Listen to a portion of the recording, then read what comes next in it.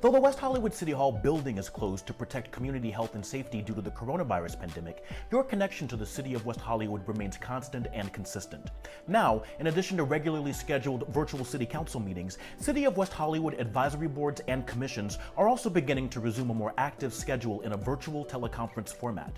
Advisory boards and commissions make recommendations to West Hollywood City Council. Go to weho.org/calendar for an up-to-date listing of city meetings and events. There you'll also find individual links to agendas and information about how to participate so you can stay digitally connected, informed, and engaged. Visit weho.org/coronavirus for more information on the City of West Hollywood's response to the coronavirus pandemic, and follow @WeHoCity on all social media for the latest updates from the City of West Hollywood.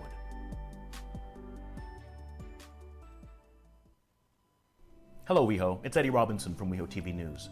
If you're a West Hollywood renter who was unable to pay rent due to issues related to COVID-19, consider contacting one of the community organizations that the City of West Hollywood partners with to provide rental assistance programs. The National Council of Jewish Women offers services to everyone, regardless of religious affiliation or gender, and may assist in covering the cost of rent up to $1,000, paid directly to the management company. There's also the possibility of a second month of assistance and help.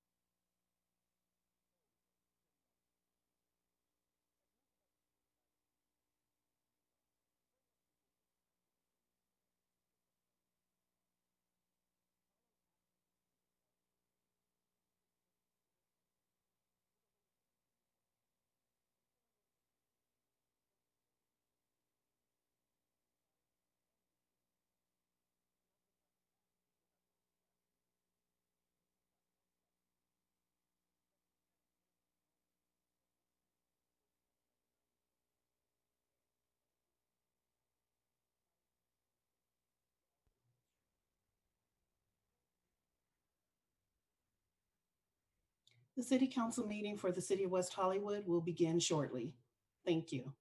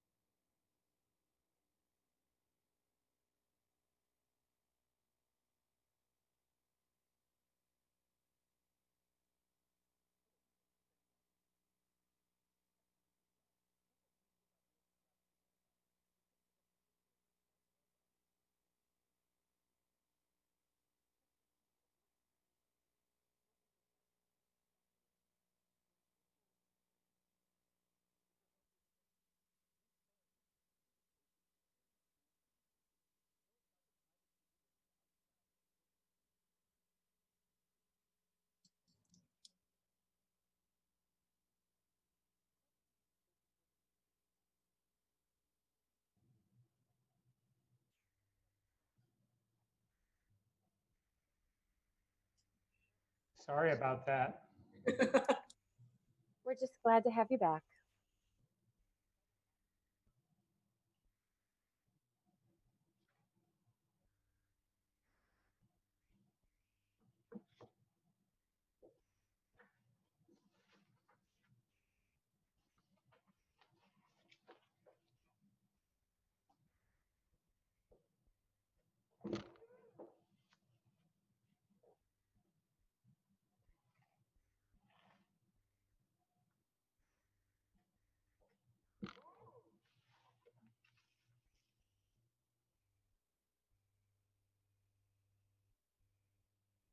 Looks like we're just waiting on Councilmember Duran.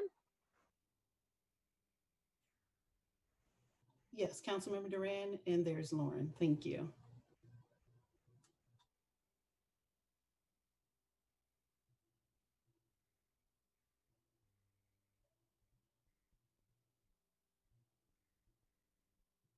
There he is. All right.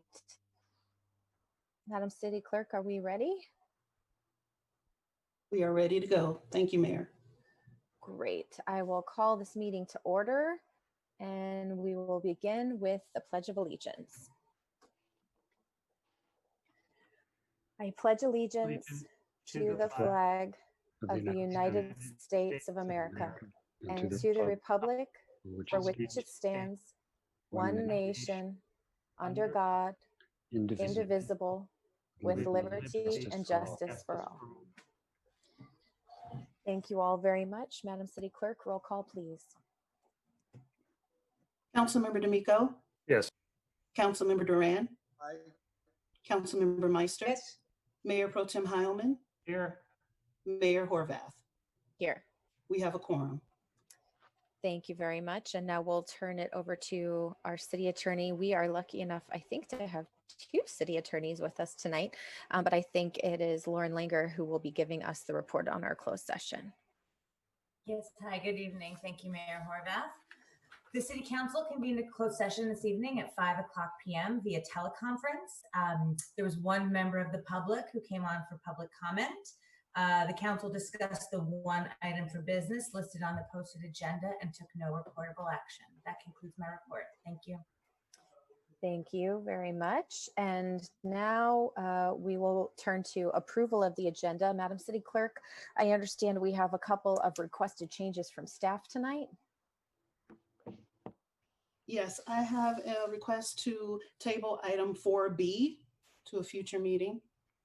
Okay, item 4B is the Dockless Bike Share Pilot Program update. So we will be tabling that item. Do we have a time when that will be tabled to? I can find that out. Okay. Just wanted to make sure for the record if I needed to be specific about that. Is there any other direction from staff? We had a request of staff to table item 6A to a future meeting. Okay. I think the city attorney also has some concerns. So Mike Jenkins is here. Maybe he can help us with that. Thank you, Mayor, and thank you, Councilmember Heilman. My request would be that item 6A remain on the council agenda tonight with this explanation.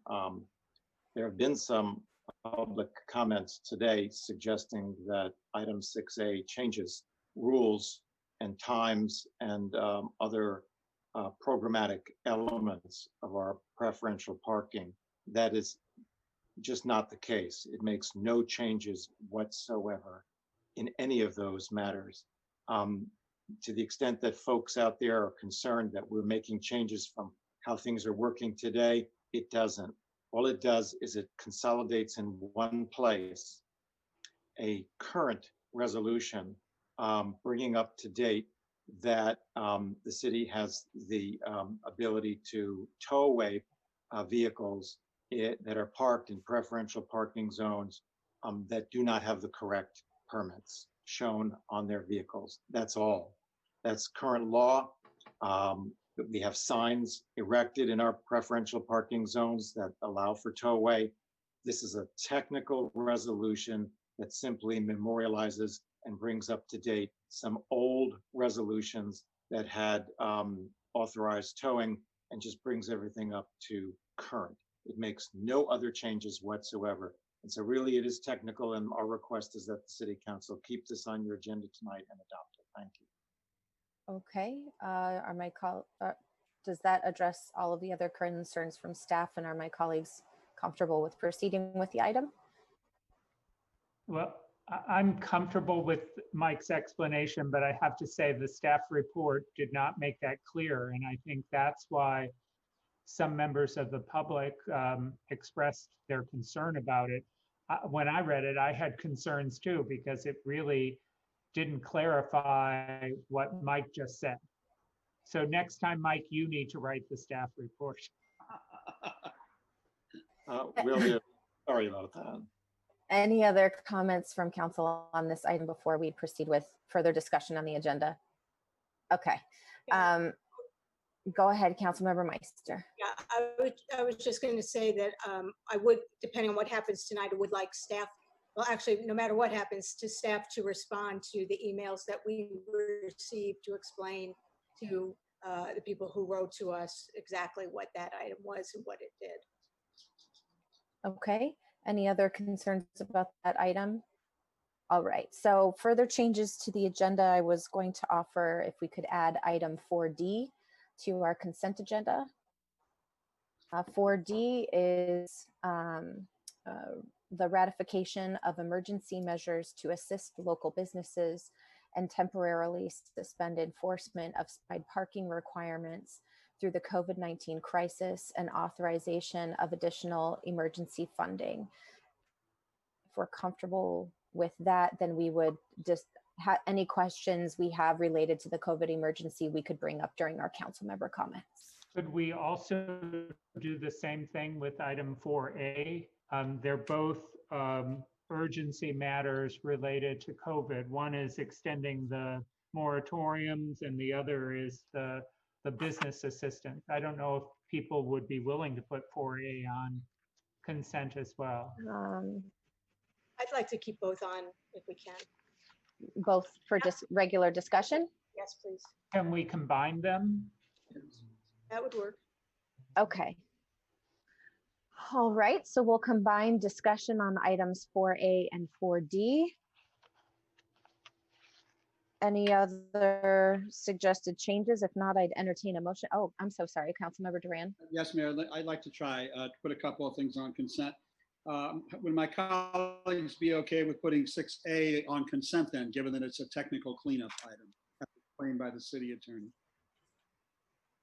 Yes, Yes. looks like we have agreement on that. And how about item 6B, the physical barriers to construction sites, a new ordinance, put that on consent?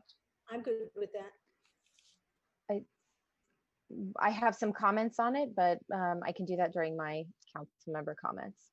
Okay, and then finally, I'd like to have a more substantive discussion on 2P, the Public Safety Collaborative. I do support it, but I'd like to flesh it out just a bit more.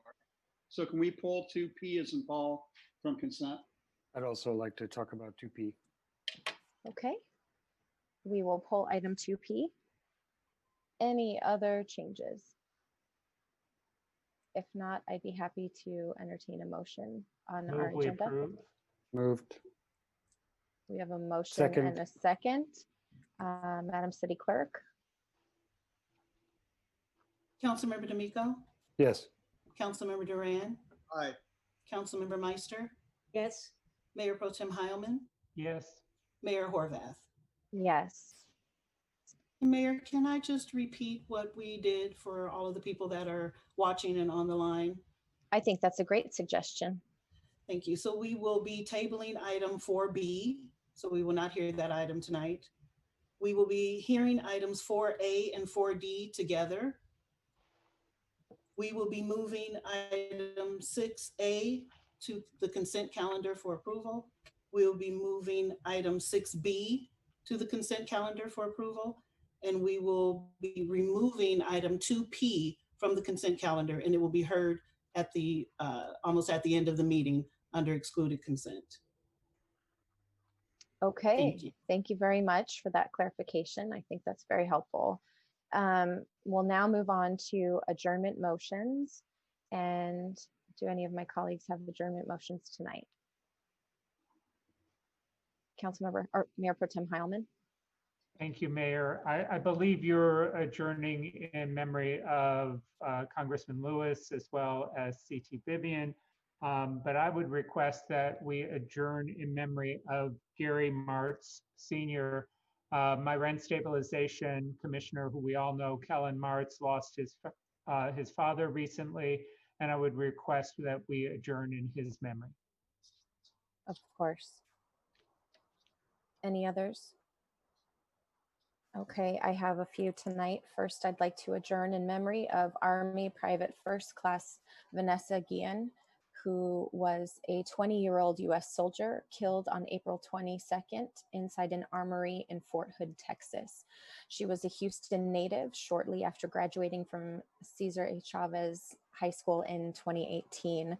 She enlisted and became a private first class who worked to repair small arms and artillery while serving with the 3rd Cavalry Regiment, and her murder was believed to be premeditated as a consequence to her allegations of sexual harassment. At the news of the discovery of her body, many of our brave servicewomen have come forward with their own stories of sexual harassment and assault in military culture. And so we extend our deepest condolences to Vanessa's family and support those women who have come forward to share their own stories. I'd also like to adjourn in memory of Congressman John Lewis, who was a towering figure of the civil rights movement and a longtime U.S. congressman, a follower and colleague of Martin Luther King Jr. He participated in lunch counter sit-ins, joined the Freedom Riders in challenging segregated buses, and at the age of 23, was a keynote speaker at the historic 1963 March on Washington. Angered by the unfairness of Jim Crow South, he launched what he called Good Trouble, with organized protests and sit-ins, and his passionate oratory was backed by a long record of action that included more than 40 arrests while demonstrating against racial and social injustice. At age 25, he helped lead a march for voting rights on the Edmund Pettus Bridge in Selma, where he and other marchers were met by heavily armed state and local police who attacked them with clubs, fracturing his skull. Images from that bloody Sunday shocked the nation and galvanized support for the Voting Rights Act of 1965, signed into law by President Lyndon B. Johnson. And during his more than 3 decades as a U.S. representative for Georgia's 5th Congressional District, he focused on fighting against poverty and helping younger generations by improving education and healthcare, and was widely seen as a moral conscience of Congress because of his decades-long embodiment of nonviolent fights for civil rights. And finally, I'd like to adjourn in memory of C.T. Vivian. Reverend Cordy Tyndall C.T. Vivian was also a civil rights leader and champion on nonviolent action. In fact, he marched in solidarity together with John Lewis, and they passed on the exact same day. Mr. Vivian was a Baptist minister and a member of Dr. King's inner circle of advisors. He was the national director of some 85 local affiliate chapters of the Southern Christian Leadership Conference from 1963 to 1966, directing protest activities and training in nonviolence, as well as coordinating voter registration and community development projects. Mr. Vivian led sit-ins at lunch counters, boycotts of businesses, and marches that continued for weeks or months, raising tensions that often led to mass arrests and harsh repression. He was a leading member of the Freedom Riders, a loose collection of activists who took interstate buses to protest segregated bus terminals and often suffered beatings and arrests as a result. And he was a champion also of nonviolence on the front lines of many bloody confrontations. And he led passive protests through angry mobs and with discipline and endurance, absorbed the blows of segregationists and complicit law enforcement officials across the South. And that completes my adjournments for this evening. We'll now move on to presentations, and we have 2 very special presentations tonight. It's always a little interesting on doing presentations virtually, but this first one we absolutely had to do. Sergeant John Klaus joined the Los Angeles County Sheriff's Department in September 1988. And after graduating class 250 in March of 1989, he was assigned to the Pitches Detention Center's maximum facility. In June of 1991, he was assigned to the West Hollywood Sheriff's Station as a patrol trainee. After finishing the training program, he worked a number of different assignments, including bike patrol, watch deputy, training officer, and served as a member of the community-oriented policing and problem-solving team, our COPS team. And in 2009, Sergeant Klaus was promoted to sergeant and reassigned to the Pitches Detention Center. He returned to West Hollywood in January of 2012 and was assigned as the COPS team supervisor. In this role, he's been responsible for overseeing numerous events in the city, including LA Pride, Halloween, the LA Marathon, and many others. In his many years of service, Sergeant Klaus has become a well-known and well-regarded member of the West Hollywood community. And unfortunately for us in West Hollywood, he is choosing to retire. I can't imagine why, but we want to congratulate him on his retirement and thank him for his many years of service to the West Hollywood community. I know that we are forever changed by your work and your dedication to our community. And on behalf of our council, I have a proclamation here that shares a lot of what I just read, and we'll be happy to present to you. Sergeant Klaus, thank you so much for your many years of dedicated service to our community, for helping to keep us safe and protect our quality of life. And if any of my colleagues have anything they'd like to say additionally. Otherwise, I will turn it over to Captain Ramirez. I think he's on the call as well. I'm just going to Mayor Pro Tem Heilman. John, you really have worked so hard for our community at every event, at every special occasion, good times, bad times. You're always there and have always been there for us. So thank you so much for your service to our community, and you will definitely be missed. Congratulations on your retirement. Thank you, John. Thank you. All right. Yeah. Hi. Thank you, Mayor. Can you hear me? We can. Okay. I'd like to say a little something about John. I can say, yes, please. As the past service area lieutenant and now captain of West Hollywood Station, I cannot reiterate enough what John Klaus means to the city and to the station. Because of his vast knowledge of the city and knowing who to call in a pinch, I leaned heavily on John, and he never disappointed.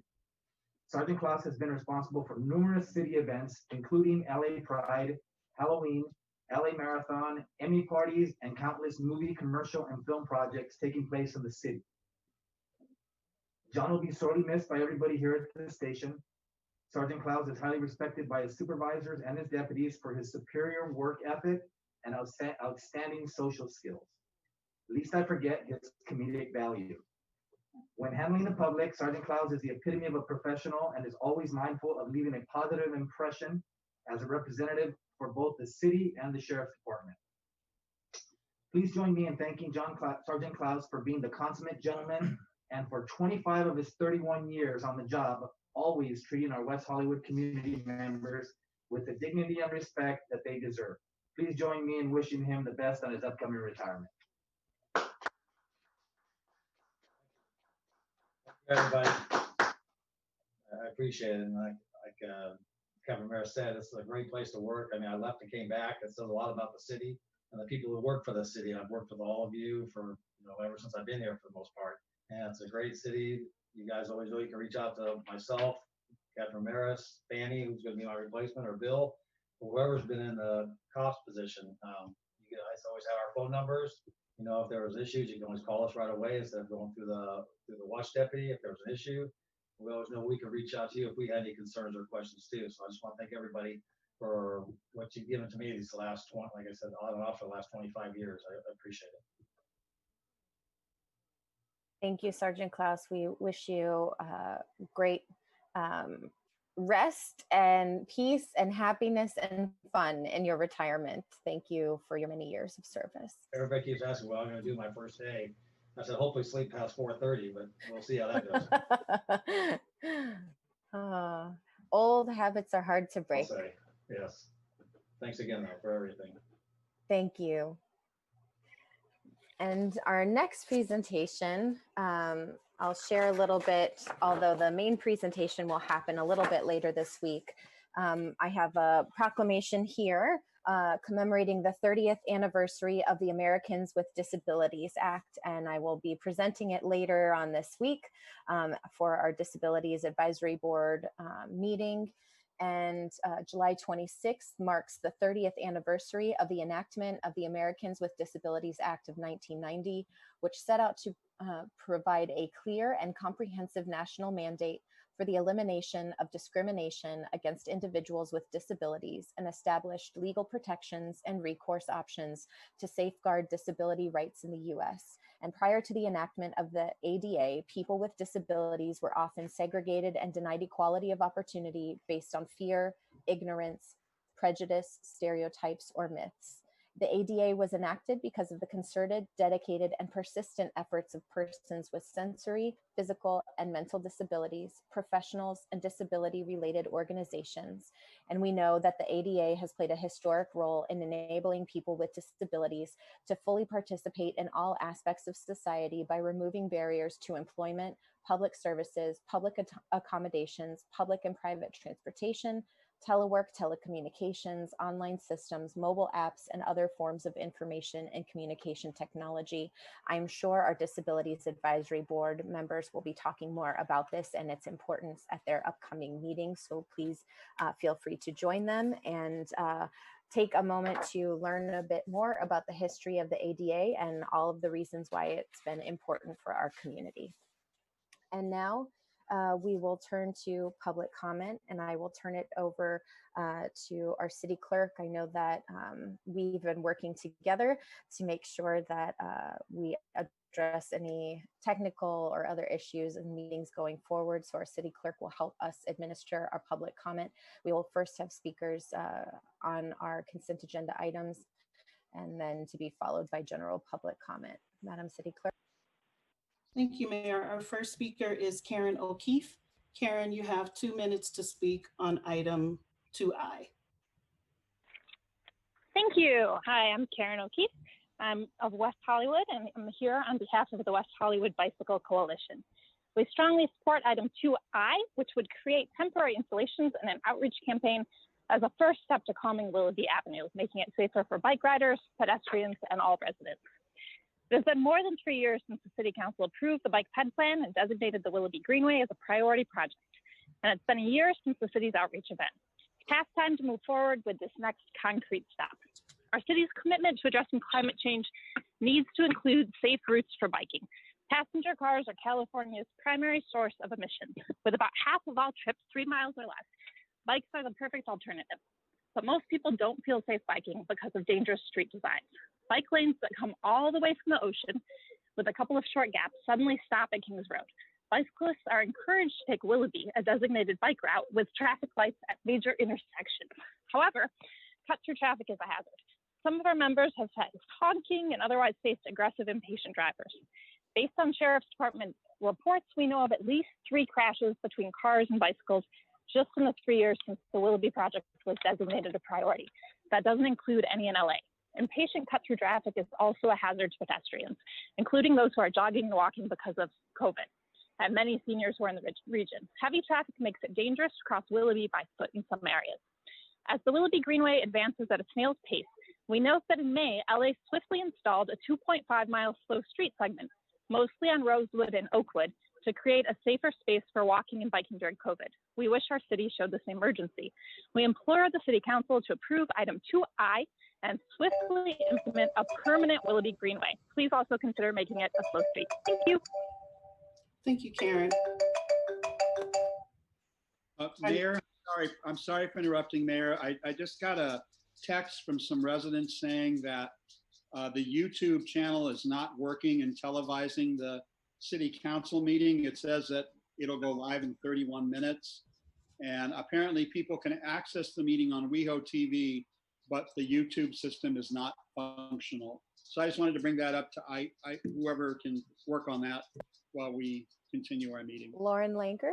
Yeah, this is a similar issue that came up on Thursday night. And what we've decided to do when we learn of technical issues is to pause the meeting for a moment and make sure that we can put on our website information so that people know exactly how to access the meeting through WeHo TV, and make sure that we have all the correct information about what is working and what is not working. So, Mayor, would you mind pausing the meeting for a moment while we Absolutely. Somebody else just texted me and said that they're watching it on YouTube and it's working fine for them. So it could be a system problem with YouTube, but let's let our IT people sort it out. And Mayor, I apologize again. The person who first texted me said it just went live right now on YouTube. So Okay. we're back up again. So I have a few text messages confirming that it's working as well. Sounds like a couple of others do too. So Lauren Langer, how would you advise we proceed? Is it okay to continue, or do we need to wait a couple more minutes? Why don't we pause just for a quick second and check with communications and IT that it is in fact up, and then I think we're okay to proceed. Okay, you let me know when. I got notification from IT that it is up and working. Okay, great. Thank you very much. And I'm getting text messages too that it's up and working. Yes. So, okay, we want to avoid what happened on Thursday night. And so as long as we're streaming on both services, we're good to go. Very good. We don't want there to be any confusion about how people can access the meeting. So now we'll continue. Madam City Clerk, go ahead. Yes, we have Dan Morin. Dan, you have 2 minutes to speak on item 2N. Good evening, Council. Dan Morin, resident of West Hollywood. This is about item 2N. In the middle of the pandemic and unknown financial devastation, is it really necessary or wise to spend almost $130,000 on a welcome sign for West Hollywood? In normal times, this item may go unnoticed, but these are truly abnormal times. I believe we should be fiscally prudent and totally responsible. The sign can wait. Please place this item on a future council agenda once the pandemic passes, whenever that may be. Thank you very much. Thank you, Dan. Our next speaker is Mehmet. Mehmet, you have 2 minutes to speak on item 2I. Yeah, hi, thanks. My name is Mehmet Berker, and I'm with the Mid-City West Community Council over the border in LA. A few years ago, we voted to support the City of West Hollywood's plans for Willoughby and Vista Gardner and Kings to make the streets safer and make these neighborhood streets function as they are supposed to by diverting cut-through automobile traffic and calming the remaining automobile traffic. So I'm just calling to voice my support for the plan presented by staff. I think even without COVID, this makes a lot more sense than having a one-day event.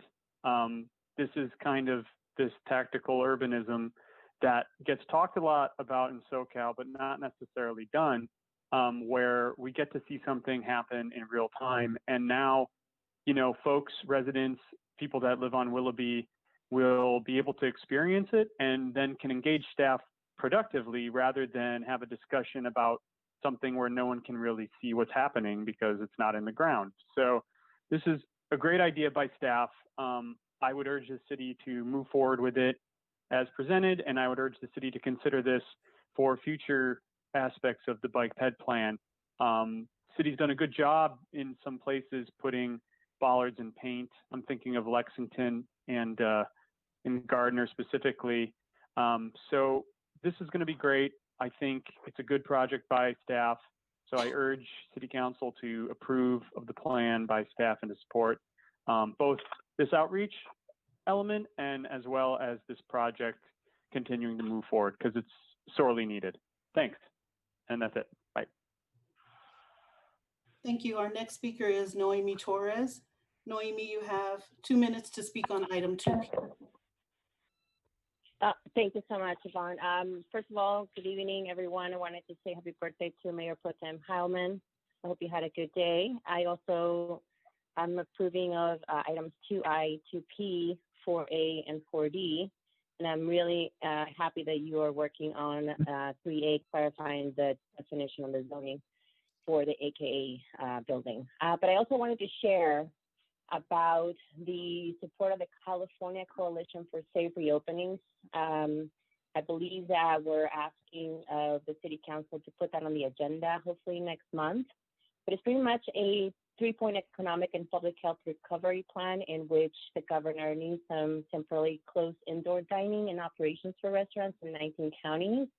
But the plan includes the following crucial measures, which is requiring the state to use emergency funds to supplement funding, the creation of a California COVID-19 Emergency Business Interruption Fund, and the creation of a safe reopening task force, which would work directly with the state and local officials in the implementation of mandatory testing and creation of recovery centers. So I'm hoping that we'll see that on the agenda next month, and we're able to provide this to the businesses that are about to thrive, that are opening, that are reopening, that are having the beautiful outdoor spaces, which I have been the pleasure of enjoying and supporting all the small businesses. So thank you so much for everything you're doing through this COVID crisis, and have a good night. Thank you. Our next speaker is Taylor Nichols. Taylor, you have 2 minutes to speak on item 2I. Great, thank you very much. The city of West Hollywood desperately needs an east-west thoroughfare for safe alternate transportation, and Willoughby is exactly that. I think staff's done a great job getting the plan ready to go. I am the representative for CD5 for Bicycle Advisory Committee, and also on the Mid City West Community Council. And both of those bodies strongly support this proposal also. We look very much forward to ending ways cut through traffic and allowing the neighborhood to have some safe space back for walking for anyone between ages 8 and 80. I look forward to the plan being implemented. Thank you very much. Thank you. Our next speaker is Jeff Seymour. Jeff, you have 2 minutes to speak under public comment. Good evening, Mayor Horvath and members of the City Council. My name is Jeff Seymour. I reside in Westlake Village. My firm, Seymour Consulting Group, has been retained by the West Hollywood Community Housing Corporation to provide governmental relations services in support of the affordable housing project at 910 Weatherly Drive. These comments summarize the letter Jesse Swansea, the corporation's president and CEO, sent to you on July 16th. It needs to be said that we are well aware of the opposition to the initial design concepts that were circulated to our neighbors in and around the project site. To that end, the corporation has decided to completely redesign the project from the ground up. We've retained the architectural services of Office Untitled.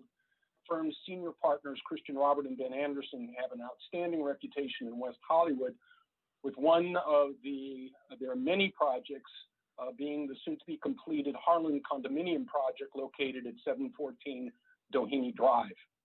At this time, Office Untitled is preparing a series of massing diagrams for use in determining the integration of the corporation's project with its neighboring structures. Architectural designs have not yet been initiated. We are committed to sharing the architect's concepts with you and our neighbors as the plans evolve. We look forward to your input and theirs. Thank you very much. Thank you. Our next speaker is Josh Kerpies. Josh, you have 2 minutes to speak. Hi, Josh Kerpies, City of West Hollywood. Good evening, Council. I'm calling to congratulate Sergeant Clausen for his retirement, and also speak on 2I in support, and just want to reiterate the things that have been mentioned. This needs to happen sooner rather than later. It's long overdue, and thank you for your time this evening. Thank you. Our next speaker is Carrie Balbone. Carrie, you have 2 minutes to speak on item 2P. Great. Thank you, council members. Thank you for the support you've been giving us during challenging times. Congratulations to Sergeant Klaus, and also happy birthday to our Mayor Pro Tem. I'm calling in to support 2P. I support establishing a public safety collaborative. We have many of the right components in place to support members of our community living with domestic violence, sexual assault, and homelessness, as well as our LGBT community. And we have an ongoing interest to address any racial inequity that exists in West Hollywood. Yet we don't have a regular forum for existing and new support mechanisms to review their findings and trends together. We also need a way for them to collectively innovate and problem solve with us to support the goals of the community. I'm also calling in to support 4B. I've seen many requests for the support of scooters and bikes, and what I would suggest is that we have a moratorium on our ban and study the effects. There's less traffic during COVID, and I think it would give us an opportunity if we put a moratorium on the ban to look at the other public safety concerns that have been raised previously. Thank you. Thank you, Carrie. Our next speaker is John Erickson. John, you have 2 minutes to speak under public comment. Thanks, Yvonne. Hello, Mayor and Council members. John Erickson, West Hollywood resident. I'm also speaking in favor of consent calendar item 2I, and although I know you put it on your excluded consent calendar item, specifically 2P, I fully support this item, and I think it's a truly positive way that we can continue to engage stakeholders on this important topic. Our Public Safety Department and Human Services and Rent Stabilization Departments are in touch with a number of organizations throughout LA County, and their ability to help identify local stakeholders to bring about to participate in these quarterly meetings is exactly what we need to not only bring updates to the public, but also the council. I also would like to request that with the Public Safety Collaborative, we start re-engaging with our Domestic Violence Task Force and reconvene it or include this issue as part of this collaborative. As we all know, during COVID-19, the issue of domestic violence and assault has become a major issue of concern for many leaders that work in that space. And if you attended the Denim Day rally, which was virtual this year, you could hear about the reasons and the rising numbers of domestic violence cases in LA County as people are stuck in their homes. While we are looking at extending these stay-at-home orders, people who are oftentimes victims or stuck at our homes, like I just said, with abusive partners, need more support. And here in West Hollywood, we have the resources to start looking at how not only reimagine the issue of public safety collaboration, but also how we can start having conversations about domestic violence during this COVID-19 pandemic and beyond. Thank you. I hope you're all staying safe, and congratulations to Sergeant Klaus on your retirement. You will be very much missed. Thank you. Thank you. Our next speaker is Adam Kroll. Adam, you have 2 minutes to speak under public comment. Hi, thank you very much. This is Adam Kroll, resident West Hollywood. I wanted to call in because I was pretty disappointed a few weeks ago when the City Council briefly touched on the issue of public safety and policing in our community. What I heard effectively was a response of, oh, these kinds of things don't happen here. The policing in our community is okay. We don't have those problems.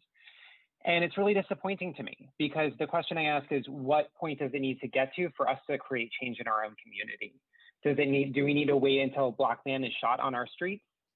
I, of course, am a big supporter of 2P, the item on creating a public safety collaborative, so we can start taking a look at our own community here in West Hollywood and try to think of some things that we need to change to make sure that not just the residents of our community, but visitors truly feel safe here. Thank you very much. Thank you. Our next speaker is Charlie Jasper. Charlie, you have 2 minutes to speak under public comment. Good evening, ladies and gentlemen of the City Council. My name is Charlie Jasper, and I'm a West Hollywood resident. Thank you for taking a look at 6A and the confusing language that was my original intent, and it has caused me and my family and my neighbors some consternation. So thank you for having the counselor take a look at that and rewrite it essentially for us. Next is about 3A, ordinance of the City Council about zone text amendment for Title 19. We know that this is the result of the AKA settlement. West Hollywood has always disallowed short-term rentals. Now, with this settlement, those who have been, quote unquote, illegally doing Airbnb will be legitimized. This is bordering on ridiculous. Our hotel industry is currently suffering due to the pandemic and the shutdown of our local economy, which you've all mentioned before in previous meetings relies heavily upon tourism and hospitality. And by allowing these short-term rentals, though, you're going to cause a little extra harm to that it could cause some further shutdowns that will not that these businesses won't be able to recover from. It's just a matter of, taking away that limited resource of tourists in a pandemic. The original intent of the AKA was not short-term rentals. By doing this, by passing this resolution and letting it go forward, you could potentially allow less scrupulous developers to do a bait and switch, where they would take something that's more long-term and just start flipping it to short-term. Most importantly, for resident security, safety, and noise concerns, short-term rentals were banned a while ago. I don't have time to get into the myriad of reasons as to why. The neighborhood disapproves of this measure. However, if the City Council sees it prudent to continue down this path, we implore upon you to restrict it to major commercial streets such as Santa Monica, Sunset, La Cienega, Fairfax, and La Brea. Thank you. Thank you. We have two final speakers. Remy, you have 2 minutes to speak under public comment. Hi, my name is Remy Solomon, and I'm calling to urge WeHo to defund the police and reallocate funds within the city. This past week, LA Pride officially moved out of WeHo. Now, I can't speak to the reasons for this decision, but I can say that the response online painted a stark picture. Many queer people wrote about how grateful they were to see the parade moved out of a neighborhood they described as white, rich, and generally inaccessible. I think it's worth considering that this is WeHo's current public image, not a neighborhood that exists to protect all under the LGBTQ+ umbrella, but one that represents only a small, privileged segment of queer Angelinos.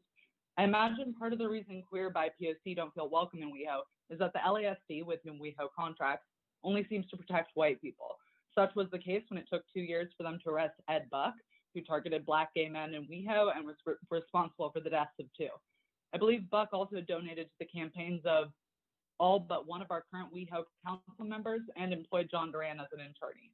And while we're on the topic of misallocation of city funds, I'd note that in 2016, WeHo paid $500,000 to settle a sexual harassment lawsuit brought against Duran. I attended a WeHo Public Safety Commission meeting last week and was shocked to hear how unwilling several of the commissioners were to take any kind of stance on policing. One of them didn't know George Floyd's name, another couldn't actually define the purpose of the Public Safety Commission, yet another gave a lengthy personal anecdote about her encounters with the police and seemed to treat that anecdote as a universal experience. The commission also didn't seem to understand what kind of report on policing the city council had called for. At least one said that this report should be done by a current or former law enforcement member. All this to say, I'm concerned by what I'm seeing in WeHo's government, and I call on you to begin making changes, starting with reallocating funds away from policing and towards such community services as mental health support and homelessness outreach. Thank you. Thank you. Our final speaker is William Siegmiller. William, you have 2 minutes to speak under public comment. Thank you, Yvonne. Good evening, council, everybody.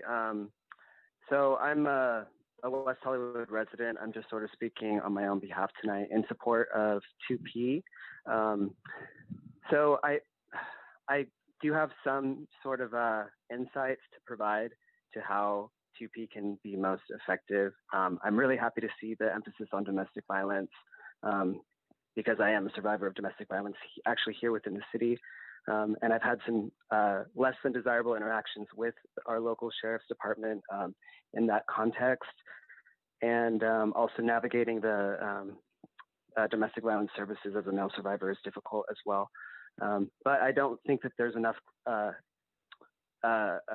emphasis on other ways that racial equity or inequity is experienced in West Hollywood, particularly with people that are criminalized. So people that are actively using drugs, not in recovery, but maybe accessing harm reduction services at best, sex workers, people like that you're going to have difficulty engaging with any sort of police presence. I suppose there's a time and a place for that, but there needs to be some more intentional discussion about how we can bring those communities to this process that have a historical poor relationship with the police. So with that said, I hope to see this pass, and I hope it's a success. Thank you. Thank you. Mayor, that was our final speaker. Thank you very much. And now we'll go to council member comments. Who would like to begin? Mayor Pro Tem Heilman. I just got texted by somebody who said he was on hold waiting for public comments. So I don't know if there may be, if Yvonne cut it off because of the time limit or if there's a technical problem. So I would ask her to just check on that. Yes, we had 20 minutes of public comment, and those that signed up late, I let them know that if they didn't speak during the first public comment, that they would wait until the second public comment period. Great, thank you. Thank you very much. Councilmember Meister? Sure, I'd be happy to begin. First of all, I'd like to extend my congratulations to Sergeant Klaus. I've known him a long time. I was on the Public Safety Commission when he was working with us, and obviously still working with us. It'll be strange not to see him at neighborhood watch meetings, even though we're not having any neighborhood watch meetings right now. But I hope that he really enjoys his retirement. He deserves it. I did want to mention that one of our speakers brought up that at the last meeting we did not discuss police reform, and actually we did pass a proposal to conduct a report on policing in West Hollywood, which would direct staff to hire an independent expert. And by independent, that means not a former police chief, an independent expert in policing to review best practices and provide recommendations to promote justice and equity in policing. So I just wanted to make sure that that speaker knew about that. Also, I'd like to give direction to community and legislative affairs staff to prepare a staff report from me regarding a potential commercial vacancy tax in the city. In March of 2020, the city of San Francisco, city and county San Francisco voters approved a measure that would tax landlords that allow commercial storefronts to remain vacant for more than 6 months. The goal of the San Francisco measure was to encourage landlords to fill vacancies. And if they didn't, the tax revenue would go into a fund to assist small businesses. My concern is that with the increase in vacancies in West Hollywood, including some that are long-term, that we should be prepared to look at this idea. So with that in mind, I'd like to ask our staff to look at the San Francisco program and bring back a staff report that analyzes it so that the council can have a robust discussion about the idea. And I'd like the staff report to please come back to the city council within the next 30 to 60 days. Thank you. All right, Councilmember D'Amico.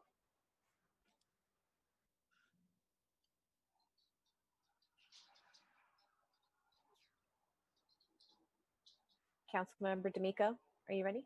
Oh, okay, sorry. I'm still trying to do 4 things at once on a 12-inch screen. So in no particular order, yes, Sergeant Klaus, you are a force, you were a force, you were part of the force that kept our city safe, and I thank you very much on behalf of myself and all of our neighbors here on this part of West Hollywood and across the city. I wanted to check in with Dan Marin, who called in about the welcome sign. That welcome sign serves more than just one purpose of welcoming people to the city. It is a public safety tool. It can provide alerts and warnings. It can mean that some of the, as we produce more and more of these, some of the temporary signs that are in the middle of our roadways can go away, and we can begin using these welcome signs to help with traffic, to help with public safety, to announce events, other city information, especially during this time, COVID. So I understand that it's expensive, but I believe it provides an actual benefit beyond its cost. The Weatherly project, I want to thank Jeff for calling in and being clear about West Hollywood Community Housing Corp's intentions to move forward with the public in a thoroughgoing way. That's much appreciated. Item 6B, I wanted to, which has been moved to our consent calendar, add my no vote to that. I think that that's sort of too big of a hammer for the problem involved, and I'm not certain it will be applied in the way that was written down. I had a nice long conversation with Jackie and Danny earlier, but I still don't think that 6B is yet correct. Regarding item 2G, I'd also like to have my no vote on that. It's about our WeHo Smart City Strategic Plan Progress Update. I'm very concerned. We keep getting these updates, and they're almost never about how our WeHo Smart City helps members of the public. It almost always is about what it's doing about our ability to collect data. And if that's all we're doing is collecting data on our residents and not being able to show that we're helping our residents, then I would ask that we stop collecting data on our residents. Very concerned that this now 3-year-long project just continues to be about collecting data. And I don't really see that it's having much effect. I do want to thank the staff for their electric vehicle charging initiatives. That's item 2H. And one item that is missing from this is that early on in the EV make ready set of ideas, the city council passed a citywide electric vehicle charging plan, and perhaps the goal of that was to put an electric vehicle charger within 1/8 of a mile of every resident. And I think given the number of EVs, I would ask if we could agendize that plan and that idea in the next 3 to 6 months, perhaps, and get an update on our strategy now that it's been 5 years since we passed that, to get more and more electric vehicle chargers into the community. As we all received some emails today that were clear that people are by and large happy to own electric vehicles as long as they live close enough to an affordable electric vehicle charger, whether that's in their own apartment building, their own property, or on the street nearby. But I think we need to make more progress in that regard.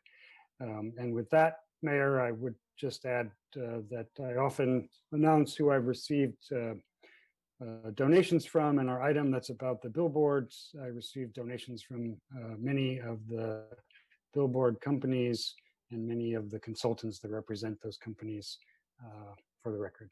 Thank you very much, Mayor. Thank you. Councilmember Duran. Thank you, Mayor. Just a couple of comments tonight. My colleague, Councilmember Meister, brought up the issue of the vacancy tax, and I think it's an interesting issue to study and to take a look at. My big concern with the vacancy tax is the law of unintended consequences. If we are going to incentivize landlords to fill vacant spaces as quickly as possible, we run the risk of getting a whole lot of Starbucks or a whole lot of Walgreens or a whole lot of CVS's or a whole lot of uses that are more chain oriented rather than the unique shops and the unique retail and the unique businesses that really identify West Hollywood. So I understand my colleague's intent is to try to incentivize filling vacancies, and I think we all support that. None of us want to see vacant storefronts, but if staff has any other suggestions to incentivize besides the tax, I wouldn't mind taking a look at those as well. And I'd be curious in the San Francisco model, what type of tenancies ended up getting incentivized? Were they still the traditional unique shops that we all love about San Francisco, or did they end up incentivizing fast food restaurants and chain stores? And I think we have fought really hard over the decades to discourage fast food and to discourage chains from setting up in West Hollywood. And I think I, for one, would like to make sure that we don't do that. I don't think that's my colleague's intent, but I still want to bring up that sometimes, the law of unintended consequences, we could end up producing a cure that's far worse than what the original issue was. So as we study this, I just wanted to throw out that thought for us to think about. I just want to, the caller who called in about Ed Buck and me being his attorney. First of all, I never discuss who any of my clients are because that is attorney-client privileged information. But there are a lot of falsehoods out there being spread by people, and if people are curious, you can go to the Los Angeles Superior Court system, type in Ed Buck, and see that the one and only criminal case that Mr. Buck's involved in is the one he's involved with now here in Los Angeles County. You can also look to see if he's a party to any particular litigation, and my name will appear nowhere on any of that court system. I wish people would do a little homework and a little research before they just throw out false accusations like that. If anybody knows the history of West Hollywood, they know that Ed Buck created the website Dump Duran in 2005, that he's historically, if not run against me, run candidates against me. And it was only more recently on the issues of animal welfare that we finally found some common ground. And the Buck case will play itself out in the criminal justice system. That's where the fact finding belongs. That's where the issues belong. And I'm just going to be a spectator along with everybody else, and have no interest in the ultimate outcome of that. But I wanted to just clarify that so that something hanging out there like that isn't left unaddressed. People are welcome to look at the court website and see, in fact, that I've never been an attorney for Mr. Buck in any civil or criminal matters that are listed on the court website. Thank you, Mayor. Mayor Pro Tem Heilman. Thank you, Mayor, and thank you to the people who spoke under public comment. I wanted to make a few comments on consent calendar items. I want to thank the people who came out to speak in support of item 2I. I support that as well. The one caution I have is the roadway graphics. I think it's one thing to put in bike lanes and to paint them green. We've gone through the roadway graphics up on Sunset, so I would just caution our staff to be careful in that regard. I don't want to see a repeat of what we saw up on Sunset.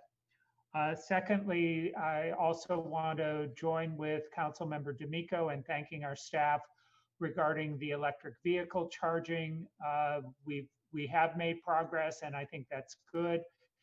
If we're going to look at where we've installed these, I think we should also look at where they are installed in existing buildings and newly developed buildings. Obviously, we require this in a lot of the new construction, but a number of the existing buildings are retrofitting to install these. And I think that's where we should spend a lot of our energy and effort. It's much more, as somebody who has a vehicle, it's much more convenient to charge it on site when you come home to park rather than having to drive someplace. I know that won't work for everyone or for every building, but the more we do that, the more it will incentivize electric vehicles. Thank you to everyone for the birthday wishes. When you get to my age, you're trying to forget your birthday, not remember it, but thank you, everyone. And final comment I wanted to make is there was a public comment about public safety, and certainly I appreciate the item that has been brought to us tonight. And my recollection of our last council meeting was a discussion about whether we focus our attention locally or whether we try to do something that was more broad or countywide. I don't recall any of the council members saying that public safety and racial justice are not issues in West Hollywood. In fact, I heard all the council members saying that that is something that we need to address, that we want to address, and that we want to make sure that we're addressing it in a proper and inclusive way. So to the extent that we were misinterpreted or misheard, I just wanted to set the record straight about that. And that's it, Mayor. Thank you. Okay, thank you very much. I wanted to address also a couple of items on our consent agenda first. Item 2G, I understand at some point in our work plan, there is the goal of universal internet access for the city. And so Paul, if you might be able to address in your comments where in the work plan that goal fits, I think that's certainly something the community would be eager to see, especially given that we're all working from home and the internet is now as essential as as roads. So in order for us to get our work and our lives going each day. Item 2I, I'm also obviously very supportive. It's on our consent agenda, but I'm glad to hear all of the callers who called in and who are speaking up about accessing better, safer bike and pedestrian pathways. I would encourage staff, in addition to this project, to highlight other opportunities for us to quickly implement. I know some of the projects that were tried as slow streets in some other neighborhoods didn't quite work, I think largely because it didn't connect to the broader region. I think these pathways have been identified by the community as critical to connection, not just within West Hollywood, but to the greater region. And so to the extent that we can find other projects that we can move along, especially during this time, to help people get around safely, I think that would be a great opportunity for us to take now. I have been receiving a couple of questions about the rent stabilization notifications and whether there was an increase. There were notifications that went out about a 0.75 increase according to the rent stabilization ordinance, but there was discussion as to whether council and staff had included in one of the urgency items prohibition on a rental increase for our rent stabilized units. So if you might be able to address that issue, that would be helpful. I did want to follow up as a result of our public safety conversation last time. We have established a public safety working group at the contract cities level. We will be going we'll be starting meetings not only of the members who are part of the working group, but also to interact and communicate with the county about what it is our communities are facing, especially as it relates to the sheriff's department. And so that working group has been solidified as comprised of elected officials from our member cities, as well as city managers representing broad geographic and demographic diversity. I've also, similar to the model of item 2P, which we'll discuss later tonight, decided to convene a COVID working group to help advise me on how we help to navigate this issue. I know that the city manager has been doing this as well to engage different perspectives on how we can best be addressing the COVID emergency. We can increase communication, access to resources, and help see our blind spots. So more information will be coming forward about that, and I thank everyone who agreed to participate in that. Since our last city council meeting, I participated in the liability trust fund meeting, the claims board and oversight committee, and I also participated in the Obama Foundation's Reimagining Policing workshop.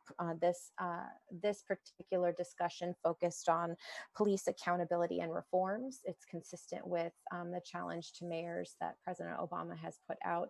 I know that our public safety director, Kristen Cook, also participated and will be incorporating that information into a forthcoming report. I think that's all I have. So I will now, Madam City Clerk, I think you had one speaker who was trying to sneak in before we turn it over to our city manager. Is that right? Yes, Manny was having trouble connecting. Manny, you have 2 minutes to speak under public comment. Thank you, Madam Mayor, for allowing me to speak. This is Manny Rodriguez, resident of West Hollywood. Last week, and in the middle of a pandemic that's not getting any better, there were 2 over-the-top house parties on just one block in my neighborhood. These parties sounded like they were occupied by 70 or more people, all of them not wearing masks, crowded in a small backyard, screaming and yelling at the top of their lungs over extremely loud amplified music that could be heard from 200 feet away. One of those parties had over 20 unpermitted cars parked on the street, none of them getting tickets. The intensity and volume of these large gatherings is extremely unusual and unconscionable during a national health crisis. If we are to believe that the over 4,000 deaths in LA County are real, then we must take these large and wild parties seriously and consider them a public health threat and a disruption to the only refuge we have left, our homes. Since the bars and clubs have been ordered to close, these events taking place in single-family homes may be a trend that needs your attention. Residents who during this time have no place to go but home should not have to tolerate the transfer of bars and clubs from the boulevard to the other side of their fence. Volume is an incubator and a facilitator of these events. I encourage you to look at amending the noise ordinance to include daytime and early evening hours for as long as we are in this pandemic. Code compliance and the sheriff need to work in unison and without hesitation under a plan to protect us all from the nuisance, chaos, and COVID jeopardy caused by crowded event parties taking place in residential areas of our city. Thank you for your consideration. Stay safe, wear a mask, and stay off those bad scooters. Thank you, Manny, and I'll turn it over to our city manager, Paul Aravello. Excellent. Thank you, Mayor, members of the City Council. I do have a quick report, and then I'll try to address some of the questions and comments that the council members had. First of all, Cedars-Sinai this weekend will be hosting a blood drive in conjunction with the Beverly Center at the Farmhouse Restaurant. It'll be on Friday and Saturday, the 24th and 25th, from 11 to 5 p.m. All donors will receive a complimentary COVID-19 antibody testing. To register, you can go to the website at donatebloodcedars.org. For the city, this week we're going to be hosting part 2 of the COVID-19 health and safety information for businesses. It'll be on Wednesday, July 22nd, between 1 and 2. And our guest speaker will be the County of Public Health, and they're going to present their reopening for business guidelines for workers. One of the issues that we're dealing with at the city is staff continues to monitor our public parks, both West Hollywood Park and Plummer Park, including the basketball courts, sport areas, and the dog parks. Well over 50% of the people at the parks are not wearing face coverings. They're taking fencing down around the playgrounds, and they're also removing barricades to the basketball hoops. Tennis court participants continue to not adhere to county reopening guidelines as well. We've been aggressive with both staff, security, and the sheriffs, but looking at these numbers, if they continue this week, we will likely have to shut down the parks again. We don't want to, but it's creating an unsafe situation for our visitors and for staff. So this is just a heads up, and we're warning the park users. It doesn't seem to be resonating with them, so we may have to reclose them for a couple of weeks. Yes, Councilmember Dmitry. The sheriff's department is across the street. Can't they just go give tickets? They have been giving tickets, and I mean, in the park. No, they have. Okay. And people work really hard to get those tickets because they're warned and they're offered masks, and they're refusing to wear their masks. And if they're doing that with the sheriff's deputies, they're doing a lot worse things with our staff. So we just need to be really direct with them. And if it continues, the safest thing for everybody is to shut the parks down. It's unfortunate. It's unfortunate for the other 50% who've been abiding by the rules. But it's just a situation that it's just not reasonable to accommodate. A couple of updates. I got an email regarding the cost of living, but it popped up, but it didn't come through. I'll have that answer later on the agenda when we get to some of the COVID relief. In regards to item 2G, this is a long-term strategic plan that we have been working on. Data is a huge part of it, and it's not just data of residents, it's data of visitors, data of people who come into our building. We use it especially for some of the strategic issues and long-range planning. We've used the data and technology for the remote work environment that we've created. We like to do these reports, and maybe we could be a little bit more specific and clear to the council in terms of the specific projects that we're working on. And Francisco is here on the Zoom call, and it's something that we could work a little bit harder on in terms of the report back. The question about the universal internet and fiber, we're currently working on a city fiber loop. We're in the design phase now. Every opportunity when the streets are opened, we're laying conduit for high-speed bandwidth. At some point, if we do work to branch out beyond city facilities and some larger commercial tenants, we will have to look at some sort of private public partnership to enable that. And we have had conversations with companies who've arranged that. One of the persons we've been working with over the last couple of years is Jory Wolf. He's the longstanding IT director from the city of Santa Monica, and they created a very unique system, and that's something that we're modeling as well. But we're in the early phases of setting up just our completed loop, and at some point, once that loop's completed, then we can expand capacity and other users to it. Unless there are comments, that completes my report. Thank you. Thank you very much. Madam City Clerk, what is the fiscal impact of our consent agenda tonight, given the changes that we've made? Yes, the fiscal impact with the addition of item 6A and 6B and the removal of item 2P.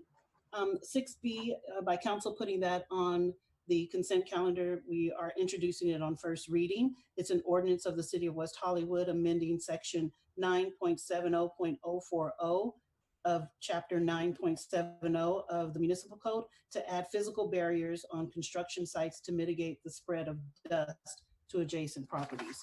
And the fiscal impact for tonight is $169,524 in expenditures, $260,000 in potential revenue, and $0 in waived fees. So moved. There's a motion. Do we have a second? Second. And the second. Madam City Clerk, roll call, please. Councilmember D'Amico? Yes, with my no votes on 6B and 2G. Thank you. So noted. Councilmember Duran? Aye. Councilmember Meister? Yes. Mayor Pro Tem Heilman? Aye. Mayor Horvath? Aye. The motion passes. Thank you very much. And now we will move on to our first and only public hearing on our agenda tonight, item 3A, which is the zone text amendment dwelling unit lease terms. Madam City Clerk, how was this item noticed? The item was published and posted as required by law. Wonderful. And I will go ahead and open the public hearing, and I invite a report from staff.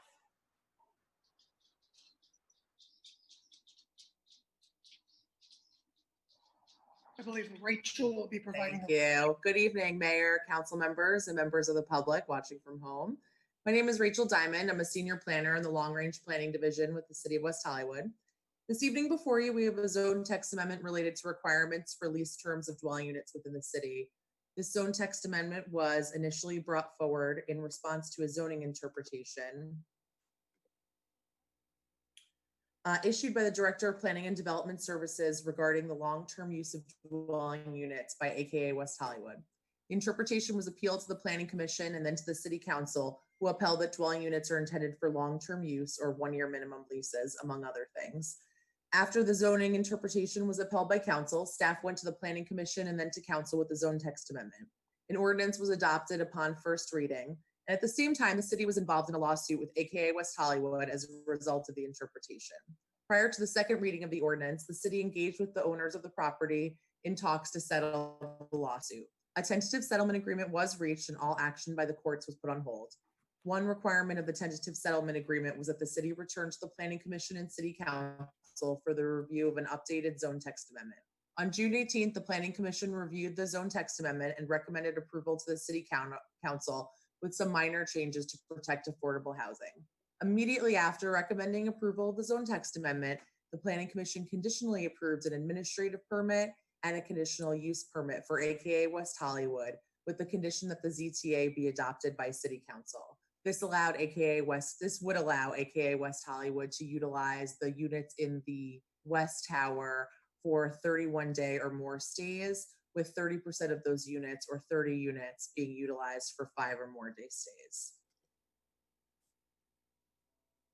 The zone text amendment requires that all rental dwelling units, including apartments, accessory dwelling units, and duplexes, be rented for an initial term of 1 year. Condominiums and single-family homes would be exempt from this requirement and instead will be required to only be leased for 31 days or more. This is truly the foundation of the interpretation and the city's determination that dwelling units be utilized on a long-term basis for 1 year or more. The 1 year lease requirement will ensure that rental dwelling units are used for permanent housing for members of the community. Recognizing that there's a need for 31-day or more housing for medical tourism, entertainment industry, and residents who are relocating for a variety of reasons, condominiums and single-family residents can fulfill that need moving forward into the future. The city also recognizes that there are a number of rental apartment buildings that are being rented, at least in part, for 31 days or more, particularly in commercial zone districts along major boulevards. The 1 year lease term requirement makes a lot of apartment buildings non-conforming in their operation. The zone text amendment would also allow that these existing non-conforming dwelling units in commercial zones only that have been rented for 31 days or more from January 1st, 2018 to March 15, 2020, be permitted to obtain an administrative permit to maintain that legal non-conforming use of the units for 31-day or more rentals until December 31st, 2029. Again, this does not apply to residential zone districts, so all rental dwelling units in residential districts will be required to be rented for an initial term of 1 year and will maintain use for long-term tenants. The use of amortization and phasing out of land use is a common land use tool that we use to do things in a fair way. It allows these nonconformities to be phased out over time with 10 years to come into compliance with the 1 year requirements of the regulations. Additionally, the zone text amendment would allow properties in the Sunset Specific Plan that receive an administrative permit to apply for a conditional use permit to rent up to 30% of the applicable nonconforming units for 5 days or more until December 31st, 2029, or is otherwise further restricted by a conditional use permit conditions. This portion of the zone text amendment came out of the settlement as a way to compromise on the use of the AKA West Hollywood project, but also would allow this provision to apply to other properties in the Sunset Specific Plan to request similar consideration. So let's look at the numbers and kind of see what this actually means. I mean, there are 25, as of 2018, I should say, there are 25,833 dwelling units in the city. Of those units, about 66%, or just over 17,000, are the apartments, the ADUs, and duplexes that would require that 1 year initial lease term. 34% of units will be exempt from this requirement, including condominiums and single-family residences as shown.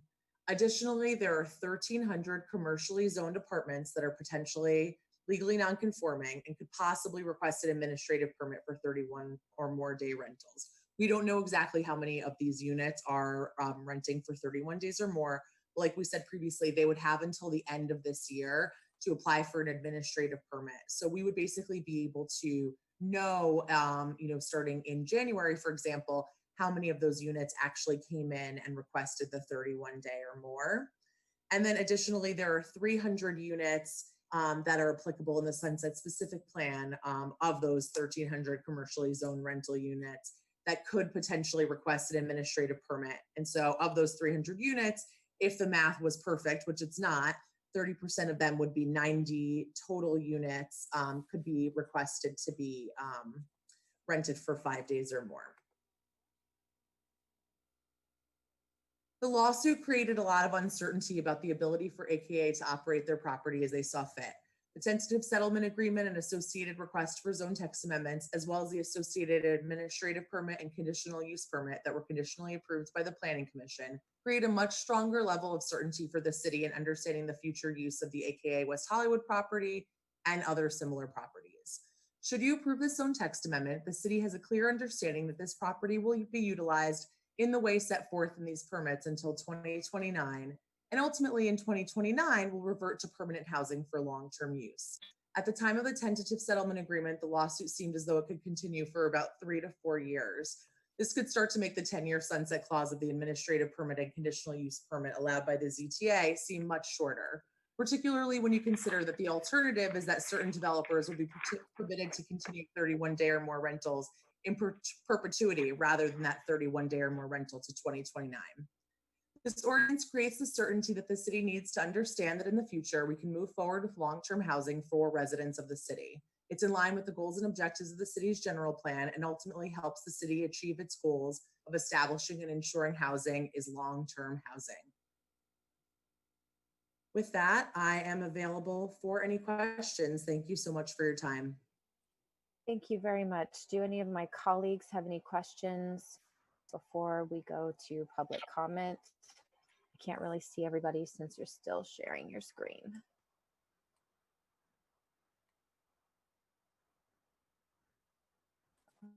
Okay, now I can see everyone. Mayor Pro Tem Heilman. Just a couple of clarifying questions. You gave us the total number of units in the Sunset Specific Plan or Sunset Specific District. How many total units in the west side of the AKA property? I believe it's either 90 or 100. There are 101 market rate units. And so the approvals from the Planning Commission would allow them to do 30 of those units for 5 days or more, and the remainder of the units for 31 days or more, with an additional 9 affordable housing units required to have a 1 year or more minimum lease. Okay. And then I guess my other question has to do with the exemption for condos. We put that in for, I believe, existing condos. For newly developed condos, would they have a provision put into their CC&Rs that would require leases to be for 1 year or more? No, the way that the provision is written, it would allow all condominiums existing and built in the future to have a 31-day or more rental term. But we could same with certainly single-family homes. We could change Absolutely. that. Okay, thank you. Councilmember Meister. Yeah, just a question on the ADUs. When we talk about ADUs, are we talking about ADUs as they're defined by the state, the recent state laws? There are a lot of guest houses and a lot of second units, so I don't know if they fit into the same definition. So I guess I'm asking what is the definition?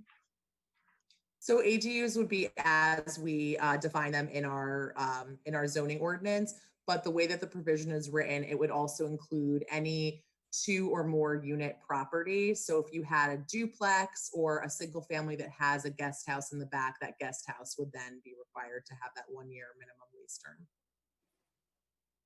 Thank you. Councilmember Duran or D'Amico, any questions? Okay, I have just a couple. On page 6 of attachment A, you have amended definitions. I would, can you please explain to me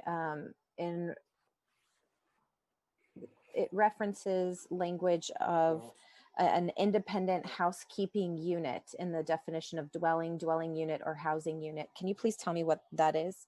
I don't know where it's defined elsewhere in this document.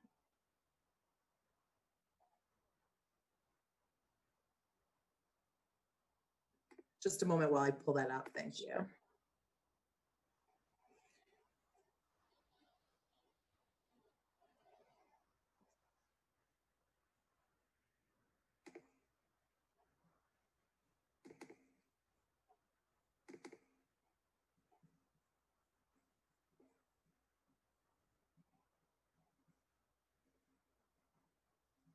Let me just confirm whether we actually specifically define that as well in our zoning ordinance. Independent housekeeping unit is generally, it's a generally accepted term in planning.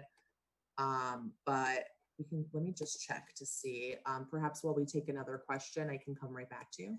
Sure. The second question I have is on that same page, just a little bit after independent housekeeping unit. It says, or intended for one household as further regulated by section 19.36.275. Seems to me we would want to be specific. If this is where we're going to have definitions, we would want to be specific about that definition. So can you explain to me why we would want that language there instead of what it actually means? Sure. So typically what you do is you don't regulate in the definition section. It creates a kind of repetitive nature of the regulations themselves in the definition. And a lot of times the term itself isn't defined by the rules that are created around it. So that's why we went ahead and then referenced the new regulations that we're creating to establish the new rules for dwelling units. And the different types of lease terms that are allowed based on different dwelling units.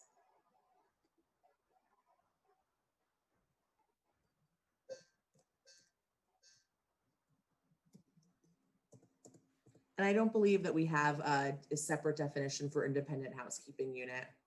Okay.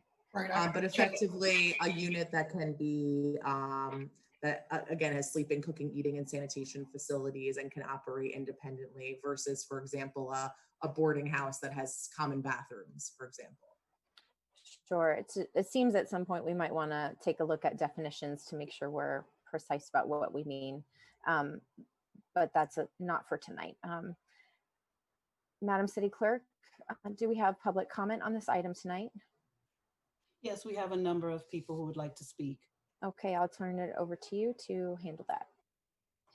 Our first speaker is Ted Green. Ted, you have 2 minutes to speak on item 3A. Thank you, Yvonne. My name is Ted Green, and I've lived at the intersection in West Hollywood of Holloway and Alta Loma since 2005, 1 block south of AKA West Hollywood, which is a client of mine. As a West Hollywood taxpayer, I'm glad the settlement agreement embodied by the ZTA before you means an end to hundreds of thousands of dollars in legal bills the litigation is costing the city's taxpayers. I'm also glad for the potential of transit occupancy tax going to the city from a very limited number of apartments at AKA. A proposed 1-year minimum lease ETA has gone through many iterations over the past couple of years, and each time the same question comes up. Will West Hollywood have places to live for people who want to live here but are not able to sign a 1-year lease? People going through a divorce or moving here but haven't found their forever home yet? People working in creative industries or people whose homes have been damaged by fire or other calamities? What none of us had on our bingo card was people who have survived a global pandemic. Long-term, COVID-19 is going to change how people approach where they live and the flexibility they're going to demand. This ETA allows for flexible leasing in a very limited number of buildings for a limited number of years. That's a reasonable compromise that recognizes the need for a variety of housing options for different lifestyles. Located at the heart of the Sunset Strip, AKA West Hollywood is perfectly located to sustain life on the Sunset Strip when our world emerges from COVID-19. People looking for flexible leases on the Sunset Strip are people who will take advantage of its first-class retail, world-renowned dining, and nightclubs when they're open. Item 3A before you tonight places limitations on rental housing in West Hollywood, but allows some limited flexible leasing to continue for a transitional period of time. That's a good thing, and I hope you'll approve it. Thank you very much. Thank you. Our next speaker is Martha. Martha, you have 2 minutes to speak on item 3A. Yes, hi, my name is Martha Orlana. I'm a West Hollywood resident, and I wanted to speak primarily about 3A. Obviously, we understand there was a lawsuit and that we're now trying to change the law to provide 5-day leases. Now, in light of what we've just heard about parties that just happened in the hills and Airbnbs and COVID-19, I don't understand how we can possibly have 5-day leases. That is really the purview of a hotel, and we are trying to protect the hotels for them to stay here and their tax revenue. I don't understand why that is the whole purpose of the hotels. We're going to have revolving doors to have parties and spread COVID all over the place. That's insane. Also, I think this needs to be limited to commercial zones if it has to be, on major streets. Definitely not on residential streets, obviously. I just think that's an insane way to go about it. Also, I just wanted to speak a little bit about 6A. It was very confusing, so I was glad to see that we were the only ones, my wife and I, that couldn't understand the language on this. And please make sure the resolution is written properly and it's not an open-ended language. Thank you for your time. Next, we have Susan Rosenbluth. Susan, you have 2 minutes to speak under public comment. I'm sorry, under item 3A. Hello. Hi, this is Susan Rosenbluth, and I'm grateful for the chance to speak. My concern about 3A is fundamentally, I think, based on a misinterpretation of what affordable housing could be. We are being asked to make a very broad change in housing regulations to accommodate particular developments that have not been able to rent or sell units at the prices being asked. I think what we then would be doing is enabling developers to keep the cost of housing unaffordable for most, and changing the zoning to allow them to rent or sell for 5 or 31 days just keeps the housing costs too high for most people. We've been looking at affordable housing as providing some small number of units throughout the city in otherwise high cost buildings. How about if we make the cost of the units in those buildings affordable to most of us? I appreciate also to use a little bit of my time to mention that I also was concerned about item 6A, and so I tried to do a little research and find out why were resolutions 714 and 720 being replaced. But honestly, I couldn't find them anywhere. I could never read what they were. That concerns me a bit. And, you know, since they were being rescinded and updated, I was wondering what's the update. So I know this has been somewhat addressed already by the council and membership, and I appreciate that. But I want to point out that those of us, okay, thank you. Madam City Clerk, if I may, before you call our next speaker, I just want to remind everyone we're speaking on item 3A. This is a public hearing. We are considering testimony that's relevant to this item. If you do have comments or questions about other items, there is another public comment period at the end of the meeting. Thank you. Thank you, Mayor. Our next speaker is Genevieve Morrill. Genevieve, you have 2 minutes to speak on item 3A. Thank you, Madam Clerk. Good evening, Madam Mayor and council members. Genevieve Morrill, President and CEO for the West Hollywood Chamber of Commerce. And first, I want to congratulate Sergeant Klaus, who I've worked with extensively over the past decade or more. And congratulations on your retirement. Yes, we agree. We're glad that the lawsuit was finally settled, but the West Hollywood Chamber of Commerce remains opposed to this ZTA interpretation. While we appreciate the zone text no longer includes single-family homes, this is still an overreach to satisfy a settlement of a lawsuit which now impacts landlords and property owners who have nothing to do with the AKA issue. This ZTA eliminates any flexibility to determine the tenancy duration that best suits the landlord and the tenant situation. There has still not been any significant research on supply and demand to address our concerns and the concerns of Cedars-Sinai, our apartment and realtor associations, entertainment industry, or even our inventory of what our inventory might be able to accommodate in this niche market.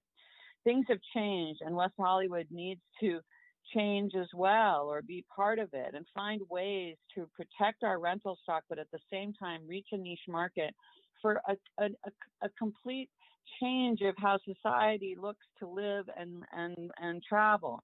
If we're really concerned about corporations using buildings for short-term rentals, you might consider a requirement on furnished or unfurnished dwelling units, which are key to the short-term stay and what is the competing issue for the hotels. But none of this is truly about how our landlords lease dwelling units. This is a lawsuit settlement requirement and a bad way to create public policy, and we remain opposed. I had an idea, it's not a West Hollywood chamber.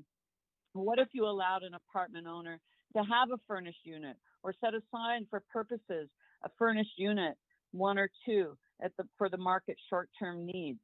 We could have a registry of inventory and hotels who can accommodate over 31 stays that meet the requirements and amenities that such require. We hope that you will consider these adjustments. Thank you.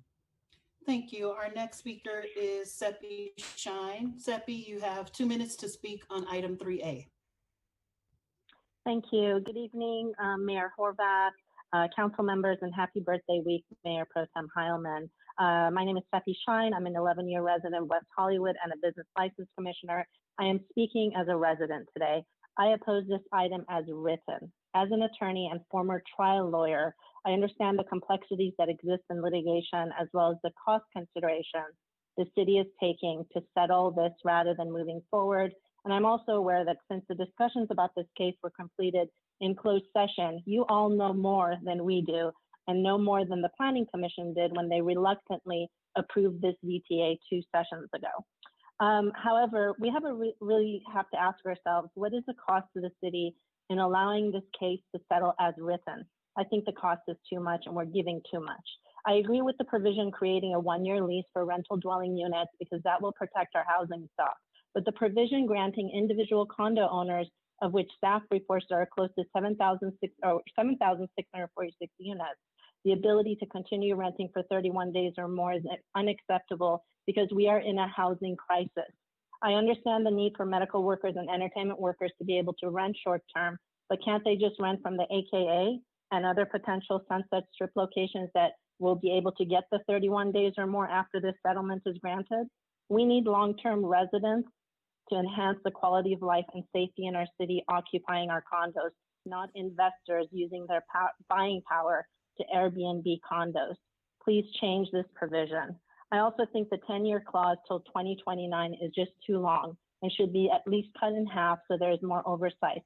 It can be approved again, but why in 10 years? None of you will even be on this council in 10 years. Let's have more oversight, and there has to be more room for negotiations in this settlement, as I'm sure AKA also does not want to spend more money on this litigation either during a pandemic. Thank you so much. Thank you. Our next speaker is William Delvac. William, you have 2 minutes to speak for item 3A. Good evening, honorable council members. Bill Delvac on behalf of Brookfield and AKA, the owners and operators of 8500 Sunset. Your staff report lays out in detail the background, the issues, and the settlement that would be resolved with the ZTA. Your staff and city attorney worked hard to find an approach that addresses the city's longer-term goals for minimum tenancy requirements, balanced with the need for a modest yet important flexibility for an interim period. A vote for the ZTA is a vote for settlement. We respectfully urge the council to approve the ZTA ordinance. Thank you. Thank you. Our next speaker is Danielle Wilson. Danielle, you have 2 minutes to speak under item 3A. Hi, good evening, Mayor Horvath, council members and staff. My name is Danielle Wilson and I live in the city of West Hollywood. I'm speaking tonight on behalf of Unite for Local 11. We represent 30,000 housekeepers, dishwashers, servers, cooks, and other workers in the hospitality industry. Our members have been some of the hardest hit by this pandemic. And before this pandemic, our members, along with all hardworking Angelenos, were dealing with the impacts of an unprecedented housing crisis, one that the city has been tackling head on. We have watched as this council takes a stand against bad actors that actively turn our precious rental housing stock into de facto hotels. The decision before you tonight is about our city's values and what we believe is worth fighting for. And if that isn't housing, I don't know what is. This decision will set precedent for the entire region and how municipalities contend with what has become an unnecessarily fine line between residential and hotel use. Please make the right decision tonight and reject this ZTA. Thank you.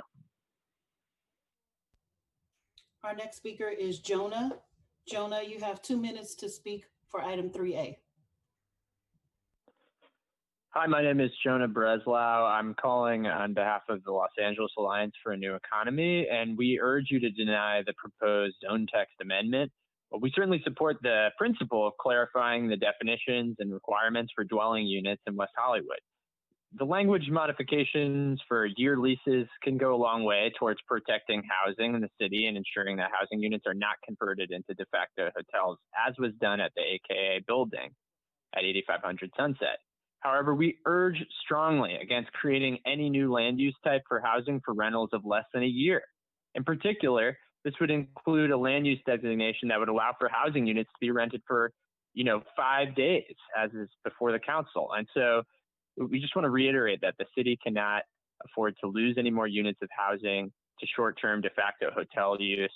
This land use designation creates an even deeper challenge for enforcement of the short-term rental ordinance on the books. So we applaud the city for working diligently to ensure a clear distinction between lodging units and residential units. And we believe that the creation of a new medium-term rental land use designation would only work to blur this line. The shorter-term rental designation is even more problematic in this regard. And for that reason, we, urge you to oppose this. For good reason, the West Hollywood City Council has refused to permit rental units to become hotel rooms. And we ask that you do not write an exception to this rule into the law. Thank you very much. Thank you. Our next speaker is Morena. And Morena, the next 3 speakers will speak and then their public comment will be interpreted. So give me a moment to put their interpreter on. Sergio, are you there to interpret public comment for Morena? Yes, I am. Okay, Morena, you have 2 minutes to speak for item 3A. Ok, buenas noches, Consal. Mi nombre es Morena Hernández y trabajo en el Andaz West Hollywood. Estoy llamando para decirles al consejo que vote no en el punto 3A. Fui afectada por el COVID-19 y estoy tratando de ayudar a que la industria se fortalezca nuevamente. No permitan que se crean más habitaciones de hoteles a partir de la vivienda. Mientras estoy trabajando actualmente para que nuestros hoteles vuelvan a ser fuertes. Gracias. Sergio. She said, hi.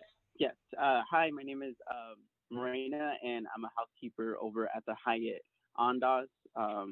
And I am urging the council today to vote no on this item.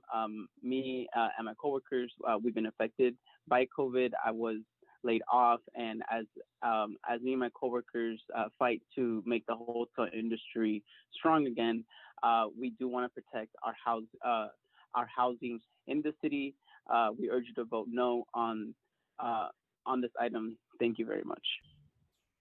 Thank you. Next, we have Rodolfo. Rodolfo, you have 2 minutes to speak for item 3A.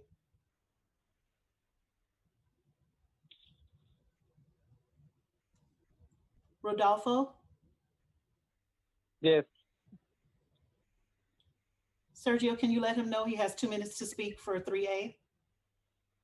Rodolfo, es su oportunidad de dar su comentario. Continúe. Hola, soy Rodolfo. Hola. Hola. Lo escuchamos. Hola, soy Rodolfo.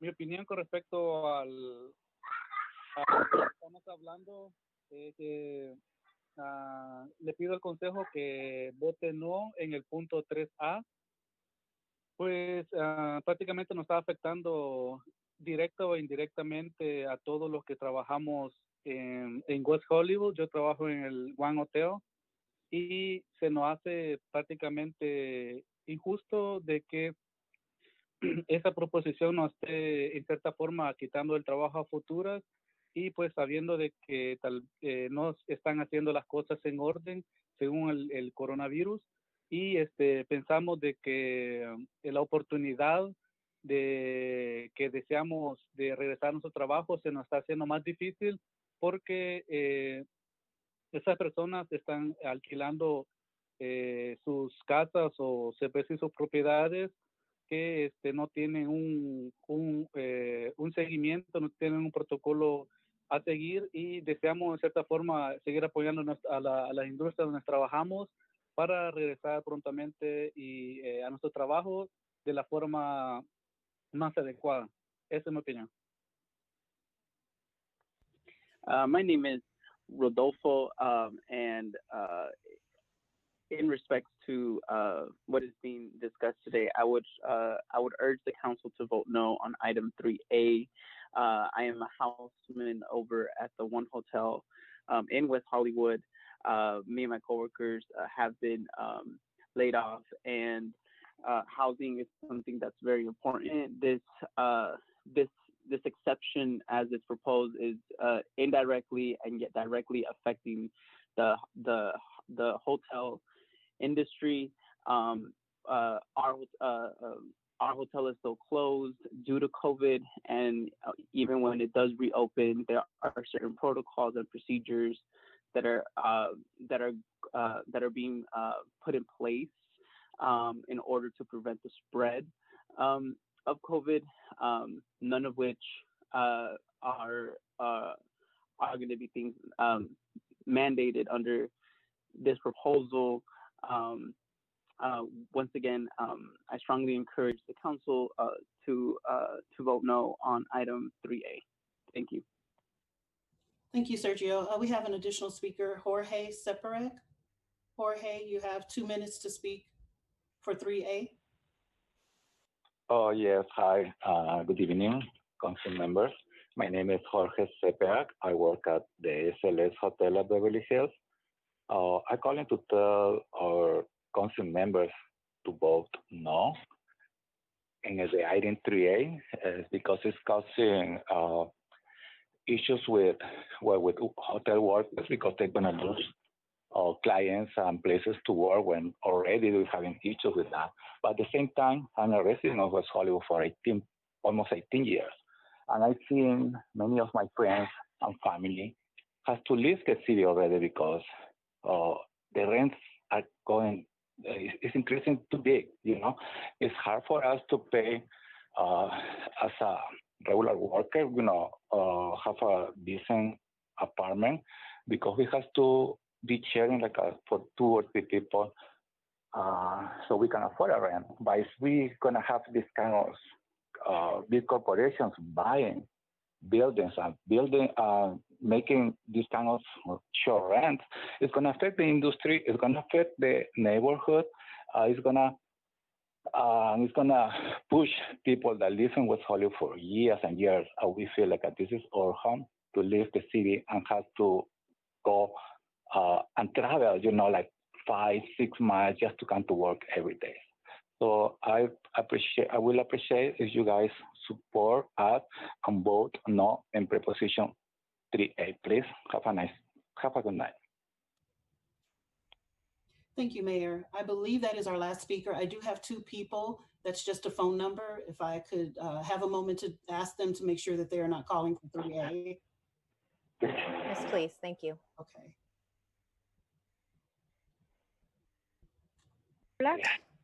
Hello, with the last 4 digits of phone number 4437. Are you wanting to speak for item 3A or a different item on the council agenda? ¿Aló? Hello? Mi nombre es Guadalupe Flores. Okay, Guadalupe, you have 2 minutes to speak under public comment. And Yes, Sergio will interpret if he's still here. Oh, thank you. You have Mi 2. nombre es Flores. trabajo para el hotel número 1, soy housekeeping. Estoy que no a la 3A porque es injusto que apartamentos estén rentando cuartos a lo que nosotros estamos esperando que nos regrese nuestro trabajo por esta situación tan crítica que estamos pasando. Yo rento y esta situación es estresante y triste y yo quisiera regresar a mi trabajo y eso es lo que yo pido, por favor, el voto, que no a la 3A. Muchas gracias y buenas noches. Hi, my name is Guadalupe Flores. I am a housekeeper over at the One Hotel in West Hollywood. I am urging the council to vote no on item 3A. While the situation has affected me and my coworkers and we're out of work, it is critical and a very sad situation that we find ourselves. You know, we are still waiting for our hotel and our industry to get back on its feet. And once again, I am urging the council to vote no on item 3A. Thank you. Thank you.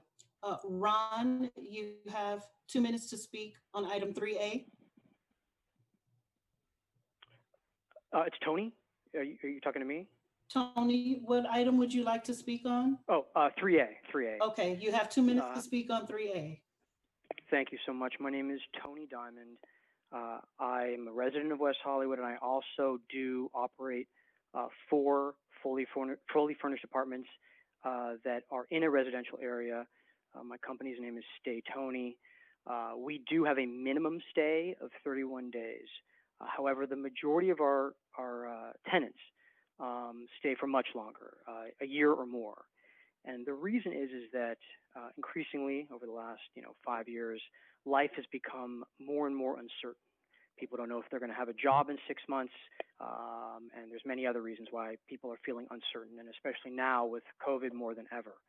I think you guys are sort of throwing the baby out with the bathwater with this proposed amendment, and that just because an apartment is furnished, just because it's allowed or it's permitted to rent for a minimum of 31 days does not mean that that's what most people use them for.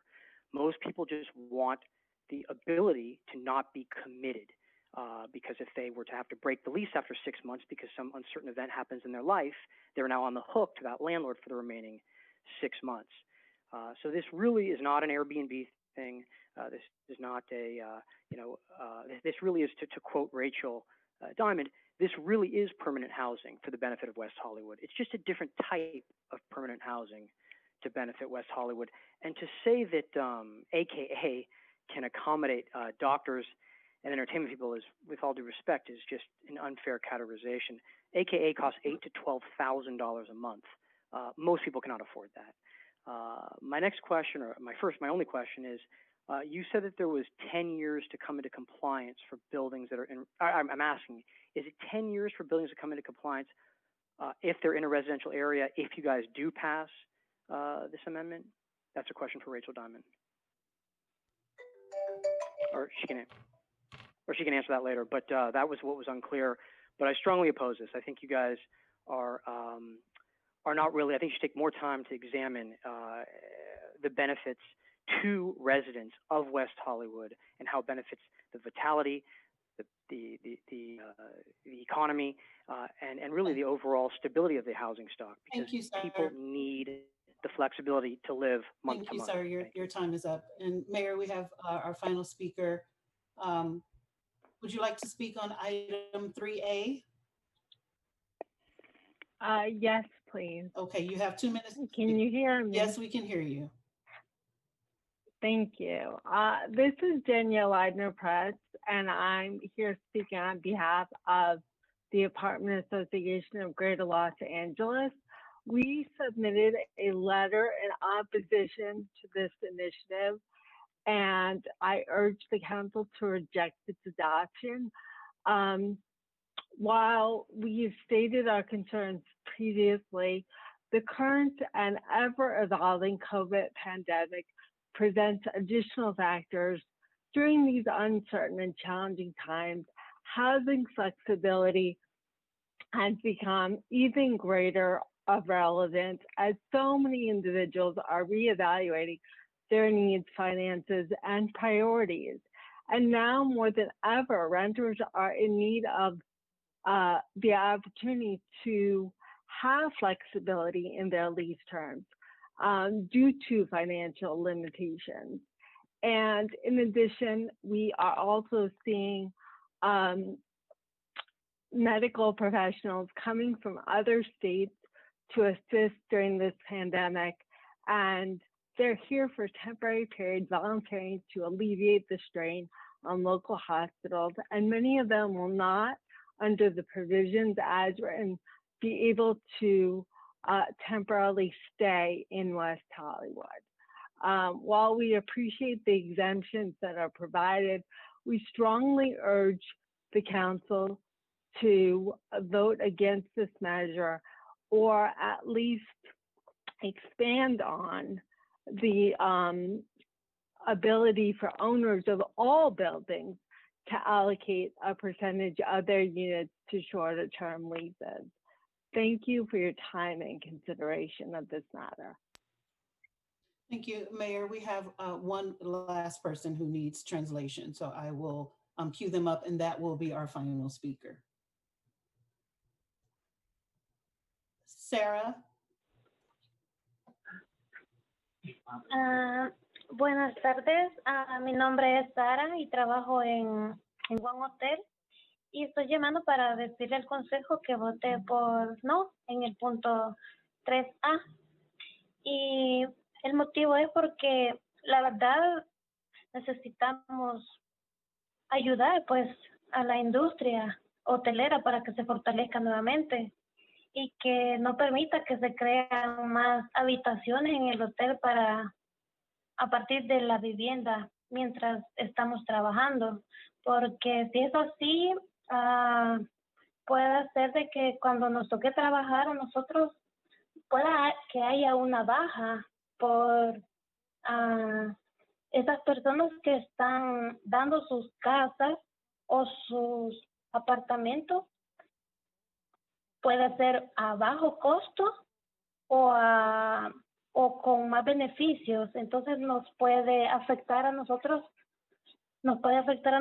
como en la industria hotelera y otra de las cosas más importantes que no tienen la protección que se debe por lo de que está sucediendo ahorita del COVID-19.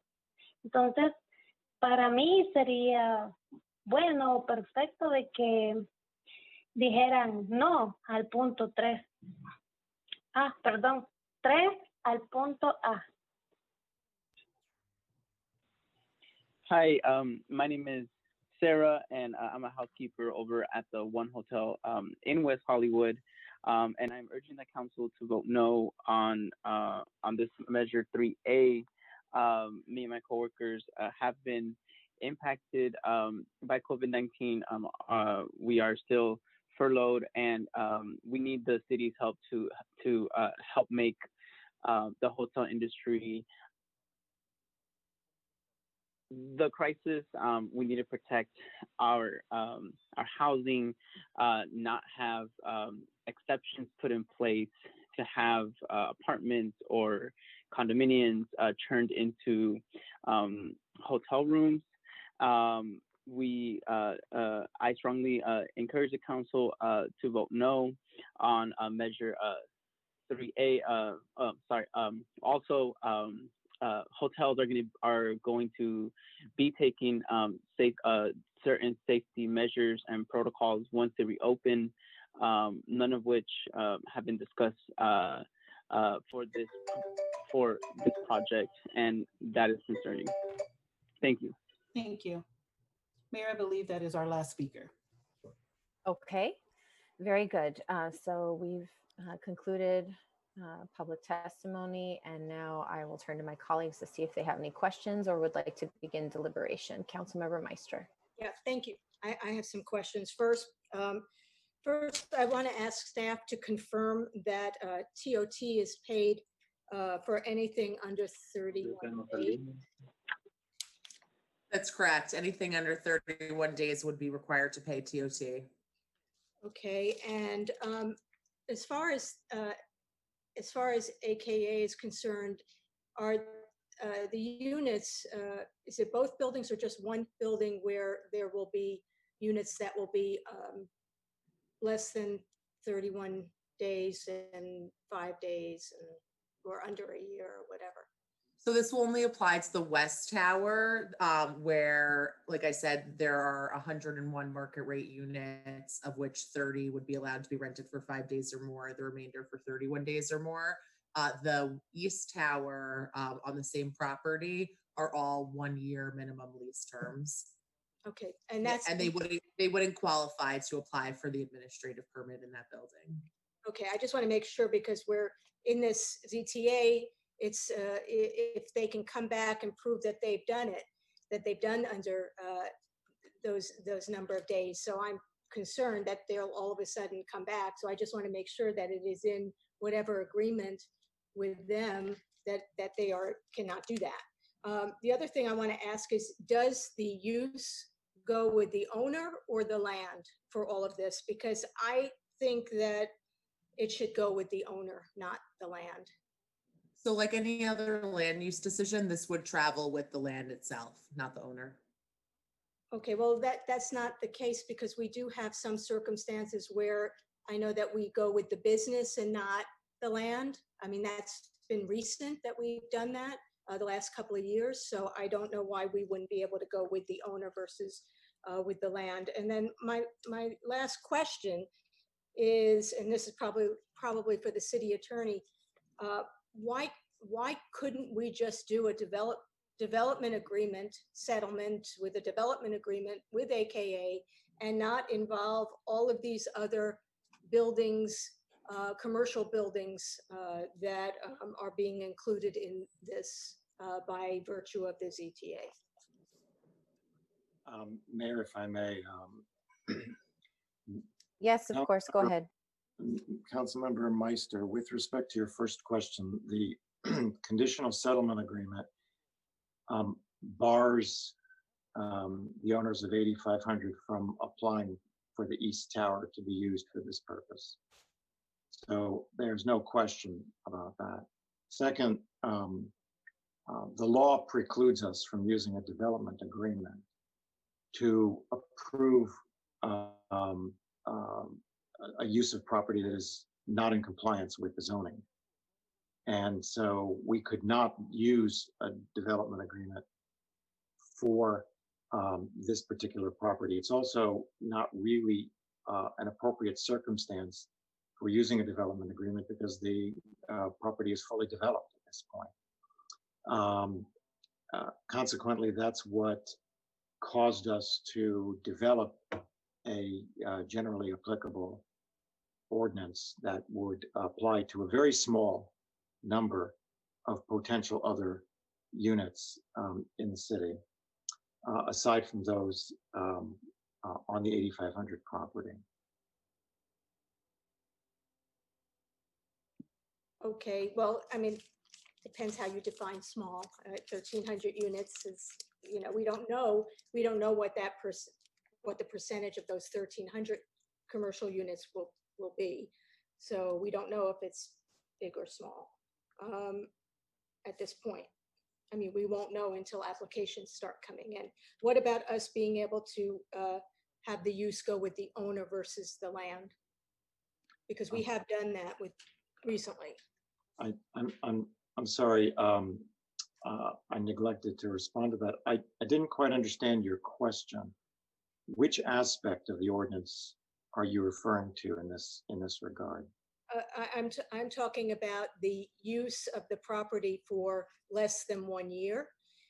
If somewhere in the next, you know, they have 10 years, right? So in the next 3 or 4 or 5 years, they go to sell the property, that property owner gets to the benefit of this.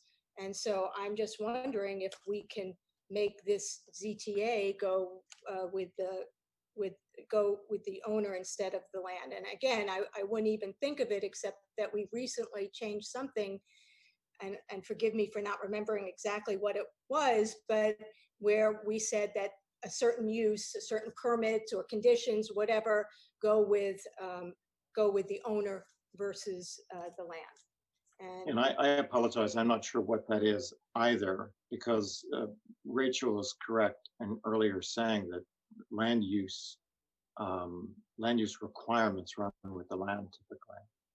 Okay, well, maybe John Kehoe can address it, or maybe it had to do with business license and what they were looking at with regard to permits or conditions. But I know I've heard it, so that's why I'm asking. I just don't. I do remember that we changed when we did the cannabis regulations. We made sure that that was through the business license commission, so that way it worked with the business rather than with the land. So maybe that's. Okay, that's probably what I'm thinking about. And so I'll just start my conversation or deliberation about, first, go ahead, John, sorry.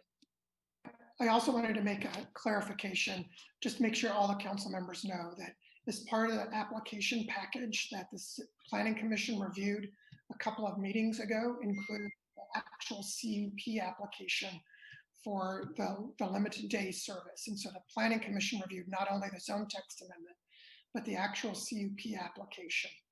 And so if the city council approves the zone text amendment, then that CUP for that limited time use is approved. Just want to make sure that that was clear. And I know that the Planning Commission added some requirements. Can you just for the public explain what they added? Sure. So thank you. Regarding the CUP or regarding the ZTA? I think it was the CUP, but. So basically the condition that was added was that if the ZTA was changed anyway by the city council, that the CUP would be impacted. So it was conditional on the fact that the council approved the ZTA. Okay, but there was something about protecting us in terms of future, when, when the historical part of it is gone because we're not here, that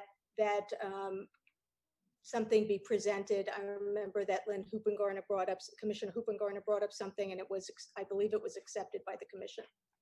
Yeah. Okay, so in the resolution, in order to, from the PC on the ZTA, there was a section added to give some clarity. If you look at section 10, this is attachment, bear with me for a moment. This is attachment C in section 10 on page 3 at the bottom. The second sentence states, the Planning Commission supports this recommendation of approval based on the elimination of the legally non-conforming use and conditional use permit of 5 days or more by December 31st, 2029, and recommends these provisions not be extended further by the City Council.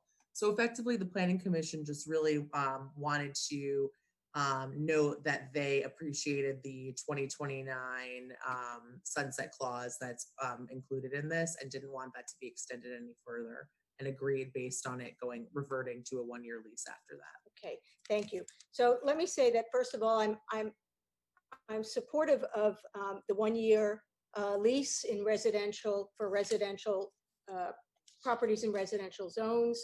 I think that's been a long time coming, and I appreciate that, and glad that that is part of this CTA. I think that we need to work on our definitions a little better for future, especially if we do look at other types of housing to fill needs that are being discussed tonight, such as medical workers or entertainment people. I think we have to look at a dwelling unit. I mean, a dwelling unit that that a household that has it's a permanent residence.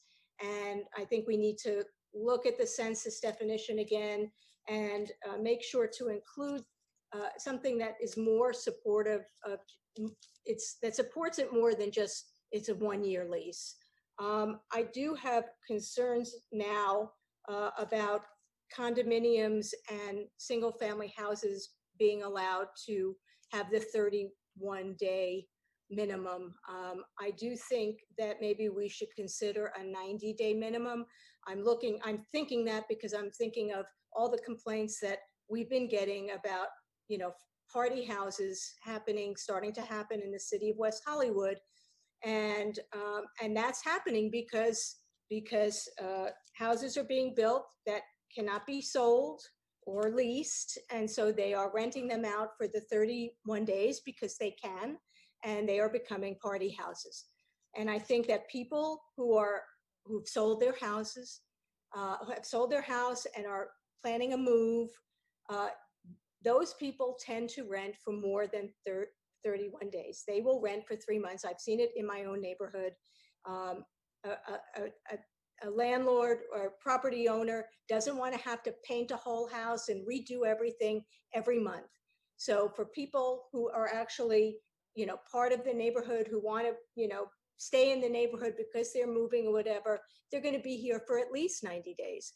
And I also think that condominium owners, we're placing a burden on condominium owners by saying that they can have the 31 days, because the people who are long-term tenants in this city don't want the party people coming and ruining their quality of life. So I would really hope that my colleagues will consider a different definition for condominiums and single family homes. And look, I'm a single family homeowner, and it's not to my benefit to place this burden on me, but I think in terms of keeping our neighborhoods, having a neighborhood, having a quality of life in neighborhoods, it's important. So I don't think that 31 days is the right number for any residentially zoned property. And I will say that I do think that it is, it's been a very difficult decision to be able to say that, we came to this settlement agreement, but I also think that we have a fiduciary responsibility. We've spent $600,000 or $700,000 on litigation, which buys an awful lot of rental assistance. And so I do want to see this end, but I also want to see us make the right decisions around it. Those are my comments for now. Thank you. Okay. Would someone like to go next? Councilmember Duran. Sure. Thanks, Mayor.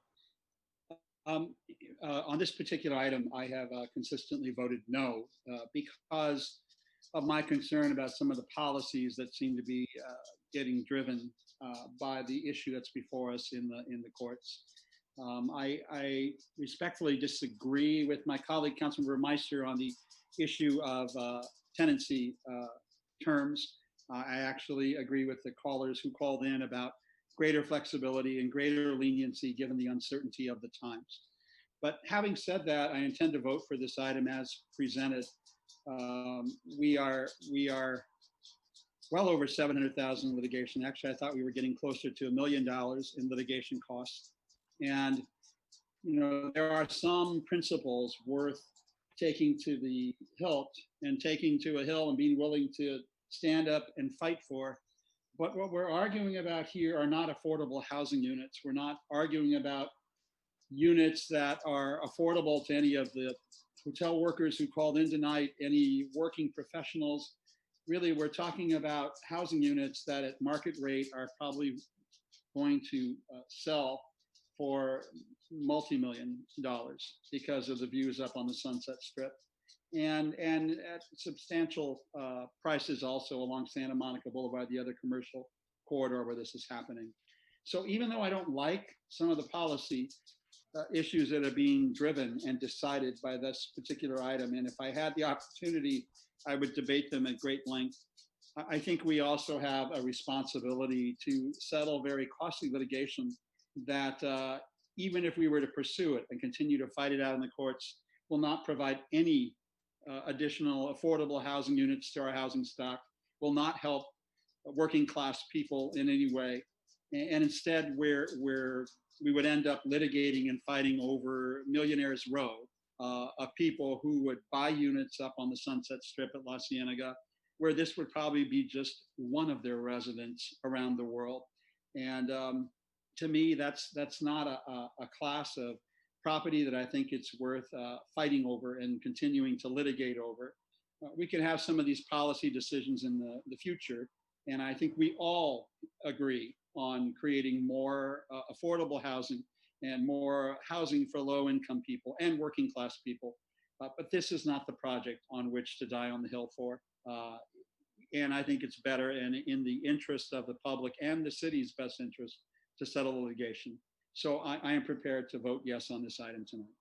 Thank you, Mayor. Thank you, Councilmember Duran. Councilmember D'Amico or Mayor Pro Tem Heilman, who would like to go next? Mayor Pro Tem Heilman. Sorry, I was saying go ahead, Councilmember D'Amico. I have no comments. Oh, okay. So I want to focus on what's before us, which is the zoning text amendment. I think a lot of the speakers tonight focused a lot on AKA. And what is actually before us is a one-year minimum lease term for all of our apartment buildings in the city. And I think that is very protective of our rental stock. One of the speakers spoke tonight, I believe it was Mr. Diamond from Stay Tony, but we've actually heard from the tenants in that building at a previous meeting. If we don't adopt this ordinance, what is going to happen are more Stay Tonys in the city. Owners will buy the property. They will not have long-term tenants. They will have a series of rotating short-term tenants, and the quality of life for long-term residents will diminish. I don't want to see more of those kind of occurrences in West Hollywood. People who are living in apartments should have an expectation that their neighbors are there for the long haul for at least a year. That's what most landlords in the city already do. They only lease for a year. That's why we don't hear from many landlords who object to this. This is just standard practice, that you come in as a tenant and you sign a one-year lease. Some of the opponents that we've heard from in the real estate industry have always emphasized the need for flexible housing for people who are having their homes remodeled or their home was destroyed in a fire, or people coming here for short-term entertainment jobs. And all of those are legitimate. But our first and primary priority has to be for those who want to live here on a long-term basis. And we need to do everything we can to protect our long-term housing. The AKA litigation arose because AKA didn't operate in the way that we would expect long-term housing to be. They operated under this 30-day model. When we learned of that, we initially got them to concede that at least one half of the building would be one-year long-term leases. And then we litigated regarding the other portion of the building. There is a legitimate issue about how our ordinances currently exist. But if we don't adopt this zoning text amendment, what is going to occur is more of this in our existing dwelling units. That's why I think it's critical that we adopt the one-year minimum lease. Now, with respect to the criticism about the settlement proceeds, the settlement provisions, I'm not happy about the settlement. I don't think any of us are particularly happy. I'm not sure AKA is particularly happy either. But we do get things out of this. We get a limitation on a land use that we believe is contrary to the essence of our zoning ordinance. And so it will have to go away. It will have to be amortized over a particular period of time. And eventually these units will be permanent dwelling units. Secondly, I understand the concerns about the 5-day period. It is for a limited percentage of the units. So I appreciate that our negotiating team and our city attorney did limit it in that way. So these won't be operated as full-blown hotels. I do agree with the criticism that we need to make sure that if they're operating for 5 days, that they have all the same protocols that a hotel would. I'd also suggest that to the extent that there are 5-day or more rental periods, that TOT be allocated to our Affordable Housing Trust Fund so that we're actually addressing some of the problem created by this situation. This is not a perfect solution. Settlements of litigation rarely are, but I think the ordinance before us is actually a good start to protecting our dwelling units throughout the city. Put aside AKA, it's all of the other apartment buildings that I'm worried about right now. AKA was never operated as an apartment, so they're not converting something that was an apartment to short-term use. It's a question about how will they be allowed to go forward as they are. The changes that I would like to see to the zoning text amendment, number one, I would limit the exception. Currently, the exception has two sort of provisions. One, it says commercial zone, and then applying for this special permit is only in the Sunset specific plan area. I would limit the exception altogether to the Sunset specific plan. So not only would the exception only apply, but the application for a permit would only apply to those in the Sunset specific area. That would narrow this considerably to only 300 potential units, and most of them probably wouldn't qualify. The second thing I would do is addressing Councilmember Meister's concerns. I would say for newly constructed condo buildings and newly constructed single-family homes, that any rental be 1 year minimum lease.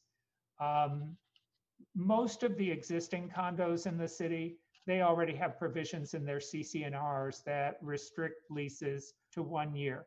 At least that's my building, and many of the condos have that kind of provision.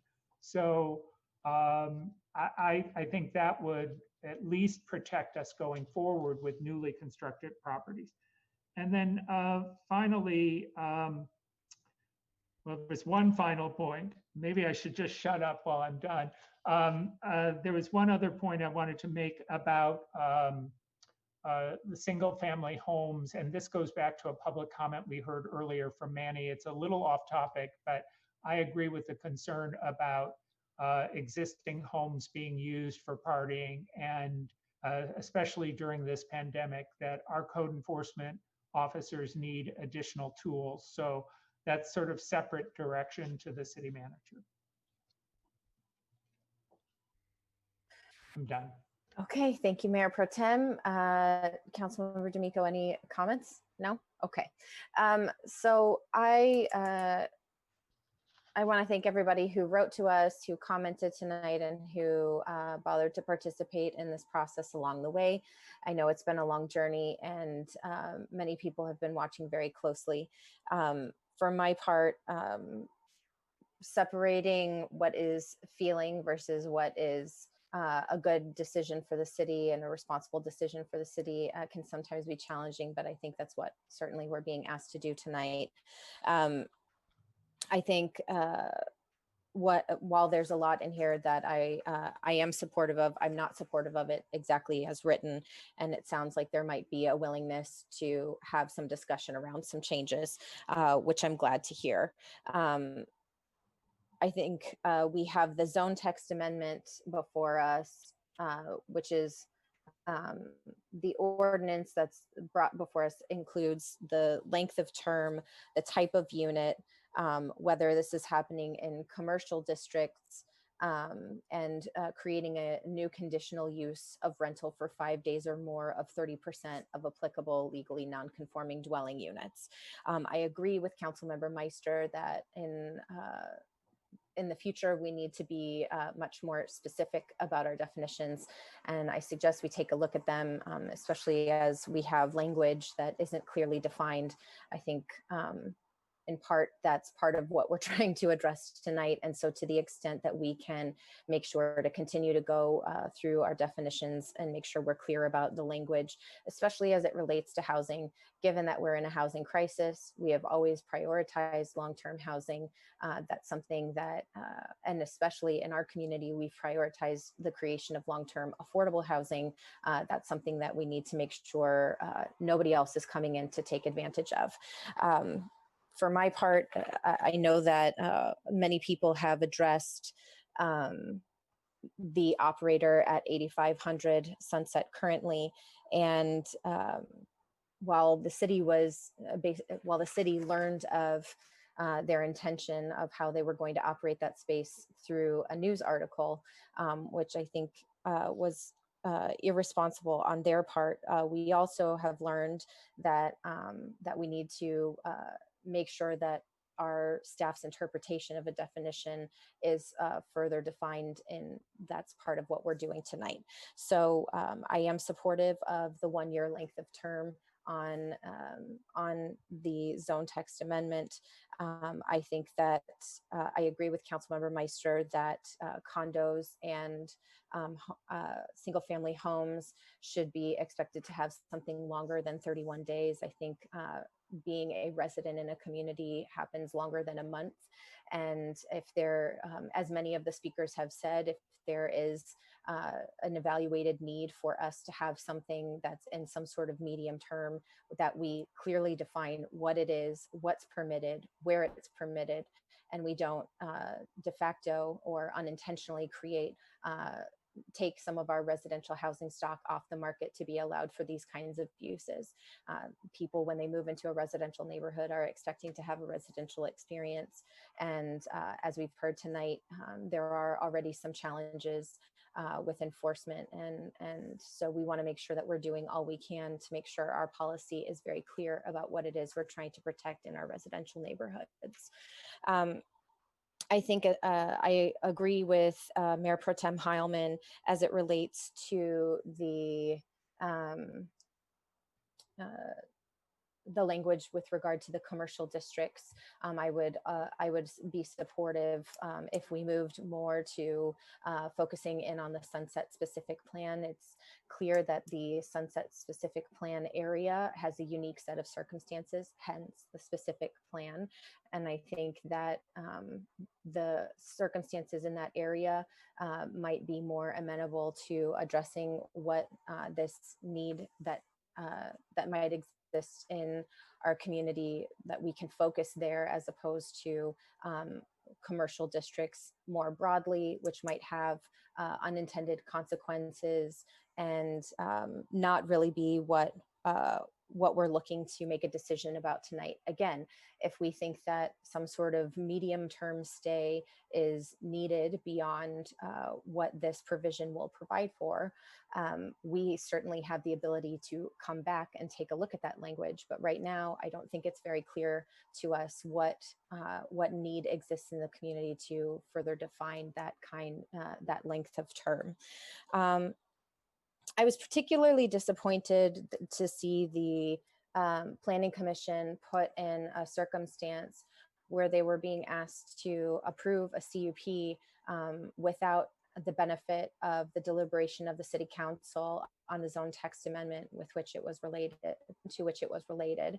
And I went to the trouble of watching the entire planning commission so I could understand how the conversation went, because I know that members of the commission had expressed to me that they were under the impression that everything that they had deliberated on was going to be presented to the city council.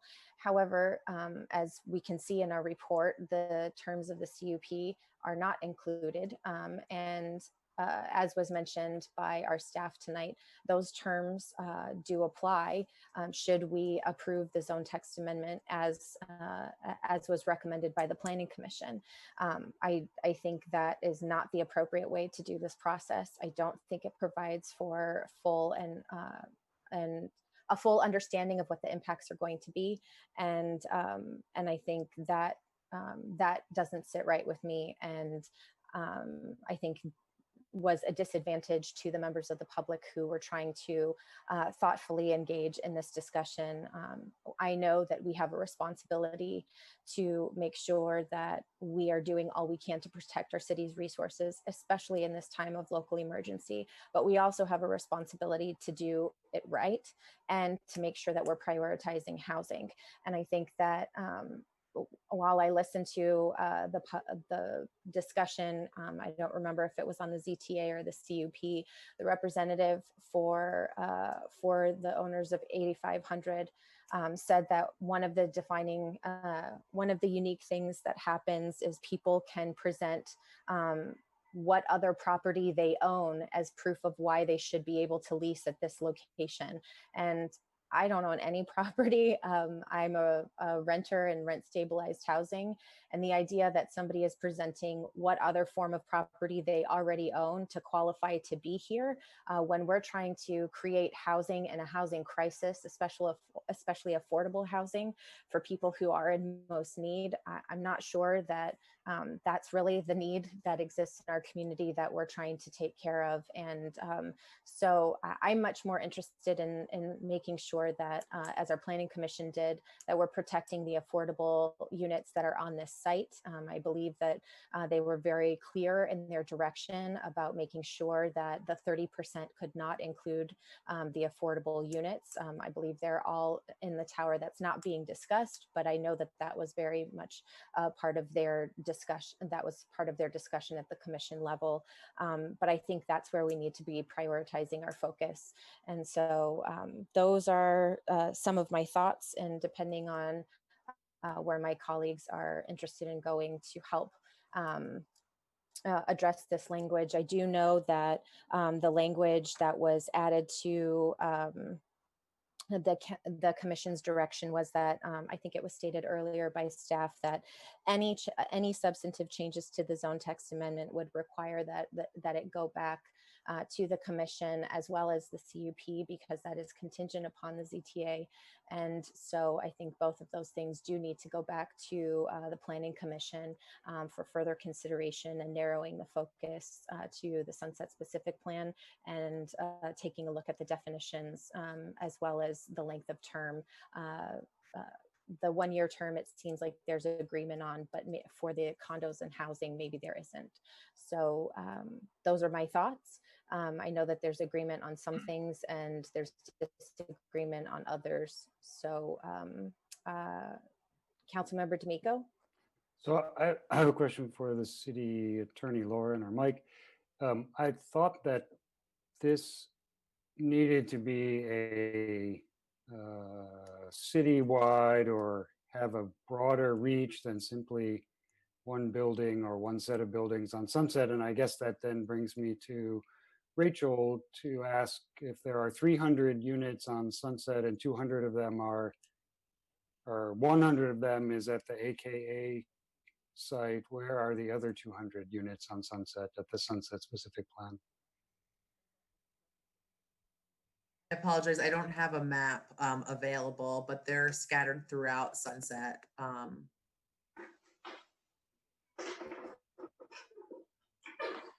So that's, am I muted? I'm muted. So that's,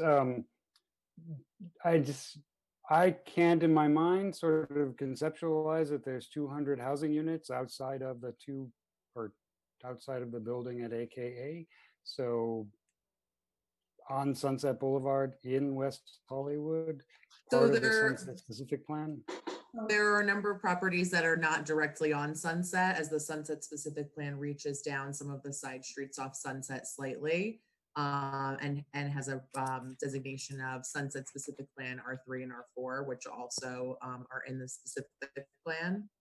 So those are residential properties Right, that make up those 200 units. Are Right, so those are residential apartment buildings, so that would not include the many number of condominiums that we have throughout the Sunset specific plan in a lot of the newer buildings. And thank you. That at least makes it clear, because I thought it was only properties that were zoned commercial, which was how I read the original zone text amendment. It was only commercially zoned properties, but I guess with an overlay of the Sunset specific plan, it does in fact include R3 and R4 zone properties. It's Sunset specific plan R3 and Sunset Bonus, specific yeah, plan got it. R4. Exactly. And It's kind of a Mike or combo. Lauren, if you could address the question about it no longer being a citywide, if we move in the direction that's currently being discussed.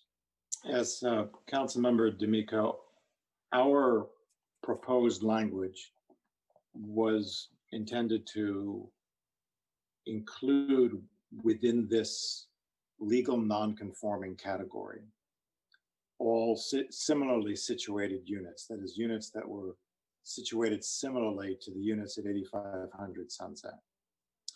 Councilmember Heilman is proposing to narrow that category, as I understand it, on the basis of the argument that really it's units within the SSP that are truly similarly situated to the units at 8500, and that units in other commercial zones in the city outside of the SSP are not, as he views it, similarly situated.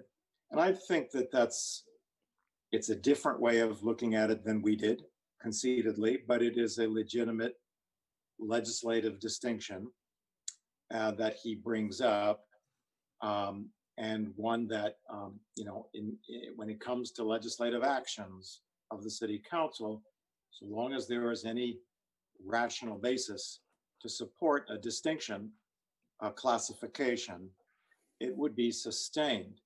And so while it's different than the classification that your staff and we, your team,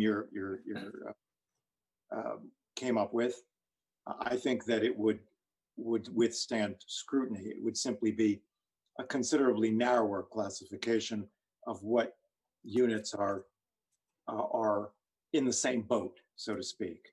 While I have the floor, have I answered your question, Councilman? Thank you, yes. While I have the floor, let me just note that I do not agree that these changes, should they be instituted tonight, need to go back to the Planning Commission.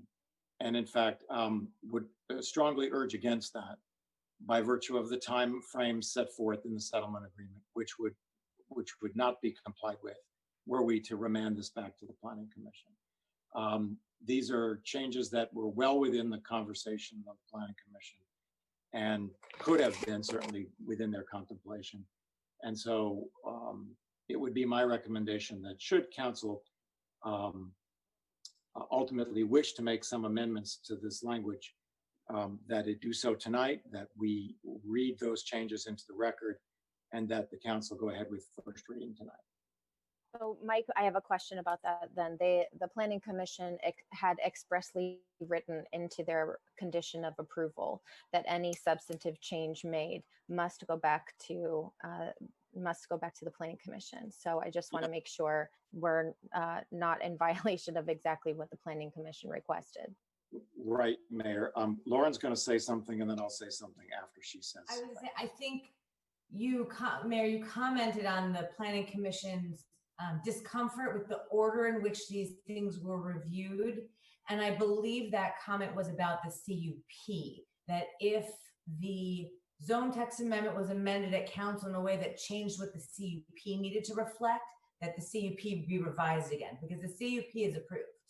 and just contingent upon the legislative change going into effect. So Rachel, I believe that was the direction of the Planning Commission, and I think Rachel or John Kehoe can probably concur that it was about the CUP and not the zone text amendment. That's correct. That was a condition of approval of the CUP. Councilmember Meister. Thank you. This is a question for Mike or Lauren. If we are able to narrow this to the Sunset Specific Plan, can we narrow it to the commercially zoned properties in the Sunset Specific Plan? Well, certainly, yes. That, I mean, our initial contemplation was that it would only apply to dwelling units located in a commercial zone. So as I understood Councilmember Heilman's proposal, it was to limit further the application of this non-conforming requirement to the commercially zoned properties in the SSP. I see him nodding, so I just wanted to make sure of that, because all of a sudden we started talking about the SSP and residential properties that are within the SSP. So I just wanted to make sure about that. And then my second question is, would it negatively impact our settlement agreement and getting the CTA done if we were to pull out single family homes and condominiums for future discussion, maybe send that back to the Planning Commission for discussion? Have that be a separate conversation? It would not negatively impact the settlement and the implementation of the settlement. However, it would create some uncertainty about the status of single family homes and condominiums were you to simply not say anything about them in this ordinance. And so I think that there are a number of options that have been raised here. Councilmember Heilman suggested creating a dividing line between those that already exist and have their certificates of occupancy, for example, and those that are new. That's one way to do it. You suggested, Councilmember Meister, creating a different rule for condominiums. Right, minimum of 3 months. Right. We could eliminate the exemption altogether by removing condominiums and single family dwelling residences from paragraph A, which would treat them then exactly the same as apartment units. And if you were to want to give this one some further thought, that would certainly be one way to do it, because it would be treating them in the strictest way possible. And then if you wanted in the future to loosen up the rules, you could do that. But I would not suggest that you loosen rules for the condos and single families and then try to tighten them later. If I may, Mayor, I would just say that I would support, well, obviously I support the minimum 1 year lease in our residential properties, and I would support narrowing the ZTA to commercial properties in the Sunset Specific Plan, and I would support eliminating houses, single family homes and condominiums for this particular ZTA, but then also include direction to send that to Planning Commission for further discussion of a new definition, of some kind of term. That sounded like a motion. I'll call it a motion. Okay, is there a second? I'll second it. I'll second it, but I want to clarify what we're actually moving. It Okay, sounds like we're in agreement, or at least some of us are in agreement, to narrow the exception to commercially zoned properties in the Sunset specific plan. Secondly, that we're going to leave the language in as it is for condos and single family homes, which exempts them. No? No, the motion was to take the language that exempts them out so that they are the same as apartments for now in residential zones, and then have a separate direction for staff to bring that, single family homes and condominiums for discussion, so that we can get input from single family homeowners and condominium owners and others to discuss, should there be a medium term, a different definition of length of time. But this would at least cover them for now if we take them out of the exemption. It would cover them the same as residential housing all over the city as apartments. Well, I guess my concern about that is that we did notice this citywide, and we did get comments from existing condo owners that they didn't support imposing this because they felt like it was already covered by either their existing CC&Rs. So I'm not sure I want to second the motion. Okay. I'll second it for purposes of discussion. Councilmember Duran. Mayor, yes, thank you. Given the current state of the motion, I have to vote no now, because I think anytime that we try to tell people what they can do with their own homes and their own condos, we are overreaching and overstepping. There are ways to deal with party houses. There's a noise ordinance, there's sheriffs, there's code enforcement.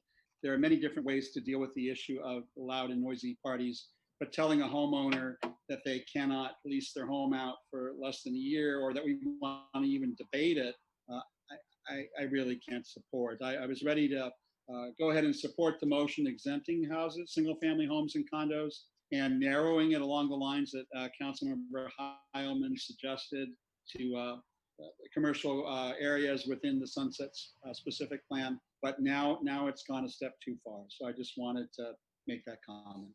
Thank you. Thank you, Councilmember Duran. I do know that, Councilmember D'Amico. No, go ahead, I can wait.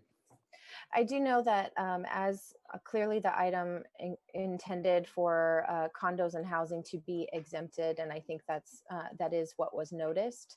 I think changing that, while I certainly agree with a lot of the reasons why you're interested in changing it to protect the residential character of neighborhoods, perhaps there, rather than sending it back, there's some sort of intermediate, what you had suggested, 90 days, 6 months, kind of that kind of a term. So that way it's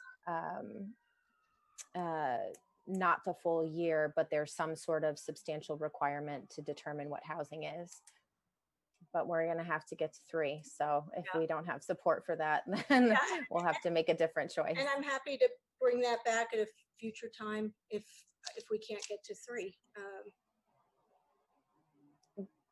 Mayor Pro Tem Heilman, you sounded like you might be supportive of something in there. So can you maybe enumerate what it is you're looking to achieve?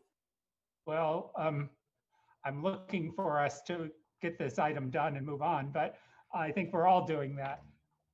I would suggest that we adopt the ordinance with a narrowing of the scope of the exception that we already talked about. Secondly, we'll leave the ordinance as is with respect to single family homes and condos, which is to exempt them, existing single family homes and condos, and give direction to our planning commission and our planning staff to come back with a potential limitation or of a minimum 90-day lease term for existing condos and single family homes, that we would extend this to newly developed condos and single family homes. So anything newly developed would have that 1-year limitation. And then this was what I forgot earlier, the concern about short-term doctors coming in. If somebody comes to us with a new application for a new development and they want to put 10 of their 40 units for 6-month stays for doctors, I think we'd all be open to that. It's just, we don't want our existing housing stock. So that would be something separate that staff could look at, allowing some other standard for newly developed housing. So I don't know if I've made a mess of it, but that's kind of where I'm looking. And then separately directing staff to assign the TOT from these 5-day stays to our Affordable Housing Trust Fund. Okay, thank you. Councilmember D'Amico.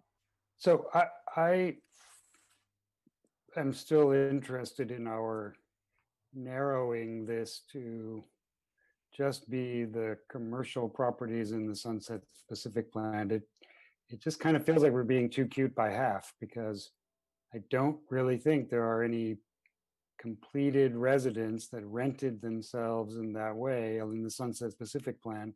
So what we're doing is writing a zone text amendment for this property. And I thought we had sort of spent 2 years arguing we weren't going to do that, and paying $1 million to prove we weren't going to do that. And now we're doing that. So I just want to make sure I understand from Lauren or Mike that, we can do this even though we're coming at it from the left side instead of the right side, or the 2020 version instead of the 2018 version. Well, Councilmember D'Amico, one of the, I guess, as we all know, one of the unique things about making public policy is sometimes we do it on the fly. And you are right that that we've been talking all along about the language that's in front of you. We're in the commercial zone. So I'm hearing this for the first time tonight, and so I think that when I responded to you earlier, I was doing the best I could to explain what I thought would be the legal basis for such a narrowing. And as I indicated before, you're correct. What's in front of you is what we came to you with and what we were recommending. But I also understand that there is an argument about what constitutes a use that is similarly situated. And, there's no hard and fast rule as to how big a classification must be to be a lawful classification that is treated differently than others. In this case, what you're doing, in effect, is creating a classification of existing units that will be treated differently because they will be given certain non-conforming rights. Whereas those that are not within that classification, not within that circle, will not be given those non-conforming rights. They will be subject to the general rule, which is the 1-year minimum. And so the question you've raised is, how big is the circle, right? And what units go in the circle? And we presented one circle, which is the circle that we've been talking about. Councilmember Heilman is proposing a smaller circle. And his contention is that it should be smaller because only residential units in the SSP really are similarly situated with each other. Ultimately, it's a legislative determination. It's not my determination to make, so notwithstanding the fact that we brought this to you as it's currently written, it's a city council determination, and that's a legislative determination that will be accorded deference if it were ever to be challenged. And there's wiggle room, and there's no particular, it's not objective, it's not empirical. I can't tell you how big that circle has to be or how small that circle can be to be legitimate. I gave you my best recommendation on that, but that's not to say it's the only one, and that's not to say that this one is necessarily flawed.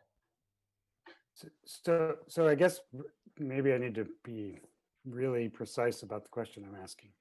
Are we setting up I mean, of course we are, because you get in your car and you set yourself up for a lawsuit, right? But are we setting ourselves up for a lawsuit by all of those properties that are in commercial districts that have been doing this, that are somehow excluded from being able to do this? I mean, we never passed that, right? We never said it was fine, but we certainly contemplated it enough to write it down and bring it forward. And, you know, until I had clarified for Councilmember Heilman where those 300 units are, it would have been everything in the SSP, which would have been residential properties in R3 and R4 districts. So I'm not, you know, I think for me, that's the most interesting circle, the one that's around the western building of the AKA property, absolutely. But I just want to make sure that we're not continuing to kick this problem down the road, and then suddenly 38 other properties come forward and say, what happened? You know, this is how we've been operating. We would like to continue that. As you've probably already guessed, I can't preclude the possibility of that happening. Thank you. Okay, well, we have a motion and a second on the floor. Councilmember Meister. So seeing that we don't really have support for the 1 year for the single family homes and the condominiums, the existing ones, I'm not comfortable necessarily looking at the future ones because we haven't had that discussion either. That wasn't noticed as part of this. So I'd rather us then just leave the exemption and then just, you know, direct staff to go to Planning Commission and get input and see about maybe doing a 3-month minimum or some other, you know, whatever it is, or 3 months and then new buildings. But I'd rather have then that be a robust discussion rather than us include that in now. So if I were to make my motion again, I would say that I would, you know, be obviously the minimum 1 year in our residential zones, our residential units and have the area that we allow for the commercial be the SSP specifically, the Sunset Specific Plan area, the commercial area, and then just for now, just leave the rest and have the direction added to staff to go back to Planning Commission to discuss the other issues that were raised. Point of information, Mayor. I think Councilmember Meister just expressed, in essence, what Councilmember Heilman did also, I think. Exactly, but I will second this. And I think what we're doing is narrowing the circle, as Mike said. We're directing staff to look at the issue of imposing a minimum stay for existing condos and single family homes, directing staff to look at imposing a 1-year lease for newly developed condos and single family homes, directing that to be studied by staff and come back through the Planning Commission to us.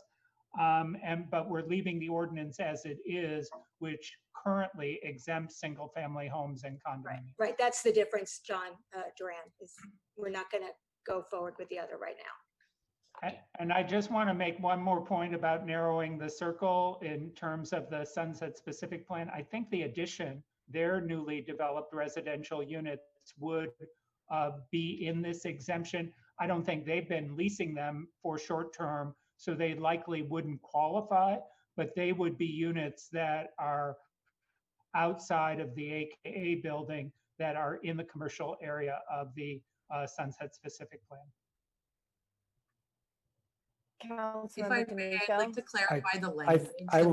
Yeah, I think you should, Rachel, because I think they needed to have rented prior to December 2019 to be in that circle. It's a circle. It's a circle and space. The space includes time and properties. So thank you. In order to address the conditions that you've put forth, if you look at my screen, it would be in 1936-275A1. And if you want to follow along, I'll read the sentence as it would read as approved, as proposed. Notwithstanding any other provision of this code, dwelling units required to have a 1-year initial lease term located in the Sunset Specific Plan, not including SSP R3 and SSP R4 districts, that were leased for initial terms of less than 1 year and more than 30 days between January 1st, 2018 and March 15th, 2020, shall, upon certification by the city, et cetera, as already written. So it's quite a long sentence, sorry. So that would address the provisions that you discussed previously. And Lauren, as part of this motion, would you also include the direction to staff to allocate the TOT or come back to us with recommendations to allocate the TOT from the 5-day stays to affordable housing? Absolutely. So it would be 5 day to 30 days, right? Right. Yeah. Or anything less than 30, anything less than 31 days. And yes, for the Housing Trust Fund. And so oh, go ahead, Mike Jenkins. I'm not sure, Rachel, that language was exactly right. Could we screen share again?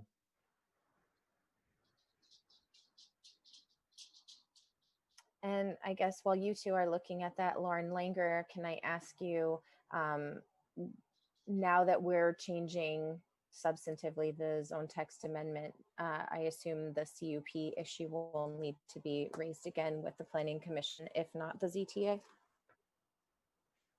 Well, I don't think that this changes that property's eligibility for the CUP.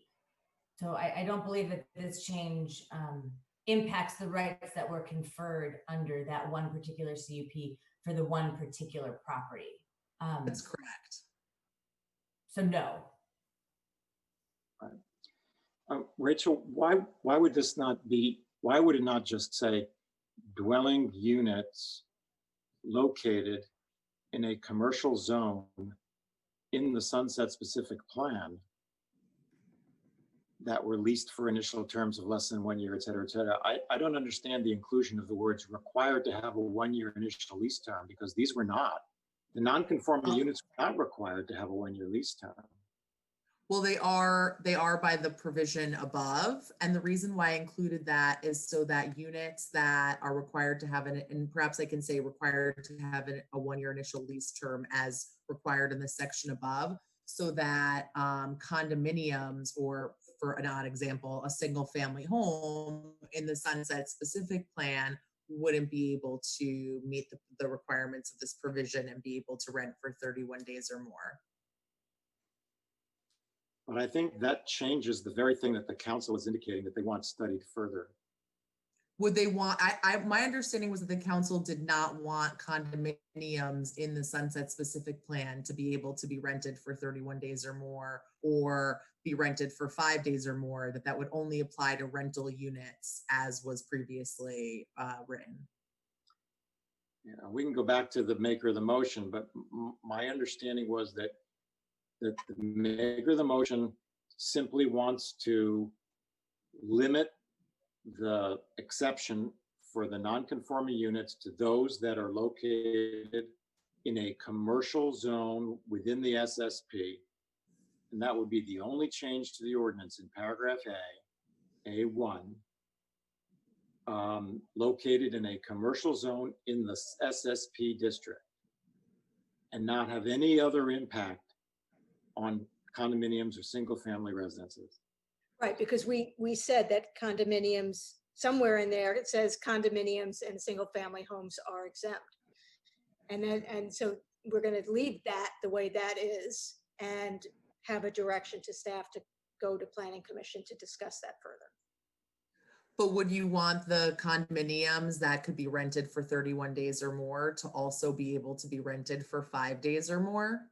No. then we do need some clarification somewhere here.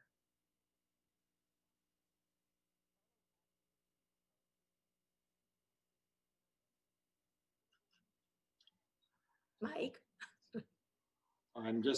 I'm confused by the inclusion of this language, honestly, Rachel, because condominiums and single-family dwellings are not required to have a one-year lease term pursuant to paragraph A.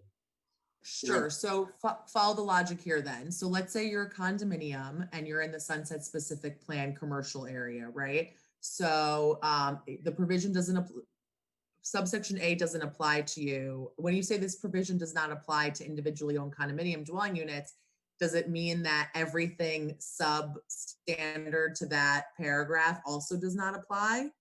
Because my understanding is that it doesn't necessarily negate the ability for that unit to then say, okay, subsection 2, owners of dwelling units, let's say someone asks, can I have an administrative permit for my condominium? And then ask for a conditional use permit to rent those 30% of those units for 5 days or more. I just want to be really clear that we wouldn't allow a condominium to ask for that. Right, because my understanding is that houses and condominiums anywhere in the city are subject to 31 plus days. And the only way they can do less than that is as a hosted short-term rental. Right. And they can't comply with the 30% of total dwelling units because they're individually owned. In paragraph. Right. So I'm uncomfortable with that new language. I think that what Councilmember Heilman is recommending is that we simply add in paragraph A1 the words after commercial zone district in the SSP. Can't we just say, notwithstanding any other provision of this code, dwelling units located in a commercial zone, the SSP, et cetera? Yes. For initial terms of less than 1 year. Yes, that's what I'm saying. Yeah. Okay.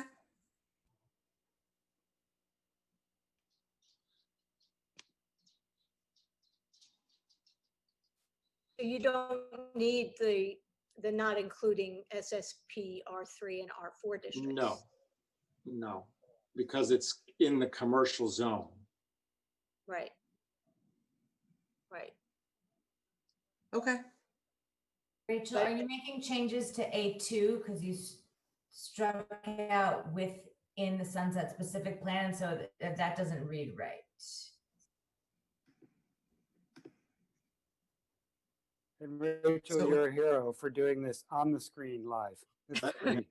This is like, you know, planner A+ extra credit. You get a little behind the scenes of what we're usually doing without you seeing. So, okay. So the only change is in this paragraph 1 that adds in the Sunset Specific Plan and strikes district. Yes. Actually, in paragraph 2, we could get rid of the Sunset Specific Plan because this is referring to paragraph 1. It only applies to those who are granted the permit under paragraph 1 may request conditional use permit to rent up to 30%. That's correct. That's correct. That's why she had that deleted. So that's correct. Okay. And then just to confirm, so again, houses, single family homes and condominiums are already under the has to be 31 plus days, and any short-term rental has to be a hosted one. And then we can just have that direction to go to Planning Commission to discuss a longer term. Yeah, and I think that, yes, that's absolutely clear. When it comes to short-term vacation rentals, the only ones that are allowed in the city are hosted. Right. Period. So none of this that we've been talking about tonight has anything to do with short-term vacation rentals. And then yes, that would be sent back to the Planning Commission for further review, the condos and the single family. For further study. Okay. Right. That's my motion. Lauren, I know it was your motion, but I think if you're willing, we sort of skipped over kind of quickly this new 30-unit hotel that we're making. And 30 plus units, we don't know, maybe there's one or two somewhere else. But I think we should have some kind of assessment by staff, perhaps, given the testimony from Unite Here, of the effect this kind of new business model has on workers in our city. So perhaps if you include in your motion that they could come back in 6 months, or staff could evaluate and provide us in 6 months an update on this business model and its effect on workers, et cetera. Certainly, I would be happy to include that. I don't know if the seconder of the motion also accepts that, but yeah. John is shaking his head. Okay, so we have a motion and a second. Mayor Pro Tem Heilman. Just one last point. As we deal with condos, I would just ask us, we look at language that we always specify that unless otherwise limited by the CC&Rs of the building. I don't want anyone to think, oh, I can now lease for 30 days when the CC&Rs don't permit it. Right. So do we need to go through the same exercise of including that language? Okay, very good. So we have a motion and a second.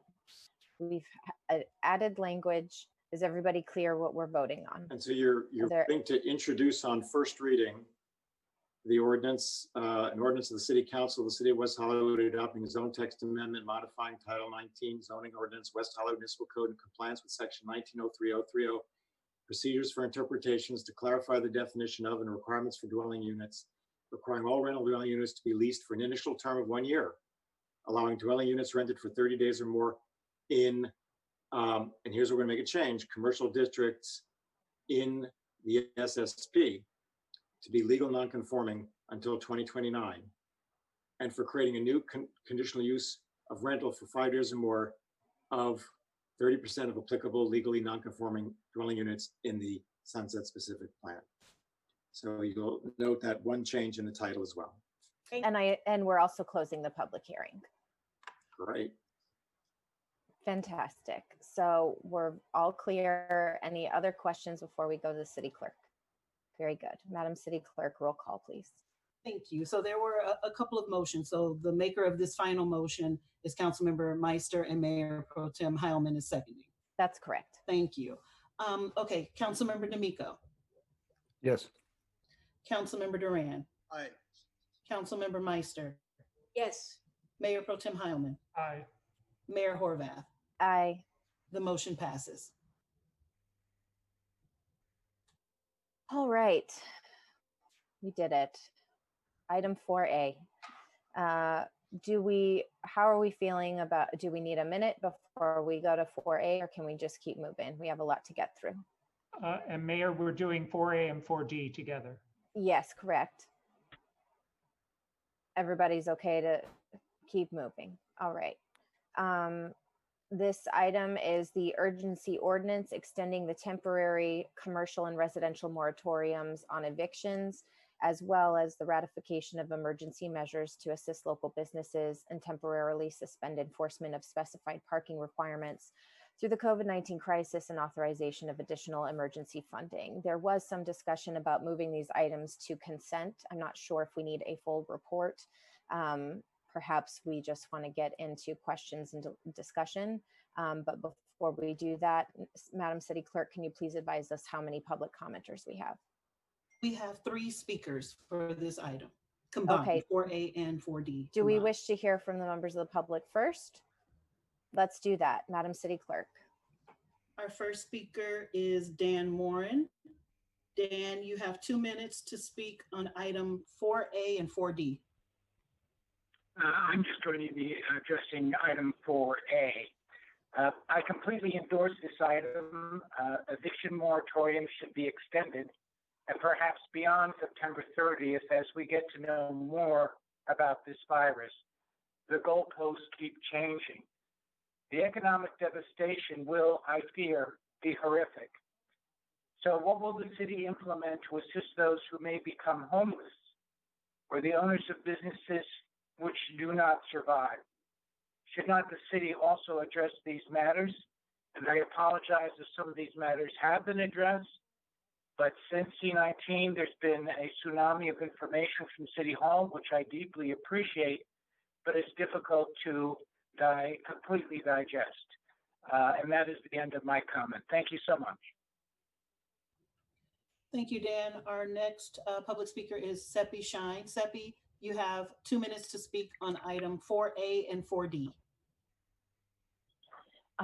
Good evening again, everyone. 11-year resident and renter in West Hollywood. I support the extension of the moratorium to protect our residential and commercial renters. The continued stay-at-home orders are crippling our businesses and residents' households. Several businesses have shut down and the employment rate is so high. And this would definitely help everyone. And I think gives a little bit more help to property owners at this point too. I would like you, I know that our city manager, Paul Aravello, talking about the rent increase. I would really, really urge you to consider, if possible, freezing the rent increase of 0.75 under a emergency ordinance provision, as many tenants are truly suffering, and this is not the right time to have any type of increase. And with regard to 4D and the funding and the added funding for helping renters, seniors, and other residents, I support that. I also urge you to look at raising the NCJW grant to cover more rent than $1,000 per month. The staff report states that the average rent requested is $1,796 at NCJW. Raising this grant will help renters and it will help landlords cover more of the rent, and this would ease the burden on everyone. Thank you so much. I know it's been a long night and I appreciate it. Thank you. Our final speaker is Larry Block. Larry, you have 2 minutes to speak on item 4A and 4D. Thank you, Amon. Hello, everybody. I'm concerned that an extension of the moratorium can complicate the goal of keeping commercial or residential tenants in their home. First, I'd like to talk about the residential moratorium. Most tenants have annual leases. In the last 4 months, about a third of these leases have come to an end. And by the time we extend 2 more months, a full half of the renters in West Hollywood will have leases that will have come to an end. Can tenants stay in their property and not pay rent after their lease ends? What do you think will happen? Do you think the tenant can come up with the money to pay the landlord back all 6 months?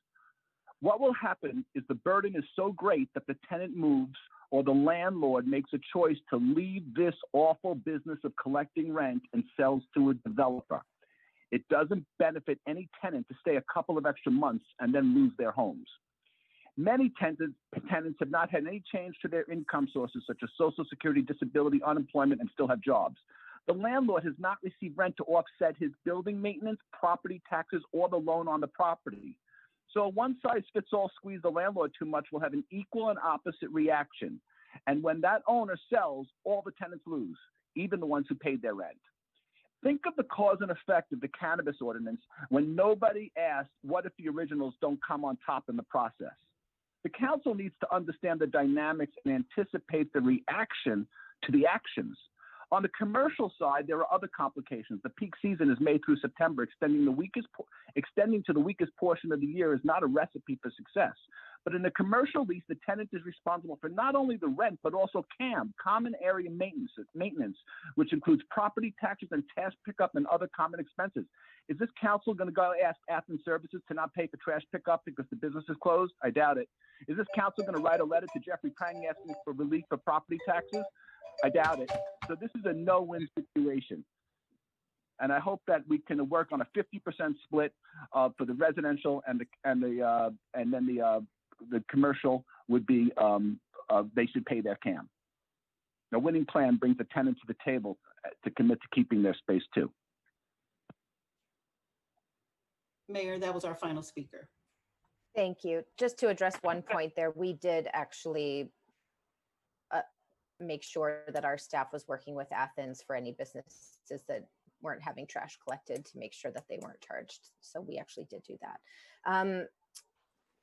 Who had questions? Councilmember Meister. I asked that this not go on consent because I wanted to make sure that I was really clear about how we were handling when tenants can't pay rent, what they have to, the documentation they have to show the landlord. Are we asking them to go for rental assistance? Because there is a process with rental assistance where they're looking at financial documents. So, you know, so that a landlord could actually get something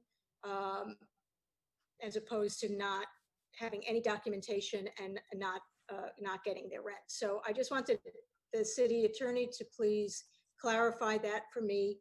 And I guess we can also discuss commercial landlords and tenants, what you know, what we're able to do there as far as proving the need for you know, not having to pay rent for several months. And then regarding the parking, I've gotten, you know, emails on you know, make the parking back to where, you know, back to normal and street sweeping back to normal.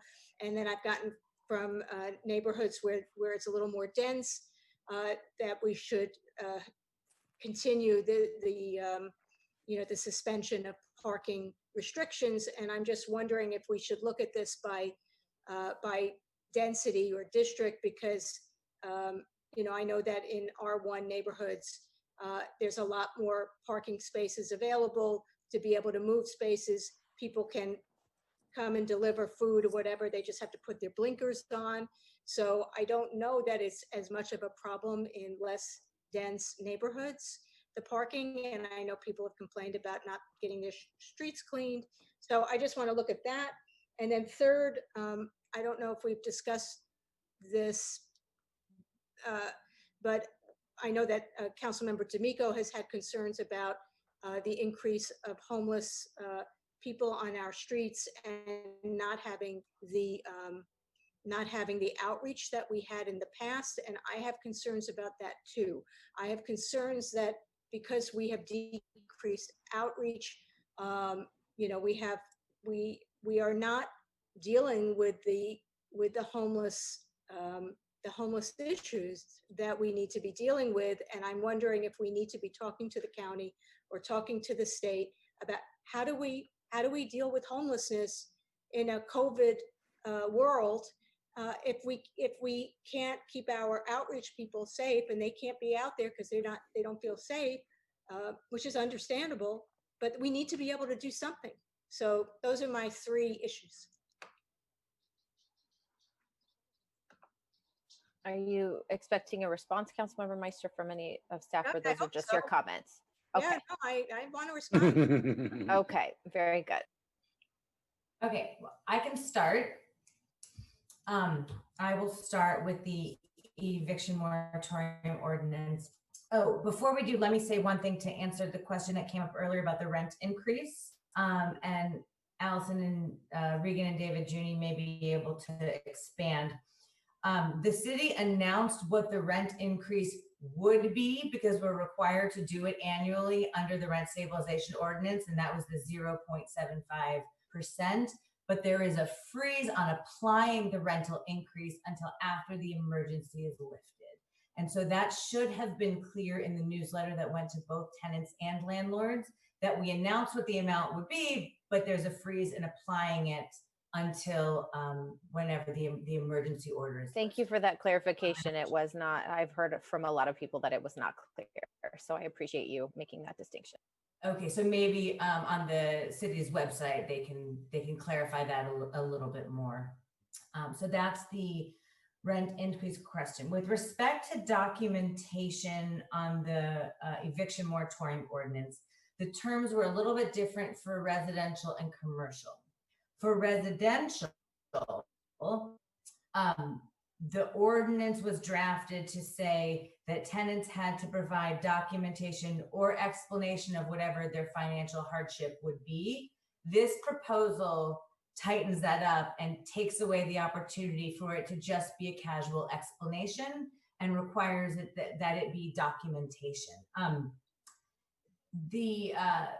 We don't go much beyond that to explain exactly what the documentation may be, because it may be different for every tenant and every employee of what they're able to provide. But if you were interested in providing more guidance, I think we should do that at a administrative regulation level, not in the ordinance that's adopted by council, but we could authorize the city manager to adopt administrative regulations. And I know, for example, for the rental assistance program, there's a documentation of financial hardship application. So we can look into those types of documents to require, and we could do that through administrative regulations.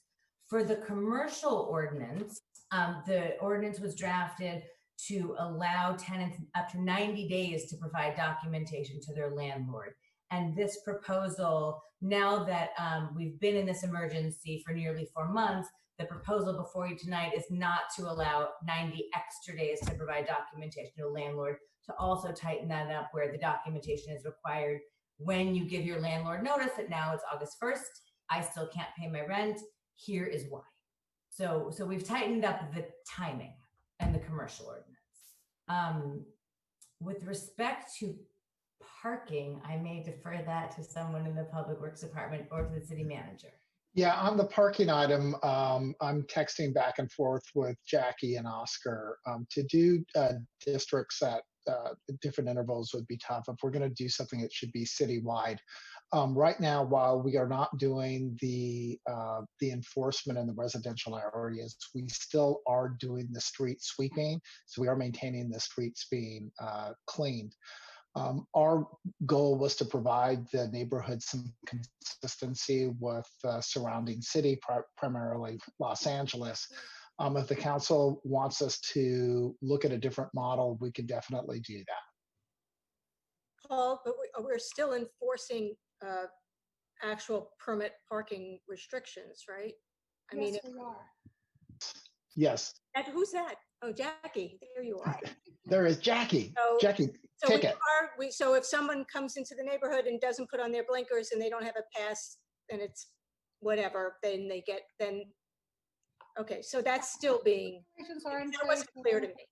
Yeah, we wanted to make sure we protected the spaces for the residents, so that is being enforced. And like Paul said, the streets are still being cleaned, and residents can move their cars to parking meters with their residential permits during those hours of street sweeping to allow for better cleaning. So that's an option so they don't have to, go too far from their homes, and they can still get the streets clean. Okay, so the only thing though that we're doing is we're not giving tickets for not moving a car on street sweeping. Is that right? Correct. Okay, I just want to make sure that was clear. And then my homeless. Can I hop in? Oh. Councilmember Brand can go next. Sure. Thank you, Mayor.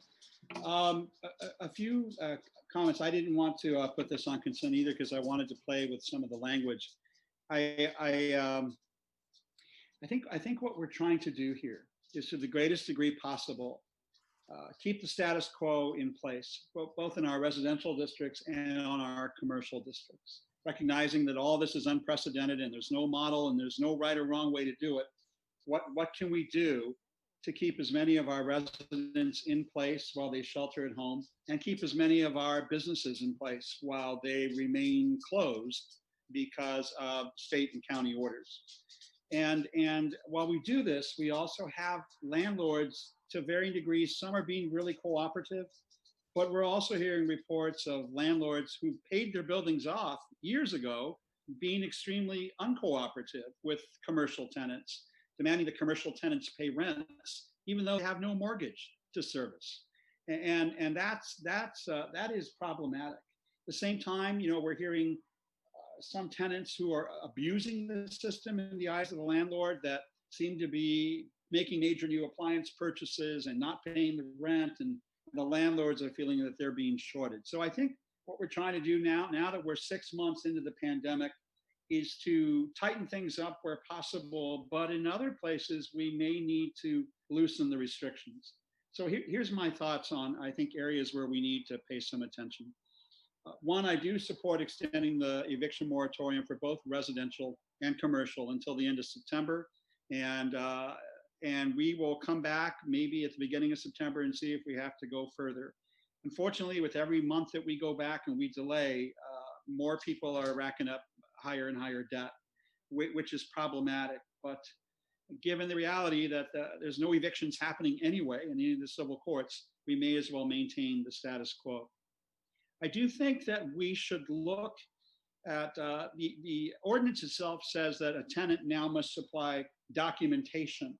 But I think that that documentation needs to be redefined in terms of within 30 days of the notice. Because I think, unfortunately, what we're setting up is the possibility for tenants who may not be familiar with the language in our ordinance automatically going into default by failing to provide documentation at the time that they put their landlord on notice that they cannot pay either their residential rent or their commercial rent.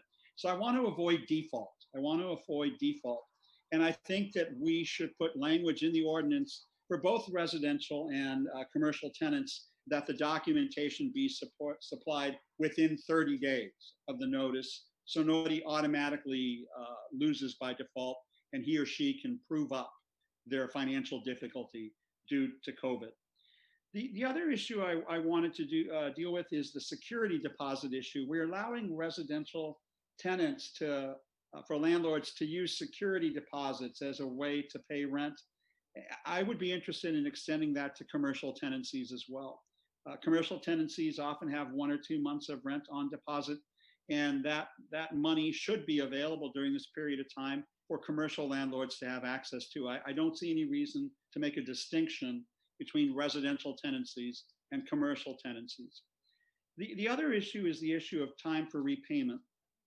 We're giving tenants up to 12 months to repay their rent, only giving commercial tenants 6 months. And I think that we need to have a little flexibility here. There's a difference, and I'll just use 2 of our local pubs as an example. You know, the Abbey has hundreds of employees and the highest grossing bar in the county. And so there's no reason for that commercial landlord to worry about the rent from an operation that's that big.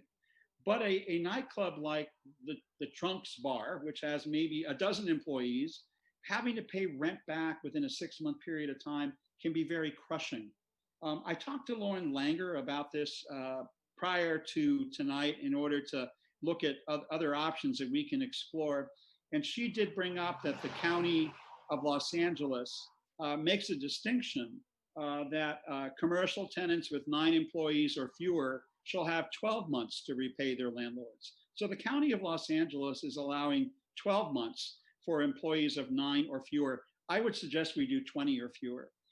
Any commercial tenant with 20 or fewer employees has up to 12 months. Why? It's probably a small business. It's probably a ma and pa operation. And although we would not be consistent with the county's order on this, we're allowed to go a bit further if need be in order to address our businesses. And then those commercial tenancies with greater than 20 employees, a little more resembling a larger business operation. If we want to stick to the 6 months, then we can. I just think we need to supply a little more flexibility for the yogurt stop, the tailor, the smaller business that's paying high rent. That 6 months repayment plan is going to crush that business out of existence. I think we should look at what the county is doing. They're giving up to 12, and I think we should too. And then the last comment I want to make as we're discussing this is, I think under item 4D, I was going to ask that we extend the grant benefit from 2 $1,000 payments up it to either 3 or 4. I know that we have spent a significant amount of money, almost $500,000 out of the general fund, helping keep tenants in place. But the great part about all this is we only have 36,000 people to worry about, only 36,000. It looks like a few hundred have come out seeking assistance. I imagine the same few hundred are still needing assistance. They tend to be the underemployed or the worker who is self-employed or somebody who works task by task. It's just not getting any opportunity and things are not looking better. And I think that those particular tenants are in need of more than the two $1,000 grants. And I think we should look at extending it. I know it's tough, but what we're trying to do here is prevent homelessness and turnover of some of our tenants who live in our city. And unlike Los Angeles, which has millions of people to worry about, we only have 36,000 to worry about. So those would be my comments about adding language, the documentation be provided within 30 days, giving commercial tenancies the opportunity to use security deposits like we do residential tenancies, making a provision for the small businesses in town with 20 or fewer employees to have up to 12 months to repay their landlord. And then finally, upping the grant money that's available for residential tenants from 2,000 up to 4, and we'll see where everybody is on that discussion. Thank you, Mayor. Thank you, Councilmember Duran. Councilmember D'Amico? Thank you. I wonder, maybe the city manager or someone from economic development can give us an update on the chamber's successes with working with existing landlords and businesses to help negotiate new rents or negotiate businesses out. I know of at least 2 who have had some success with that, with the chamber, but I wonder generally if that's an area that also might need some additional funding, because you know, we would like, I think we would like to have that be as successful as possible. And I believe a month ago, or I don't know, maybe it was 2 already, we had sort of begun chipping around the edges of having the same discussion about residential tenants and negotiating leases, lease reductions or leases. And as Larry Block mentioned, now fully 25 or 30% of residents' leases have come up, and would make sense for us to have some support for both residential and commercial tenants to have some guidance from a bigger hand. Thank you, Council Member. Tara Warden is raising her hand, so I'm going to let her give a report on it. Also, David Juni is up on the screen, and I'd like him to respond to the earlier question about the homeless outreach during COVID. Thank you. Great. Hi, this is Tara with Business Development. So we've been working with the Chamber now since Council passed the contract or the contract with the Chamber to release funds for the mediation services. And it's explained in the staff report that is for this item. We recently received the first report back from the Chamber. They've helped 9 different businesses right now, and they're still in the works with some of them, but they have had success with just 1 at this moment. So I think the expectation is that conversations that I've had with tenants and with landlords, it seems as though both parties are waiting till the end of the moratorium protections to figure out repayment plans. So I sense that the mediation services will be needed and be used after the expiration of the moratorium.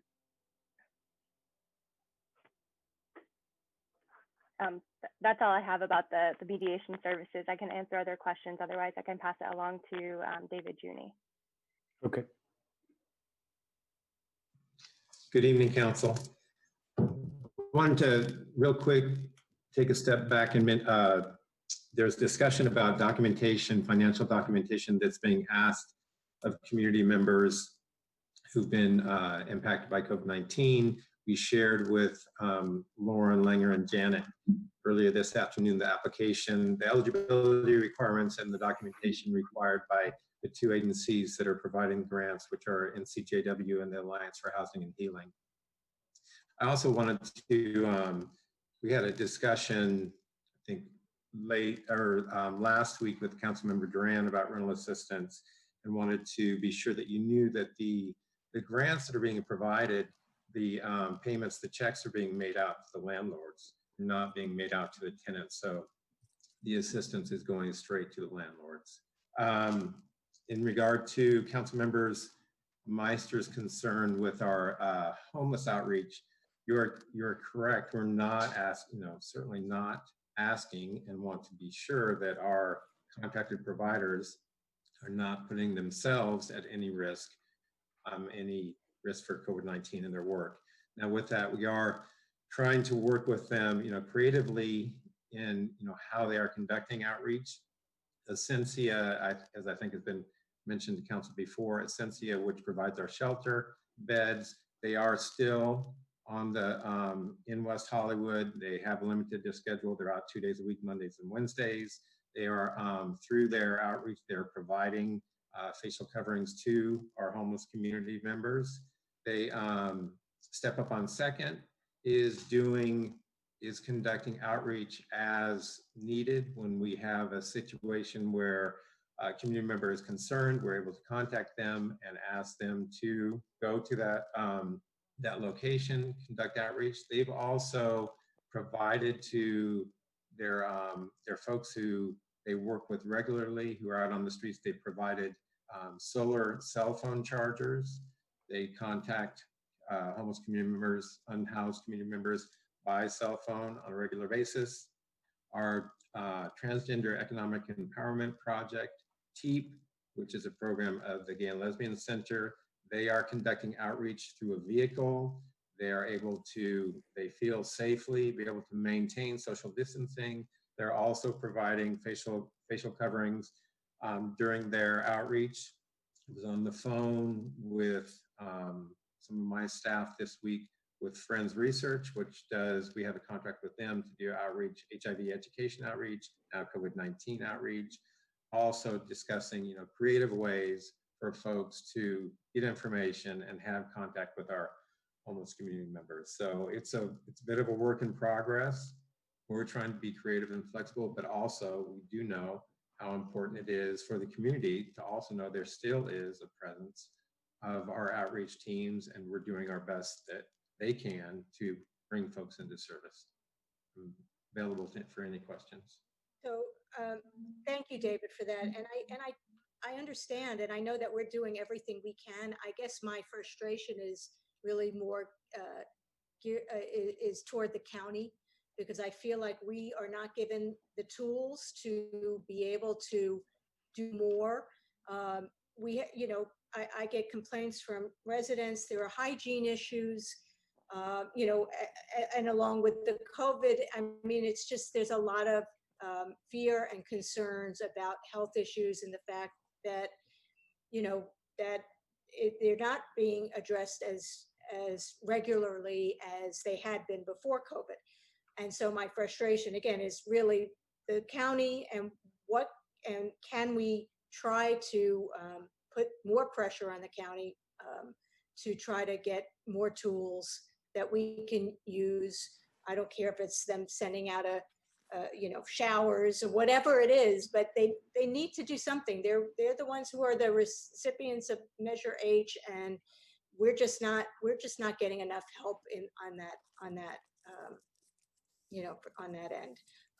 Regarding the rental assistance, I just want to ask Lauren Langer, and I'm sorry if I'm being dense about this, but should we possibly include in our ordinance or in our administrative, whatever Paul puts out for the administration of this ordinance, that people who cannot pay their rent need to apply for rental assistance? Because that may be a way to help landlords. Obviously, if people need the rental assistance, then it's there and it's going to the landlord.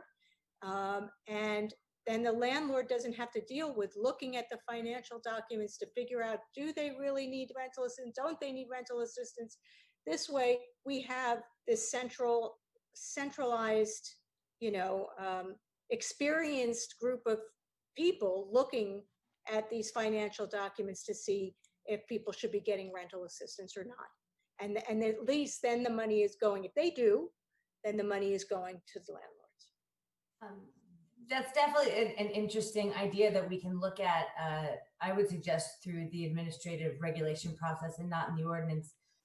as we mentioned earlier, I looked at the application form that David Junie sent me today, and it's really good. It asks, how many hours did you work this month? It really asks questions that get to the heart of the matter of your financial input or financial impact from COVID. So whether we, require them to apply to that process, or we just, use the same forms, I think that information that those forms ask for are a really good start to helpful. So we can certainly look at both of those options. Yeah. Okay. Well, I honestly, I think that going through an experienced organization to look at the financial documents is really the way to go about it, because otherwise it becomes a landlord-tenant thing. And this way, you need help, apply for help. Right.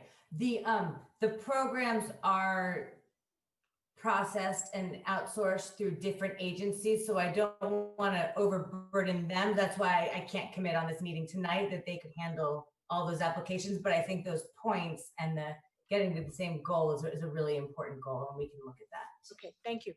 Mm-hmm. Mayor Pro Tem Heilman, do you have any comments?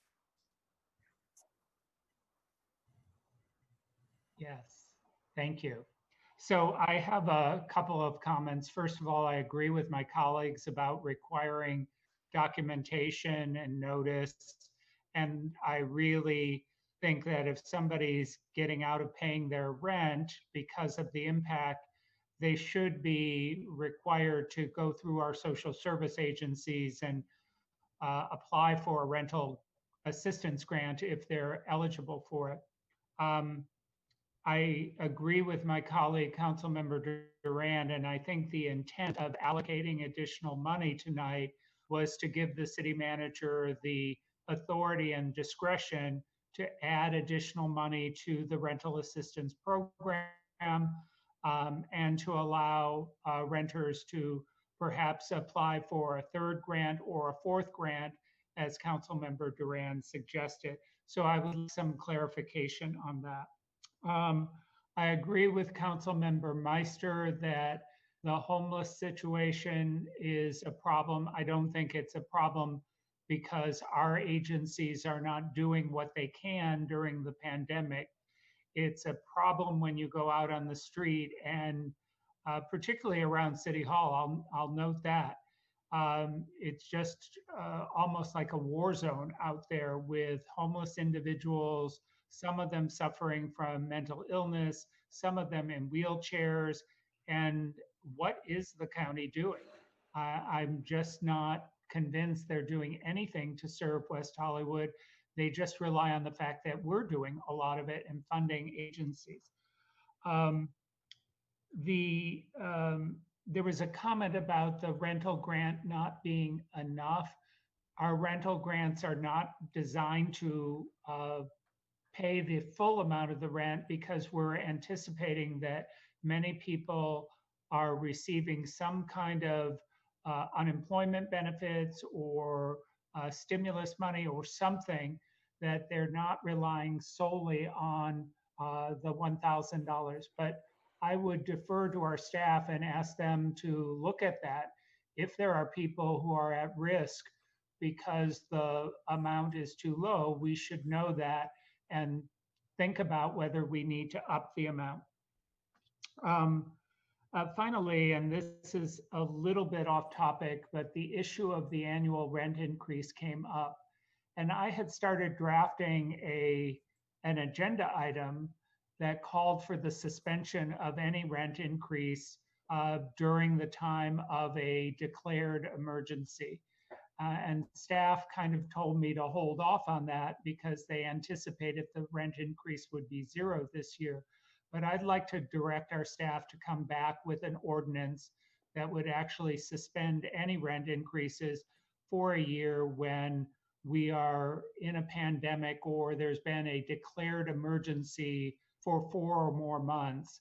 I think that by itself is probably a justification not to have any rent increase that year. And I know that goes against our ordinance, but I think there's certainly a justification for that. Those are my comments, but I'm sorry, my last comment is to again thank our city manager, our city staff who have been dealing with this and addressing these emergencies and doing the emergency orders as things change. And Lauren Langer as well for all of your work and making sure that things get done. Thank you so much.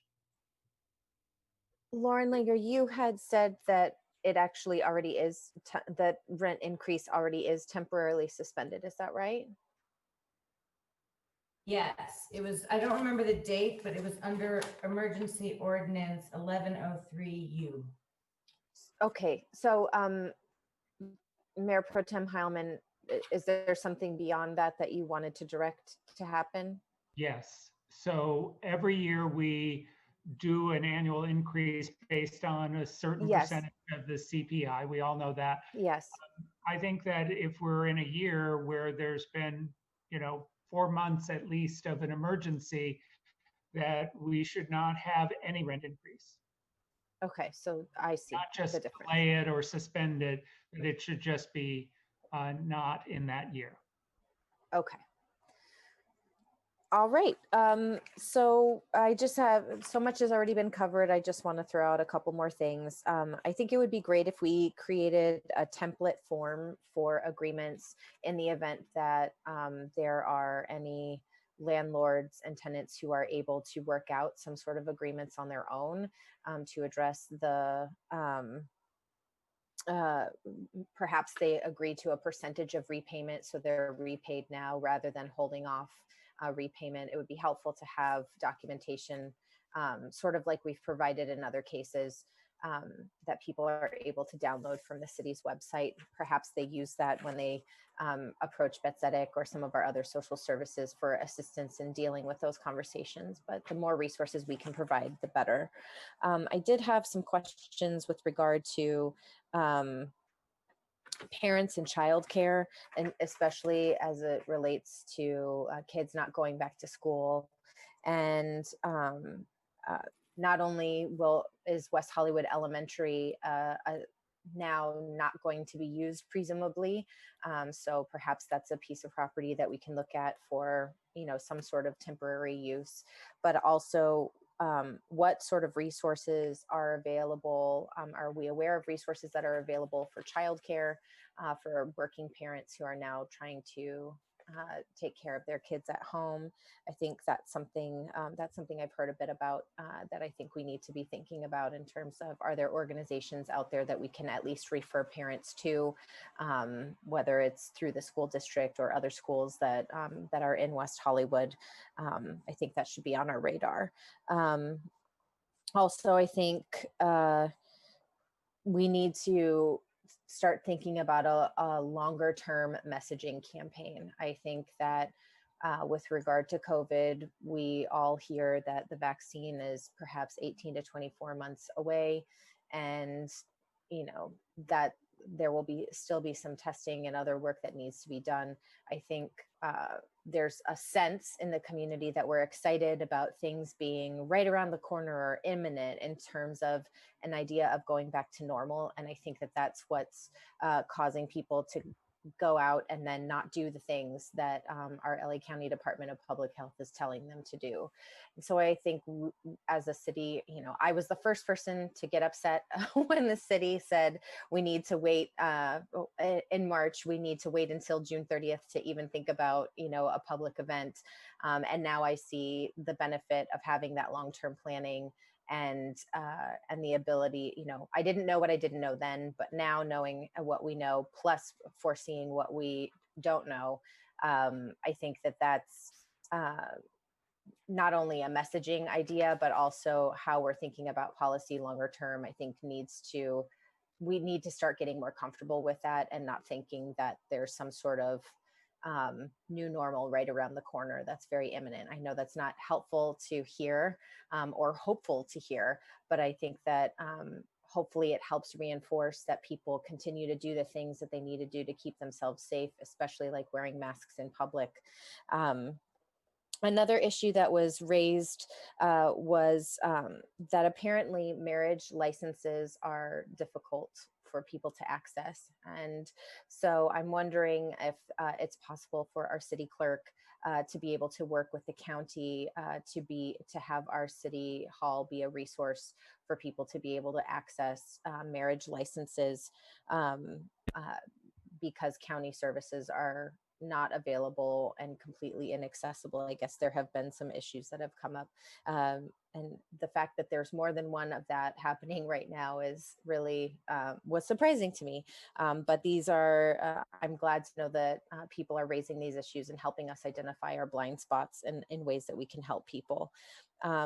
And finally, the last issue that I've been hearing a bit about, and maybe somebody can address who on city staff is the right person, but I know that we all get a lot of requests for help with unemployment, accessing state or federal programs and funds that are available. I know that those programs exist.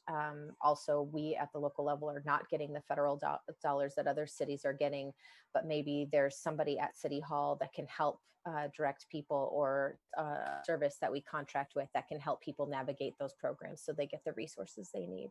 If you wouldn't mind addressing some of those issues, I'd appreciate it. Thank you. I'm going to do my best because my internet connection was going in and out. So I think I got some of what you said, and what I missed, just, remind me. So I apologize for that. In terms of providing assistance, especially assistance to people with families, David Junie's on the call. He's listening in. We could identify whatever resources are available. It's really a challenging time to have, strangers and kids and different people together. It creates a certain amount of risk. In terms of providing the wedding license support, our city hall is closed too, but we may be able to look at other ways to facilitate that. And Yvonne and I can chat tomorrow and see what things we can do. It's just hard to do anything in person. We're still having challenges with notary services. Everything could be put online, but some things require wet signatures, and that creates some challenges for us. I think one of the other issues that was brought up earlier was kind of the third round of assistance, rental assistance. We are prepared to do that. We do have estimates on what that would cost. If that's something that the council is interested in, instead of us coming back with an item on the 3rd, hopefully Lorena or David Wilson aren't on the call, I would ask that we increase the budget for the items tonight by another $250,000, because we will need those resources for the 3rd round.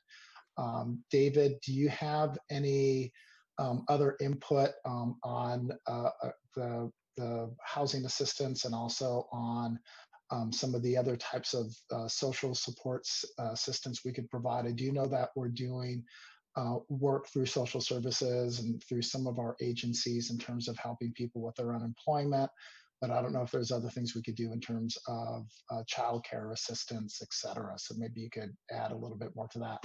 And then for the half of the things that I missed, the mayor asking, maybe you can answer those questions for me. Thanks. So to go back to the rental assistance, we did get estimates from the agencies if council was looking at a 3rd opportunity for rental assistance, and the estimate from NCJW was for approximately $184,000 to get us through October. The estimate from the funds through the Alliance has been about 25% of that. So as Paul mentioned, probably an additional $250,000 if we're looking at a 3rd grant, and as I said, to get us through October. We've been working with JVS SoCal for issues regarding unemployment. They have an EDD rep that they work very closely with. Our West Hollywood representative from JVS is Andy Socker.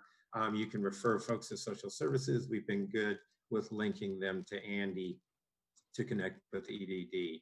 And I apologize, Mayor Horvath, I was looking through numbers when you asked about childcare assistance. Could you restate what you're looking for? And if I don't have the answer. Well, I mean, I've heard from several parents who are working parents, and both parents are working parents. So they're trying to figure out who spends time with kids, making sure that they're doing whatever their online lessons are when there are lessons. Meanwhile, trying to do their work. And so it's a very complicated situation. I recognize that the reason people aren't going back to school is, for all of the health related reasons and risk of COVID. I do know that some daycare centers are remaining open. I'm just wondering how we're checking into the needs of parents who have small children, and how we're going to be able to support them. So we have, or what you recommend where you recommend them to go. So we have, as you may know, Pathways, our preschool, has remained open. They've followed public health directives. They have a limited number of students, but they remain open. I'll touch base with staff. We do have communication with daycare centers, childcare providers in the city. So let me get back with staff and see if we can touch base, see who's still providing services, what options are available. Thank you. So, Paul, I just have one more question and then maybe a motion. I think we have sort of every month barked at you about the homeless problem, and I think we need to just invite Sheila to show up, like the Senate, like the congressman did, like the state senator did. I mean, she's kind of the incredible shrinking supervisor at this point, and she needs to show up and explain what she's doing that has to do with this part of the county. And I think many of us are frustrated. I heard it in John Heilman's voice. I heard it in Lauren's voice. I mean, the homeless problem, yes, it's bad in other parts of her district, but it's bad here. And just because we're doing things right doesn't mean we, don't want her input, don't want the dollars that come with the county's assistance. And I think that extends for, COVID as well. I haven't seen a single thing that the supervisor has written about COVID.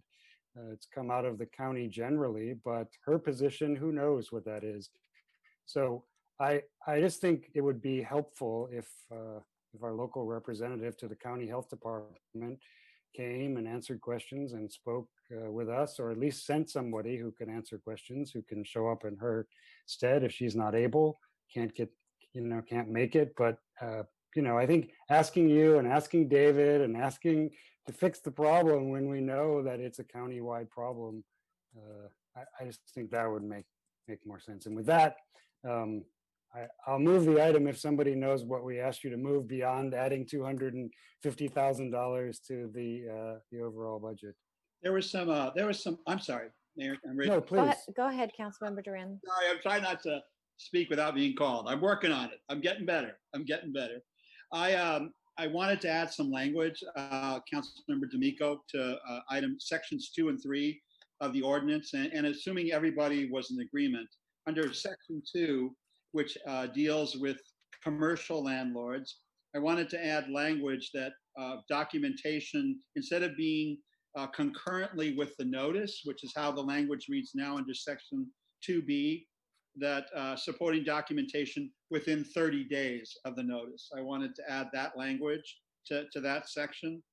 And then under section, it's labeled as D, but I think it should have been C. It looks like there's a typographical error in the notice, that we extend repayment for commercial tenants up to 12 months with commercial tenants with 20 employees or fewer. So commercial tenants with 20 employees or fewer shall have 12 months to repay their landlords for any amount due and owing, is the language I want to add there. Sorry, Lauren Langer's trying to jump in, I think.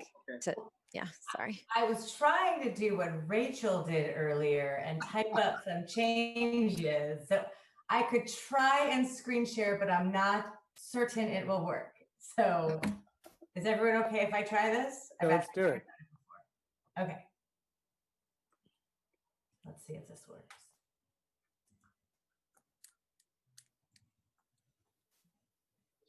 Okay. So I think paragraph D is actually correct because we didn't make any changes to C. So we just skipped over C and we only listed the ones that were being changed. So I took some notes while you were speaking, and this one is the commercial ordinance. And so this would require providing the notice within 30 days, providing the documentation within 30 days of the notice. And then in D, I tried to track the language from the county and the requirement that commercial tenants with 20 employees or fewer shall have 12 months to repay their landlords for any amounts due and owing. Commercial tenants with 21 or more employees shall have 6 months to repay their landlords for any amounts due and owing. This repayment period shall begin at the conclusion of the moratorium period. And then this was some language from the county that I thought was good. Oh yeah, Allison said I should delete concurrently. Okay. Where was it? Tenants and landlords are encouraged to agree to a payment plan during this moratorium, and nothing herein shall be construed to prevent a landlord from requesting and accepting partial rent payments or a tenant from making such payments if the tenant is financially able to do so. I made a few more changes to reflect that it's no longer a 6-month repayment period. And then one of the council members wanted to add authority to be able to draw down on the security deposit in the commercial ordinance as well as the residential ordinance. So tenants may draw down on a security deposit at any time, including during the repayment period to pay back rent, and such security deposit shall be replenished by the end of the repayment period or longer if mutually agreed upon between the parties. And then this section 3 is from the residential ordinance. And so this allows language to be, allows the documentation to be provided within 30 days of the notice. And then this language on section 4 was just accidentally omitted. It's already in the ordinance. It just wasn't copied over when we made the change. This was the harassment language we included a few meetings ago. And then lastly, to Councilmember Meister's point, I included language that the city manager is authorized to promulgate administrative regulations to implement the purpose of this ordinance. And then we might be able to flesh out a little bit some of the documentation requirements at the administrative level. Lauren Langer, you got all my changes. You are such a Rachel. Good going. Okay. All right, so that addresses the language changes. We have the staff recommendations. We have the additional funding allocation that Paul had indicated at the request of at least one member of council. Are you clear on the other direction that was given in people's comments? Okay, so John Duran, did you actually make that motion? I think John D'Amico did, but I'll second it. Okay, so there we go. Motion and a second. I see Mayor Pro Tem Heilman wants to say something. Yeah, and this is both agenda items. Yes. Okay, just to clarify. Yes. All right. So are we clear on the motion? Any further questions or discussion? I'm handing it over to the city clerk. Roll call, please. Thank you. Councilmember D'Amico. Yes. Councilmember Duran. Aye. Councilmember Meister. Yes. Mayor Pro Tem Heilman. Aye. Mayor Horvath. Aye. And both items pass. Thank you very much.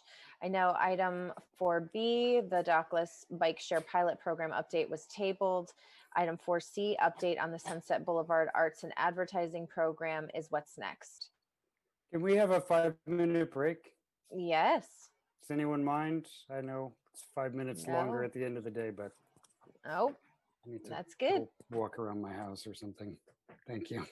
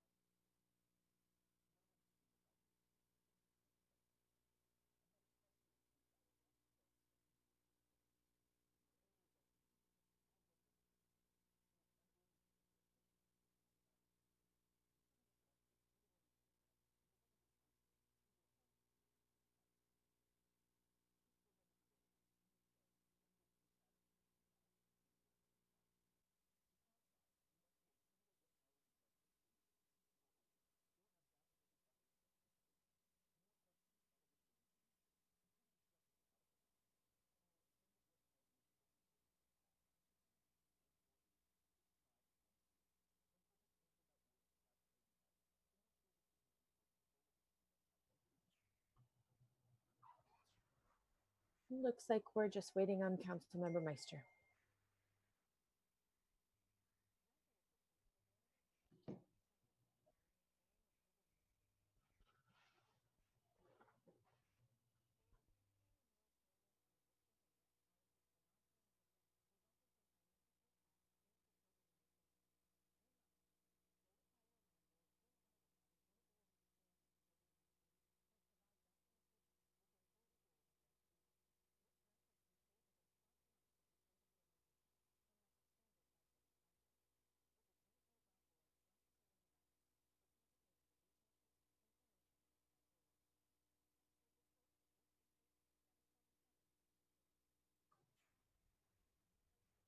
And Mayor, I put up a screen that we would be back momentarily, so we're waiting for the delay to kick in and for you guys to come back on the screen.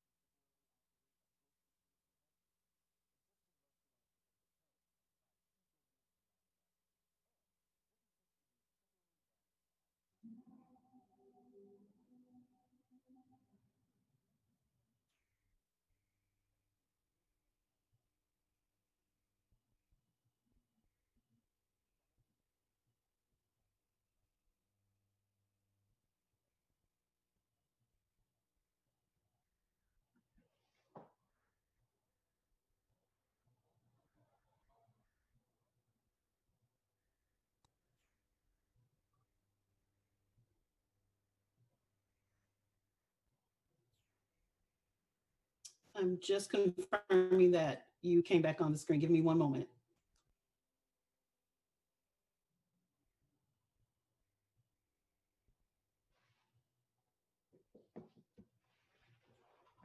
We are now back. Sorry. Sorry. You're just in time, Councilmember Meister. All right, so we're on to item 4C, update on the Sunset Boulevard Arts and Advertising Program. Madam City Clerk, do we have any speakers on this item? Yes, we have 3 speakers for this item. Would we like to hear from them first? Yes, so we're going to do that. Madam City Clerk, take it away. We have Jake Stevens. Let's see here. Hey there. Jake, you have 2 minutes to speak on item 4C. All right, thank you. Good evening, Mayor Horvath and council members. I'm Jake Stevens, resident of Los Angeles and Community Engagement Director for your favorite tried and true local development team at Ferry. I first wanted to thank staff and the scoring committee for their hard work on the signage and advertising project.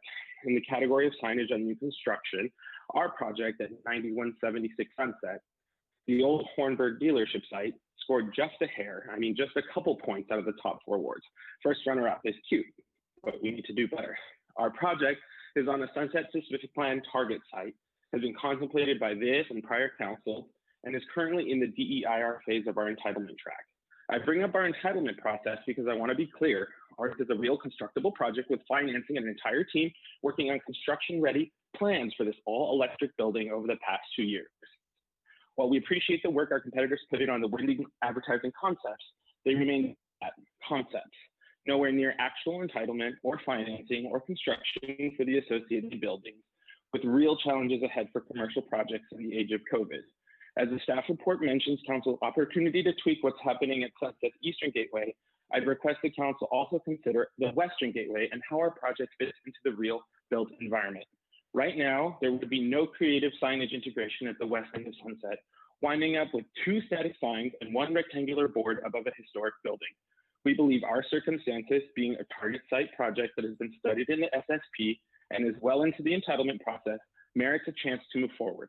I ask the council to give the city manager and staff director to release an additional digital signage concept award for new construction. We urge the council to think comprehensively about the outcome for Sunset's Western Gateway this evening and give 9176 Sunset a shot. As always, we are grateful for your generous consideration and look forward to continuing our dialogue. Thank you so much. Thank you. Our next speaker is Wayne Avershaw. Wayne, you have 2 minutes to speak on item 4C. Thank you. This is Wayne Avershaw. I'm an attorney. I represent the property at 8410 Sunset, Joseph Shoshone, the Jumbotrons that have been at the city for over 20 years. I want to congratulate the city for a tremendous Sunset advertising program.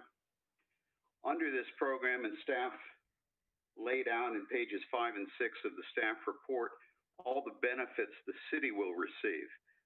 Brilliant architecture, dazzling screens, video art of greater quantity and quality, financial benefit, both indirect from sales tax and occupancy tax, and direct from advertising revenue. The city, however, will not realize that basket of benefits from the legacy screens, my client's screen and another screen. We urge the staff, the council, to adopt the staff recommendation to return in the fall of 2020 with a plan for the city to receive those benefits.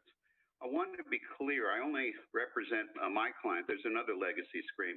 My client and the city are bound to a 40-year video agreement executed in 1998, terminating in 2038. So we, collectively, we and the city and my client have a choice. We can stay with that agreement or move forward with the city to a new agreement. And if we can fashion that new agreement, we would benefit and the city would benefit with a coordinated public art. We could improve our public spaces. We would share revenue with the city from the advertising screen, and it would be a coordinated mutual benefit program. My client, of course, would receive screens and sizes aligned with the program, but the city would receive the basket of benefits that it's currently receiving in the awarded programs with the legacy screens. So we have confidence Mr. Eck, Mr. Kehoe, and the city manager can provide the council with a plan far greater of public benefits than the 1998 agreement. Thank you very much. Thank you. Our final speaker is Nick. Nick, you have 2 minutes to speak on item 4C. Thank you and good evening, Mayor, Mayor Pro Tem, Councilman, and staff. My name is Nicholas Petralia, and I'm representing OSIC Media, New Tradition, and ARD Architects. First of all, we'd like to thank you for your consideration of our request. With this evening, we are advocating on behalf of our submission for an additional award in the Sunset Boulevard Arts and Advertising Program. In awarding the 13 digital winners, we've noticed that only 3 of the 13 are on the eastern or east of La Cienega portion of the strip. And of the 3 digitals, none of those may be ready to build out anytime soon. As our project at 8300 Sunset, which is right at the Standard Hotel adjacent to Hart Park, is a ready to go build out. It would also include a rebuild, remodel, and complete build out of Hart Park to make it more community friendly from the strip. We feel that with the heaviness of the digital allocation on the west side, it creates a very uneven distribution of the digitals, and the east side of the strip will suffer as that area is going to be receiving far less of the near-term and long-term public benefit. It's really for these reasons that we're supporting staff's recommendation, agenda item 4C, of 3 additional concept awards for digital projects on the east side of the strip. We would also like to advocate that the new awardees be considered from the existing pool of current entries and evaluate which projects can be completed quickly and with minimal entitlements needed. This will again ensure that the city residents and visitors receive total benefits of the projects both on the east and the west side neighborhoods of Sunset. selecting projects from the current Design Excellent Concept Award submittal would seem to expedite an extremely costly, long, and arduous process for all submitters. Again, I thank you for your time this night, and we hope to do business with you later on down the road. Thank you. Thank you so much, Mayor. That was our final speaker. Thank you. Do we have questions of staff, or can we go straight into deliberation? Councilmember D'Amico. I would I would like at least a small presentation about the questions raised by the three public comment speakers. Okay. And specifically, I'm interested in the approach to the city from the west and from the east, and the billboards, both digital and non-digital and existing, that are present, and what we might expect and at what points. Yeah, happy to do that. It might help if I share a map of the Sunset Specific Plan area and the projects which were awarded. So if we look at, one moment here. This is the slate of projects that were awarded in the first round of screening through the Sunset Arts and Advertising Program. Generally well distributed, the yellow dots being static signs, many of which are the repositioning, reallocation, or conversion of on-site advertising to off-site advertising. The blue dots are the digital sign awards that you can see from west to east. Generally, the ones on the western portion of the Sunset Strip are associated with cultural resource projects, which per the terms of the Sunset Specific Plan are the conversion of an existing static billboard to digital. So when the applicants are talking about the quick delivery, when compared east to west, in general, projects that can happen on a shorter time frame, a shorter timeline, are concentrated on the western side. It's important to note that a concept award is what was granted for top scoring projects as part of this screening process, but does not immediately grant approval. So each of these needs to go through an approval process with city staff, with the Planning Commission, and the City Council. And if they are a cultural resource site, would need approval from the Historic Preservation Commission as well. So that, I think, tackles the east to west portion. And to, I think, Jake Stevens' point, there is one digital sign located at the gateway to the west, which is a conversion of an existing static billboard at 9157 Sunset, and then nothing at the eastern gateway that would be oriented towards westbound traffic. Did that tackle the questions, Councilmember D'Amico? Yes, it did. And at some point, I wanted to weigh in on the process for selecting, or maybe more importantly, the process for not selecting, since it turns out those who got selected didn't come to complain. I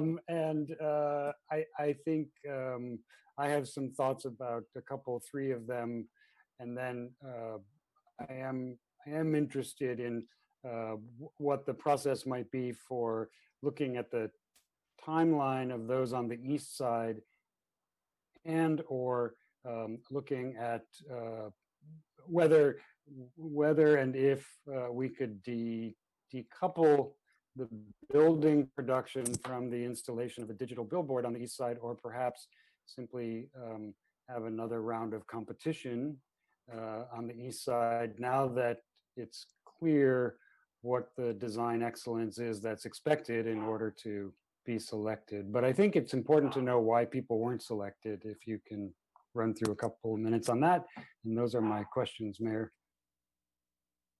Yeah, happy to do that. So as a reminder of how we got there, an update to the offsite signage chapter of the Sunset Specific Plan was adopted in April 2019 after many years of study and consideration. That update allowed for the introduction of digital advertising projects and established a set of design guidelines used to vet any potential new projects. The update also created a requirement that any new sign project is screened for design excellence before a formal application could be filed with the city. The ordinance didn't establish any set requirements, but allowed the city manager to establish the process, procedures, and number of applications that would be under review at any one time. So the first such procedures were established through a series of working group meetings between city staff, stakeholders, residents, and other interested parties. After that ordinance was adopted, those procedures were shared with the City Council on August 18th of 2019, and then hopeful applicants were allowed to submit screening applications between October and November of last year. So then each project was evaluated based on 33 criteria that were developed from the Sunset Specific Plan's design guidelines, and a group of 7 evaluators were selected representing a lot of the desired outcomes of the Sunset Specific Plan, representing the fields of architecture, design, sign technology, art, advertising, signage, district creation, and historic preservation, and they reviewed the submissions. The members independently evaluated each submission and returned those completed score sheets to the city. And then those were totaled, and the top scoring applicants across several different submission categories were granted a concept award. So attachment A to the staff report details the screening process and the selected proposals for which the concept awards have been granted. And then I think to your second point, if I go back to the map here, I can show, if we look just at the digital signs that were awarded concept awards, and also add in the Sunset Spectacular, because that is a project that will participate in the arts program. You can see it looks fairly well distributed east to west, but there is definitely a concentration towards the center and the west. If we were to break those down in terms of how soon a project could be delivered based on what's needed in terms of the additional entitlements or building development requirements, and look at those as a development horizon, it paints a little different picture. So I suggest that there's 4 different horizons: a long-term, medium, short, and quick. The long-term are not entitled buildings, medium being sort of major renovation and construction. The shorter term are more minor renovations, and then the quick horizon are just sign construction or sign conversion.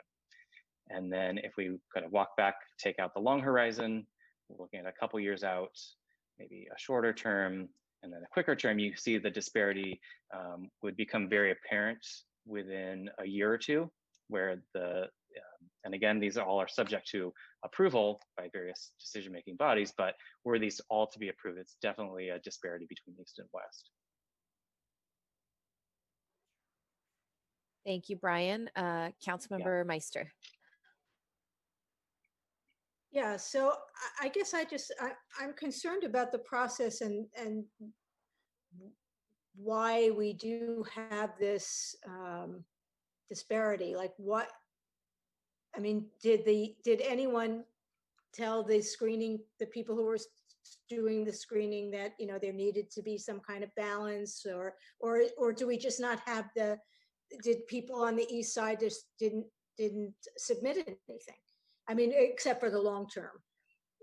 So there were no shorter horizon or quick horizon entries from the east side? There were some. It's a product of how the evaluation shook out.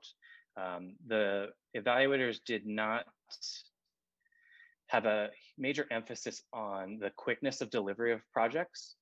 The 2 main emphases in this screening round was design was number 1. And then there was a major emphasis put on cultural resource projects. Mm-hmm. And there happened to be more available cultural resource projects on the west side. You can see it here on this map at 9157, Turner Liquor, mm-hmm. the Roxy, the Rainbow, the Whiskey, and the Constance Bennett building. And so that helps explain that because of the emphasis that was placed on cultural resource projects. Okay. Yeah. But the people who did submit on the east side, were they just not accepted? I mean, did we have, how many people submitted for the east side? We had 43 total submissions. Mhm. And I'm not sure if I have a map. Let me see, I might have a map that shows the distribution of all the submissions. But it was more well distributed, I think, compared to what was selected. Oh, here's a map of the overall submissions.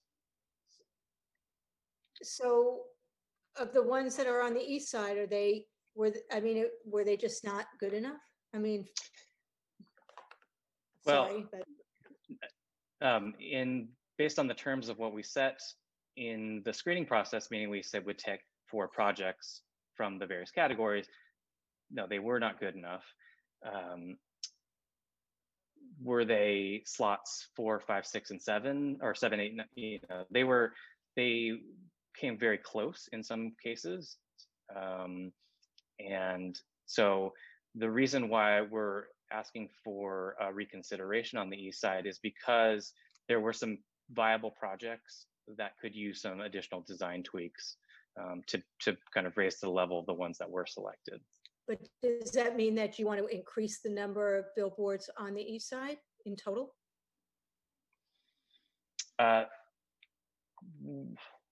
Compared to what was issued in terms of concept awards, yes, there's still room for additional projects. I mean, what was analyzed in the terms environment. of what was presented to us before the screenings. In other words, what we approved, the number of boards that we approved.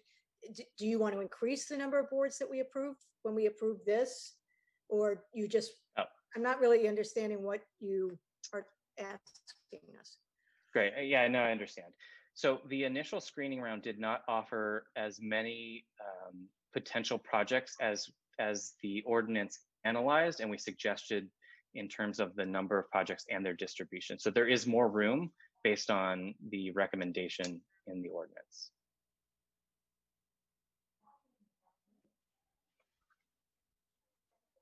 I think an important consideration too is that unlike the cannabis licenses, this was never designed to be finite. We were rolling these out in phases and anticipating that there would be more signs in the future. The problem with the applications is the ones on the east side are for buildings that haven't even started going through the entitlement process. So if we want to get some of that earlier phased digital on the east side, we have to work on some of the applications that were just a little bit subpar.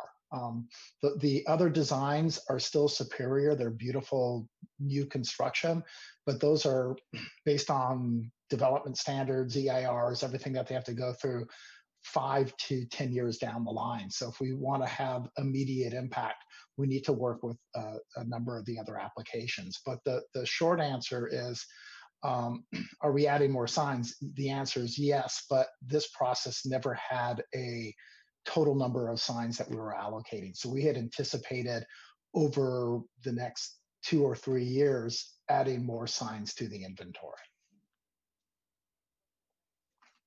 Okay. Mayor, Does can that- I jump in? Yes, Mayor Pro Tem Heilman. Well, first I want to thank Brian and all the people involved with going through this screening process. The proposals that you have identified as winning proposals are very exciting. They're very dynamic, and I know that there will be further refinement because we're not actually approving any of those tonight. You're just giving us an update. Your recommendation that we look at additional opportunities on the east side, I think is a wise one, given the fact that some of the proposals on the east side, as you already indicated, are unlikely to be built anytime soon. They're part of proposed new developments that may or may not ever get approved. So I am certainly open to that. and I'm sympathetic to the concerns that Jake raised about their proposal, which apparently from his vantage point came very close. So I'm certainly willing to look at that and consider that, but I think it needs to be done in the context of evaluating feasibility and the likelihood of the project moving forward. I think the screening process was all about design and quality and preserving historic properties. And I don't think you really looked at it from the standpoint of dispersal of these and feasibility. So maybe as you move forward, that's another factor that you can look at as you make further recommendations. But I'm prepared to, move the recommendations that you brought tonight to receive and file this. And I think you've received additional direction from us as well. And I'll second the motion if you're moving all three recommendations, John.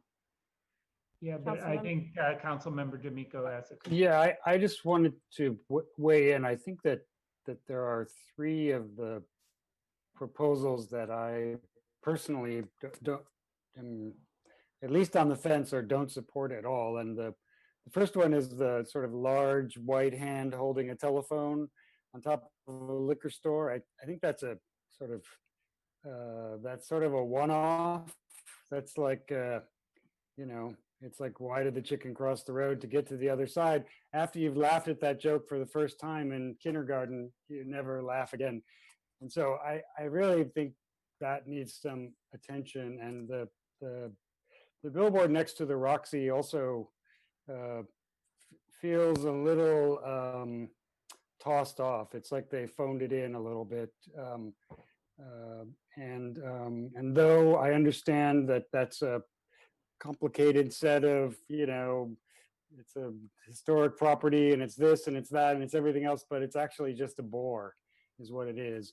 And then to me, and the one that's on top of the whiskey, also, I think if you were to sort of take a look at that project from 300 yards down San Vicente, it's not great. I mean, I think we have some actual, 5-star winners in this book of possible business. And I hope I know that the end of the design is not over for all of them. But I just want to sort of put out there generally that those three billboards, they all deserve to be there for good reason, but I think they are the weakest three of the group. And if the ones that didn't make it are worse than those, then they have some other work to do as well. And I'm sure they'd be happy to if given an opportunity to revisit this and resubmit an application. So just from the design side, I want to say that, I was completely bowled over by how exceptional as a group they all are, but there's always laggers. And for me, those three are lagging. And I think we would regret if we let them get installed the way they're designed. Okay, I know that our recommendations are to receive and file the report direction regarding the eastern portion of Sunset, and then any additional feedback. I'm not sure if you're asking for specific design feedback on proposals tonight, but one thing I would offer, since you're going to be coming back to us on the 17th, is maybe you can also provide some sort of evaluation of coming back to us, considering this round as sort of like the first round of evaluation. I think the staff has done an excellent job in setting up objective criteria to define what excellence means. Clearly, from some of the comments shared tonight, we're not all in agreement about what that means, but I think we all understand how you outlined it. And so perhaps taking a look at what it would mean for us to be able to look at, not just in terms of geography, but there might be also other considerations to take into account that might cause us to want to open up either more in terms of number or more in terms of placement. So I know that there's, I believe there was a motion and a second on this item. If there's no further discussion, I will turn it over to our city clerk for a roll call vote. Councilmember D'Amico, Yes. Councilmember Duran, Aye. Councilmember Meister, Yes. Mayor Pro Tem Heilman, Aye. Mayor Horvath. Aye. The motion passes. Thank you very much. And now we move on to item 5A, discussion of future LGBTQ Pride celebrations in West Hollywood and initiation of RFP process for 2021 Pride events. Madam City Clerk, do we have any speakers on this item? We have one speaker for this item. Okay, if it's all right with my colleagues, perhaps we start there and then have discussion. Okay, go ahead. Dan Moran, you have 2 minutes to speak on item 5A. Yes, I'm speaking on item 5A. This is Dan Moran, West Hollywood resident. In 1970, I participated in the first Pride event in New York City, which was a march, not a parade, culminating in Central Park. Over these past 50 years, I have attended a number of Pride celebrations. And as you may recall, I was a member of the CSW Board of Directors for a brief period of time a few years ago.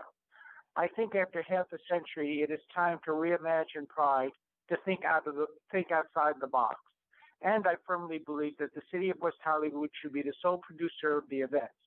This year, the city's contribution to CSW would have cost almost $3 million, an increase of an increase of roughly $2,500,000 from the $500,000 the city provided a mere 5 years ago. It's apparent that things have gotten totally out of control. Maybe we should get to the point of not having to need medical tents. To the best of my recollection, they certainly weren't around in 1970, but the city should schedule at least 2 public meetings, one on the east and one on the west side. The citizens must be allowed to engage in this process, which would also include an agenda item pertaining to this matter for a future council meeting. Since the city cannot use the acronym CSW, why not We Ho Pride? There is, among many others, Long Beach, San Diego, and Palm Springs Pride. So why not WeHo or West Hollywood Pride? It's not a stretch and more closely associates West Hollywood with Pride. Let us emerge from this present horror with a renewed, revitalized, and vibrant Pride. Thank you. And that's our only speaker, Madam City Clerk? Yes. Okay, I'll turn to my colleagues for discussion. So I wanted to just introduce this item and why I prepared it and under what circumstances, if you're willing to give me a minute and a half to do that. So I just wanted to be clear that I developed this item to ensure that going forward, West Hollywood had access to the best possible set of events at the best price. As I mentioned in January of this year, spending $3 million on a party seemed and still seems irresponsible, especially in light of COVID, and in light of the fact that we never received a full accounting of the financial situation with respect to CSW events past. In addition, I developed this on my own because when I asked the city attorney's office about including Councilmember Heilman, who is the subcommittee member, it was explained that I could not include him as this would need to be developed in a public meeting. And I shouldn't include other council members because I was already on a subcommittee with Councilmember Heilman. So that was some bureaucratic magic there. And the point of all of this is that I hope my colleagues understand that it's never my intention to take over this item, and that of course I think it's important that all of us join this conversation regardless of our points of view.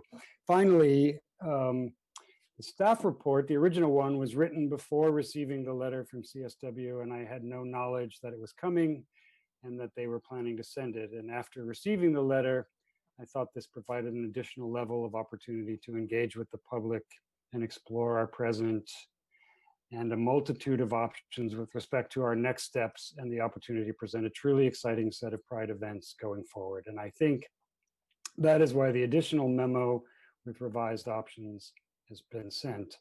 I think all of us see Prides in West Hollywood, including as soon as next year. And I see exciting things ahead. Micro events that feature our individual stories and the hard work of generations of LGBT people, arts and cultural events that can happen all month long around the city, protests, marches, as Dan mentioned, policy gatherings that challenge the status quo, a large-scale event perhaps even that rewrites the story here about pride and entertainment, and nighttime happening sports events that engage with our physical beings. Our limits are set by ourselves. And now that CSW is no longer engaged or interested and out of the discussion, we can truly reinvent our Pride experiences. For that, I'm grateful and excited that we get the opportunity to move on. In closing, I guess I want to say that I wish CSW had been more of a partner and had a conversation with us before pulling up stakes and leaving town. But I do wish them a fond farewell and a happy landing wherever it is they end up. Many of us have seen the hard work the organization has engaged in for many decades and have the photos to prove it. Whatever this effort here in the city may lead us to, it's my expectation that our creativity and our commitment to LGBT people and the West Hollywood residents and the Pride experience will exceed our collective expectations. And now, back to you, Mayor. Thank you. Okay, Councilmember Meister. Thank you, Mayor. I would just say that I think this is a great opportunity for us to press the reset button and to get feedback from the community about what the community wants to see here, and also our businesses. I think, our businesses haven't been as engaged in terms of the, planning. Obviously, that's been a CSW thing. And I think that with all the money that we did contribute, I don't know that we were really, we weren't an equal partner, that's for sure. So I'm looking at this as a good opportunity for us to really reinvent and take a step back and say, okay, how do we want this to look next year if we're able to have something, and then years after that. I don't know that we have to decide on something that's going to be forever. I think we need to do this in stages, and I'm glad that the memo was written, Councilmember D'Amico, that we didn't have, that you rethought that process, because I think that was the right thing to do. So I'm very supportive of the item, and I look forward to engaging our community and our businesses to see what Pride should look like next year and years after that. Okay, Councilmember Duran. Thank you, Mayor. I want to thank Councilmember D'Amico for bringing this item forward for us to discuss. And I guess the comment I wanted to make is, I think we have to be prepared to just blow open all the structure, the framework, the limiting boxes, the past, and start with a completely clean slate. Historically, with Christopher Street West, over time, the 2010 festival looked no different than the 2015 festival, looked no different than the 2018 festival. They all looked the same. It became the same parade, the same order of the parade, the same floats, the same festival booths, the same footprint. And after almost 50 years of doing that, Pride in West Hollywood became stale and stagnant. And not only was it stale and stagnant, but it got so caught up in the issue of some of the identity politics that consumed the LGBT community that it lost sight about what the whole weekend was supposed to be about. I don't even think we need to be limited to a weekend. I mean, here in West Hollywood, we have celebrated Pride already for 40 days, from Harvey Milk Day through the end of June. I don't think we have to be limited to thinking that this all has to happen just on the second weekend or the third weekend of June. I'm going to pay tribute to Bob Pranga, because I know he's watching at home.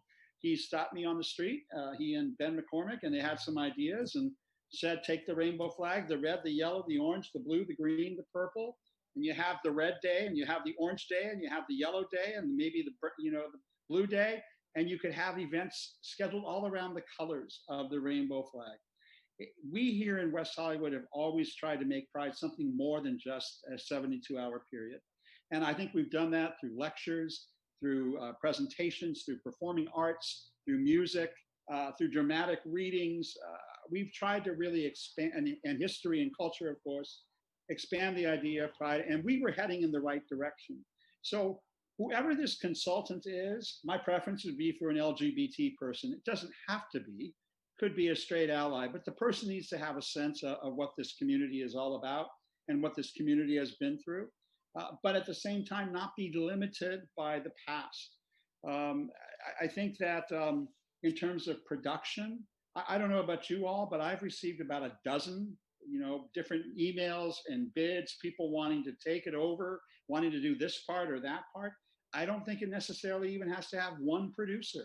It could have one oversight person. Maybe it's Cleo Smith at City Hall. Maybe it's somebody else who's the general producer, but with different component parts.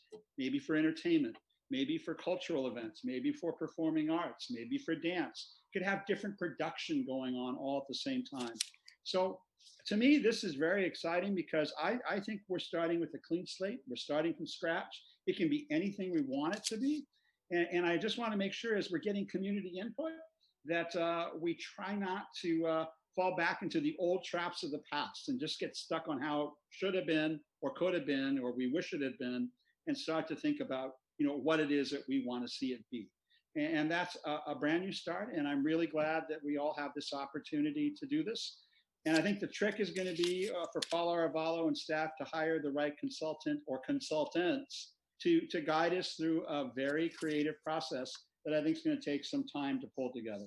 So I do support the item, and I want to thank you, Councilmember D'Amico, for bringing it forward. Mayor Pro Tem Heilman. Yes, thank you, and thank you for bringing this forward. I have a couple of concerns. First of all, my concern is that in terms of the public, once this announcement occurred, I heard from a lot of members of the public who were very concerned about the loss of the Pride Parade and Festival. I think what is being proposed tonight is the idea of the city creating its own Pride Festival, but I think we need to get some legal advice from our city attorney. If we're talking about the city sponsoring a parade like has been done in the past, we have a lot of First Amendment issues that we need to be careful of. And I want to make sure that we go into this with a clear vision of what it is that we can and cannot do as part of some city-sponsored cultural festival or parade, if that's going to be a component of it. Second, in terms of the partnership that we have had with CSW, I agree with some of the concerns that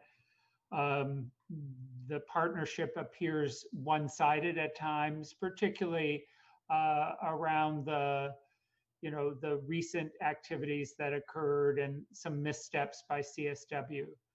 But I'd also say on the other side, it's not necessarily the sign of a good partnership for us to be making comments at a public meeting that are critical of CSW and that are essentially challenging their conduct. I don't think that's how partnership discussions should take place. In terms of what my colleague John Duran just said, I have a great deal of concerns that suddenly we're going to have a multitude of consultants doing multitude of different things. That to me sounds like a prescription for disaster. And as for, sort of identity politics taking over CSW, we're the ones as a council who were pressuring CSW to make sure that there was greater representation of the transgender community, greater representation of the sober community, greater representation. And all of that is critical and important. So I don't think we should be faulting CSW for that. I think that the opportunity that we have here is a great one. I think we need to be open-minded about what can occur. I think we need to also be mindful of how this could easily get out of control, because as a council, we don't do very well in saying no to people, right? So we'll have a consultant come in and tell us, here's what I envision, or here's what, you know, a group of the community envisions. And we've gotten all this public input. And then somebody who has a different idea will come to us and say, no, you shouldn't do that. You should do this, this, and this. And how dare you exclude us? And we're going to all cave and say, oh, yes, we should have that and that and that. And suddenly this is going to morph out of control of anything that is really manageable by staff. I know I'm sounding like Debbie Downer here. I do think that this is something that gives us a new opportunity for a fresh start. But I think we need to be looking at not just event producers, but we need to look at some of the existing LGBTQ organizations like the Gay and Lesbian Center that does a lot of representation, that puts on high quality events, maybe not this kind of event. I think we need to engage them as well, because they should be a very important component of anything we do here in the city of West Hollywood. So those are my comments. Thank you.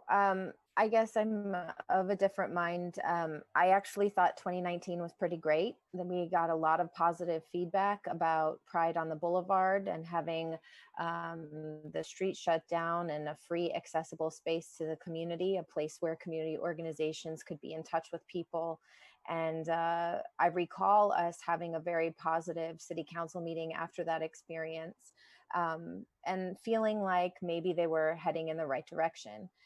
Certainly, you know, no relationship is perfect, and I think this is sort of the quintessential of that. I think there's certainly been a lot of communication breakdown in all directions. I heard that there was suggestion that CSW was reached out to and asked to apply, and I asked about what. I spoke with the executive director of CSW and one of the board members because I had a lot of questions about things that I was hearing, and they had said that they were not aware of this report. There wasn't a subcommittee meeting where it was discussed. And, you know, for my part, I thought the city had a 3-year deal with CSW.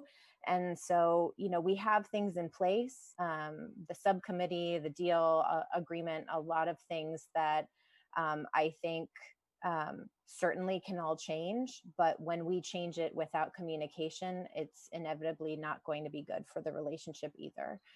I agree that it's absolutely an opportunity for us to do something new, but I too have heard concerns from the community, especially a lot about the loss of the parade.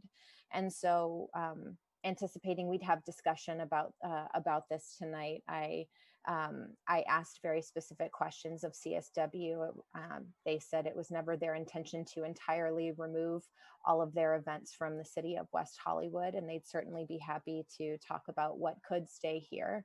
But the idea of constructing a quasi concert venue when there are many throughout the Los Angeles region that are accessible as something they've been talking about for quite some time. And regardless of whoever we're working with, to me, the most important thing is that we're doing what is meaningful to the community. And I don't know of many cities that when the direction comes from the government, as opposed to coming from the grassroots and from the community, that it's going to be done right. And I think that's certainly we can hire a consultant. We know how to do community discussions and gather feedback. But I also think if it's not community led, then we're going to end up with a lot of the criticisms that we've heard over the years. And and I think it could be a lot more challenging and even potentially more expensive if we're hiring many consultants for many different things. So I agree that there have been concerns along the way. And so taking a pause for everybody to kind of go back in their corners and understand, you know, what your role is and what it is we're looking to do in creating a world-class Pride experience here for our community. I think that's a good thing. And getting clear about what it is our intentions are is also a good thing. And if that's what's intended here, I'm supportive of that. So I'm hoping that's the direction we want to go, and that we're really going to make sure that this is a product of the community and not sort of a, you know, contrived orchestration of whatever, you know, handful of people start to think Pride is. Because I think certainly this council is not reflective of every single aspect of the LGBTQ community. And I hope that we'll do a lot of community outreach to empower voices to be taking leadership roles and creating whatever it becomes here. Mayor, Those are my thoughts. You bring up a good point, and that is, what is the definition of community? Because I don't think we're trying to become something for all of Los Angeles. That's what Christopher Street West is doing. We're creating a festival for West Hollywood. So when you say community, I guess we need to define, what do we mean by community? Do we mean the 36,000 people who live here? Is that the definition of community? Is it the businesses along Santa Monica Boulevard and our own West Hollywood chamber? Is that the definition of community? Because I think if we start to try to become something for all of the LGBT community, then we are usurping what Christopher Street West is trying to be. That is what they are trying to do. But there is a downtown Pride, there's a Long Beach Pride, there's Pride on the Beach for the gay Black community, there's the Valley Pride, San Gabriel Valley Pride.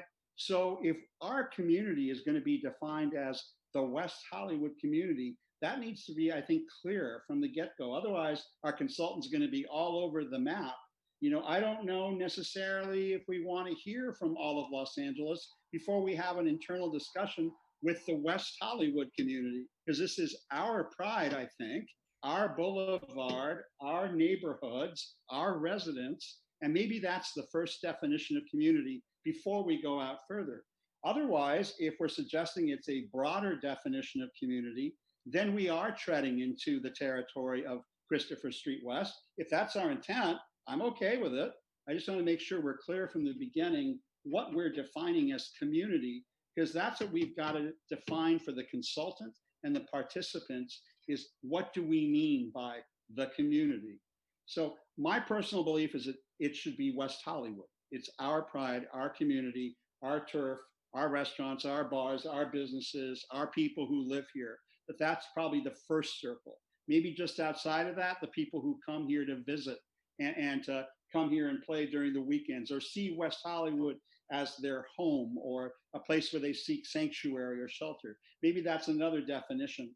But I just want to make sure that we don't end up taking off more than we can chew and trying to present ourselves as something that's in opposition to or in competition with CSW, because that's, I think, a very different definition of community. So I hate to like intrude after everyone's gone, but I think this is a really important definition that at least the five of us have to agree on as we're giving the city manager direction to move forward. Councilmember D'Amico. And I would say that I mostly agree with John Duran about this as well. I think given the likely size of an event in June of 2021, it may make the most sense to plan for something that serves a relatively definable number of places and people than to merely say we want to close the street and invite 10 million Los Angelinos to West Hollywood. I think if we can safely fill our bars and restaurants and a couple of other outdoor events in June of 2021 with some whatever social distancing looks like, I think we will have success. and have a considerable online presence. So I think starting this effort has to be more organic to who we are than who CSW was or wanted to be. Who we are is this incredibly dynamic place that people come to whenever we give them the chance. And so I don't have a problem, or I don't have a sense that we'll have a problem getting people to come to a Pride event. My sense is that we'll have a problem keeping it small enough to keep it safe and keeping it wise enough to keep it smart. And so I'm specifically not talking about identity politics. I'm specifically not talking about the work that CSW did. What I am talking about is how do we have a celebration? How do we give the city manager the direction so that he can help us design a month-long celebration of various sizes and events that really serves our residents, our visitors, our businesses, and anyone who wants to come and have a good time here. That's where my focus would be. Councilmember Meister. Thank you. Yeah, I'm in agreement with John. I think it needs to be about West Hollywood, WeHo Pride, one city, one pride. I don't think June of 21 we are going to be in any kind of position to worry about some big deal. I think we should, like D'Amico, like Councilmember D'Amico said, it should be organic. We should be thinking our residents, our businesses, the people who patronize our businesses, and really sort of go back to our roots. Mayor Pro Tem Heilman. Well, as somebody who was around probably during the roots time of this festival, having gone to it for, practically 40 years, I think it's been an incredible experience. And I think rather than moving forward with hiring an event consultant, I think we need to get a sense of what our community would like to see. What did they like about past Pride parades and festivals? What components do they like about the city programming? What would they like to see going forward? I think we're going to discover that there's a variety of views, that there are some people who love the nighttime music, some people love the bars, some people love the cultural programs. We may not have consensus, but I think getting that information first before we try to hire a consultant makes sense to me, because depending on the kind of event or events that we're planning on doing, that would dictate the kind of consultant we would have. If the public comes back to us and says, we want a big music event on San Vicente, then we hire somebody who does those kind of events. If people say we would like smaller events like you've done with One City, One Pride, then that's a different kind of consultant and a different kind of event producer. So that's kind of my thought on this. I also, just to add on to that, I also think we should consider what kind of budget we are seriously really thinking about investing. Granted that we have no idea what 2021 is going to hold, and we've called off, large events for this year.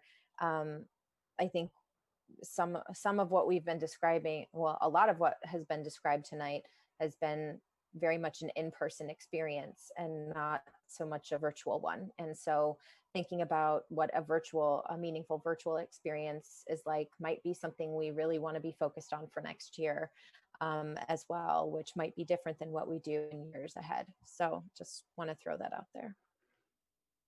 And if I could get clarification, I know this is Councilmember D'Amico's item, but I believe the concept that Councilmember Mayor Pro Tem Hammond was talking about is exactly what you intended to do from the revised item. We're hiring a consultant, not a promoter. We're hiring someone to do the visioning process. And then from there, we'll have the building blocks to start planning events, and we would bring in people to help program those events. I also agree wholeheartedly that for 2021, we're going to be lucky if we can have a little street festival where we could have some of our bars have activity and late night events. I'm not looking at the state opening up for major events anytime soon. But the visioning process to get going and to start coming up with concepts, the goal would be to do that and keep the energy focused on it so we could come back sometime in fall or early winter with some ideas and concepts for the council. So I would just say, Paul, thank you, because that's exactly what the recommendations are. Perform community engagement as part of the visioning process. Visit our boards and commissions, hear from them, hear from the public, and then the city manager would come back in October with a report about what kinds of things people asked to see. I think, you know, that was always the intent. And there was one other thing. No, now I've forgotten. Would you like to make that motion? That is the motion. Those are the recommendations. I'll move that recommendation. Okay, and Councilmember Meister wants to second. Do. Any further discussion or clarification? Well, Okay. I guess I just want to ask, because it kind of sounds like between the mayor and the mayor pro tem that you've heard from CSW and they're having regrets about sending us that letter. I mean, is that what you're just not telling us, that you've heard that and that's what they said? No, Because I'm just not getting what the story is. If we're I'm not hearing any regrets. I'm just hearing, you know, they were as surprised as members of the community were to hear. And so I think they were surprised that they sent a letter to us? No, they were surprised about an RFP process and by some of the comments that were made at past council meetings. And I think that, you know, there are lots of different versions about how this story would go. Clearly, if they wanted to articulate those opinions and feelings, they would be here tonight to say all of that. I'm not here to be their spokesperson. But, and I think too, if you were interested in their point of view, you would reach out and ask them instead of coming up with your own idea. And so I think all of that to say, it doesn't matter where we are in that, because decisions have been made. I think what we need to figure out now is whether we want to have any sort of relationship with CSW going forward. That's possible if we would like. And if we don't, that's fine too. I think that's where we're at right now. But I think we get to decide who we want to work with. And, you know, I think that's always been the case. So I think that you're bringing this item forward for us to have a conversation about who we want to work with, how we want to work with them, what that looks like. All of that's possible. The world is our oyster now, and everything is on the table. Okay. So I made a motion and it was seconded. And can somebody clarify the motion for me? I'm sorry, I didn't hear it. It's the two recommendations on the memo sent on July 17th. Direct the city manager to hire a consultant to perform community engagement as part of a visioning process and in collaboration with the city manager, the city council pride subcommittee, and the city's boards and commissions, develop recommendations for community inclusion in future LGBTQ pride events in West Hollywood. And I think at least three of us have identified what we think of as community for this purposes of this motion. And two is direct the city manager to provide production options for an array of LGBTQ events in West Hollywood for June of 2021 and report back by October 2020, and further to develop an outline and framework for events for future years for the community and council to review. I'm going to go along with this, but I'm just going to suggest that it's possible that, you know, event producers, we really won't know what kind of event producers we need until we conclude that community engagement process. So as long as I just wanted to note that. Make that part of the motion. I accept that. Absolutely. We can't hire someone to produce what we don't know what we want, for sure. Yeah, I mean, I see this as a multi-step process. This is not something that we do all at once.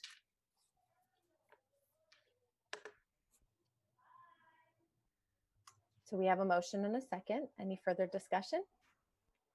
Madam City Clerk, roll call, please. Councilmember D'Amico, Yes. Councilmember Duran, Yes. Councilmember Meister, Yes. Mayor Pro Tem Heilman, Aye. Mayor Horvath. Aye. The motion passes. Great. And now we move on to our excluded consent calendar, which is item 2P, creation of West Hollywood Public Safety Collaborative. There were questions about this item, so I will turn it over to my colleagues. Councilmember Duran, I think you had said you had some questions. Yes, I guess I want to hear the reasoning why we wouldn't use our existing Public Safety Commission. That was my concern, why we're forming an independent collaboration or group of people to look at issues that we've in essence charged our Public Safety Commission to be responsible for. My preference would be to use the body that's in place, the Public Safety Commission, still bring together the experts, still bring together the community groups, still bring together different points of view. In fact, I think it was implied in your item, but I want to make sure we have district attorneys and sheriff deputies and other members of law enforcement to hear what they have to say about these issues too. But rather than create a group outside of existing city government, why not just use our Public Safety Commission? That was the one concern that I had when I read it. Otherwise, I think the goals are admirable and worth having a great discussion over. And I think my colleague, John D'Amico, also wanted to comment. Councilmember D'Amico? Yeah, I had the same question. I would rather we scheduled 4 Public Safety Commission meetings, or these are supposed to be quarterly, but I think in fact it's more urgent than a quarterly meeting, and have this discussion. But I don't know what we would do if our Public Safety Commission came up with something different than this Public Safety Collaborative, and then we would have these 2 varying opinions, one of which was more complicated than the other, and it would, I think, make a lot more sense to have those opinions discussed in the presence of each other. So I like Councilmember Duran said, I super support this. It's really smart. I was blown away by how obvious and how we maybe already should have been doing something like this. But I also think, appointing and pulling and finding and all those people and who gets to choose who's the chair and who's in charge and what do we do and what do the minutes mean and where do they go, and then do we send these minutes to the Public Safety Commission to review them? And I just thought, we have this body, and if the body we have is not perfect, we can perhaps try to make it more perfect, and this might be one way to do that. Councilmember or Mayor Pro Tem Heilman, do you want to say something? Yeah, thank you. I guess I see it a little bit differently, and I'm envisioning this working almost like some of the collaboratives our social service staff has with aid services providers or with the homeless providers, where they are not meeting in public sessions. They're all getting together and sharing what are their resources, what are they doing, what are the issues they're seeing. And then if city policies need to be changed, or if there needs to be funding for a program, then that is being brought to the appropriate commission or to the city council. It allows for that kind of staff and sort of service provider organizations to be meeting collaboratively and discussing what are they seeing within the community, what are the concerns that they're hearing from their constituency groups. So I see it more as a staff level conversation and collab, with then recommendations growing out of that and being brought to various committees and commissions. Yeah, Councilmember Meister. Yeah, I think that I don't know why we wouldn't want this to be a public discussion. So I think that we should involve the Public Safety Commission. I think, you know, this is very directly related to what they do and what we want them to do, and what they have to deal with when, you know, they get people coming in to you know, talk about issues with the sheriffs or with whatever. I mean, so I think we should include them. So I agree with my colleagues, John D'Amico and John Duran. So we do already, I completely agree. We absolutely already have a public safety commission for a public process. This is not intended for that. This is modeled off of the domestic violence community response team model, or the group that meets on recovery and addiction services. It's not a publicly noticed meeting that's Brown acted with an agenda and minutes. It's the ability for service providers, experts, and people who are you know, working on these issues in our community to be able to meet with each other, to kind of cross-pollinate information and talk about what the experience is, what's missing, what the day-to-day is. For example, the way it worked with domestic violence, we had representatives from the Sheriff's Department, from the courts, from social service agencies that worked with children, that worked with women, that worked with, and, you know, members of the community from the LGBT Center, as well as there used to be a Russian community center. Helen Levin was actually involved in the original version to make sure that we had representation from different communities. We had point people to talk to about this issue, and they met quarterly to kind of talk about statistics, trends, and you know, recommendations that they had on how the city could, how, you know, different services, you know, in the city could be provided better. So maybe sometimes somebody would go to the hospital and report that they were a victim of domestic violence, but they wouldn't follow up with a police report. There were ways to kind of cross-communicate that information. And I think that kind of a discussion is different than what you have at the Public Safety Commission. It's no disrespect to the commission. They should be having public conversations. We should be talking about this stuff all the time, and there's nothing that stops them from having those conversations today. I think this vehicle is sort of, you know, to use another example, sort of like the Children's Roundtable model, where people who have a particular kind of interest in each of these issues might get together and have the opportunity to be at the table with law enforcement and with court advocates, people that they don't typically interact with, but I think each could benefit from the perspective of the other, especially given some of the conversations that have been happening about what it means to have what law enforcement means and what it means to actually protect public safety. And so, you know, I spoke with the captain and Lieutenant Mulder. They were very supportive of this report.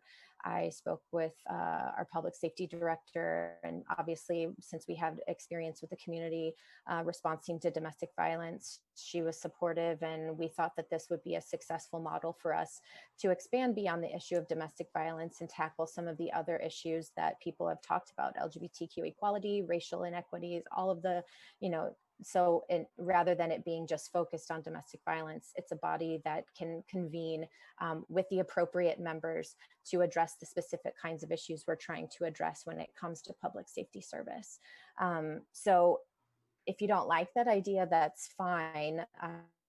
But I don't think what this proposal is the same as a publicly noticed meeting. So I just think it's a different thing. And it's not to say that the work of this public safety collaborative couldn't be brought to the Public Safety Commission. I think it would certainly benefit the discussions that they have. But I think when you have a group of service providers and folks talking about things, it's a different level of a different kind of conversation than when you have members of the public coming and talking about their experience and sort of that kind of meeting style and setup. So that's the proposal. Councilmember D'Amico. I think Councilmember Meister raised her hand before I did. It's fine. Councilmember Meister. I know, I was just going to say that I guess, and it sounds great. I just, with the homeless initiative group that meets, sometimes people from commissioners from Human Services go, sometimes commissioners from Public Safety go. So I guess I would want to make sure that this is open to the commissioners as well. Obviously not too many, that it violates the Brown Act, but you know, that it is an open meeting in terms of bringing in commissioners who might actually, you know, really benefit from hearing the conversations, and that there is some system of reporting back to us, you know, the discussion and how it's going. I think that's typically been the model of like the Children's Roundtable and groups like that. So I don't see why that couldn't be possible. But of course, we wouldn't want to get into Brown Act territory or any sort of complicated issues like that. Councilmember D'Amico.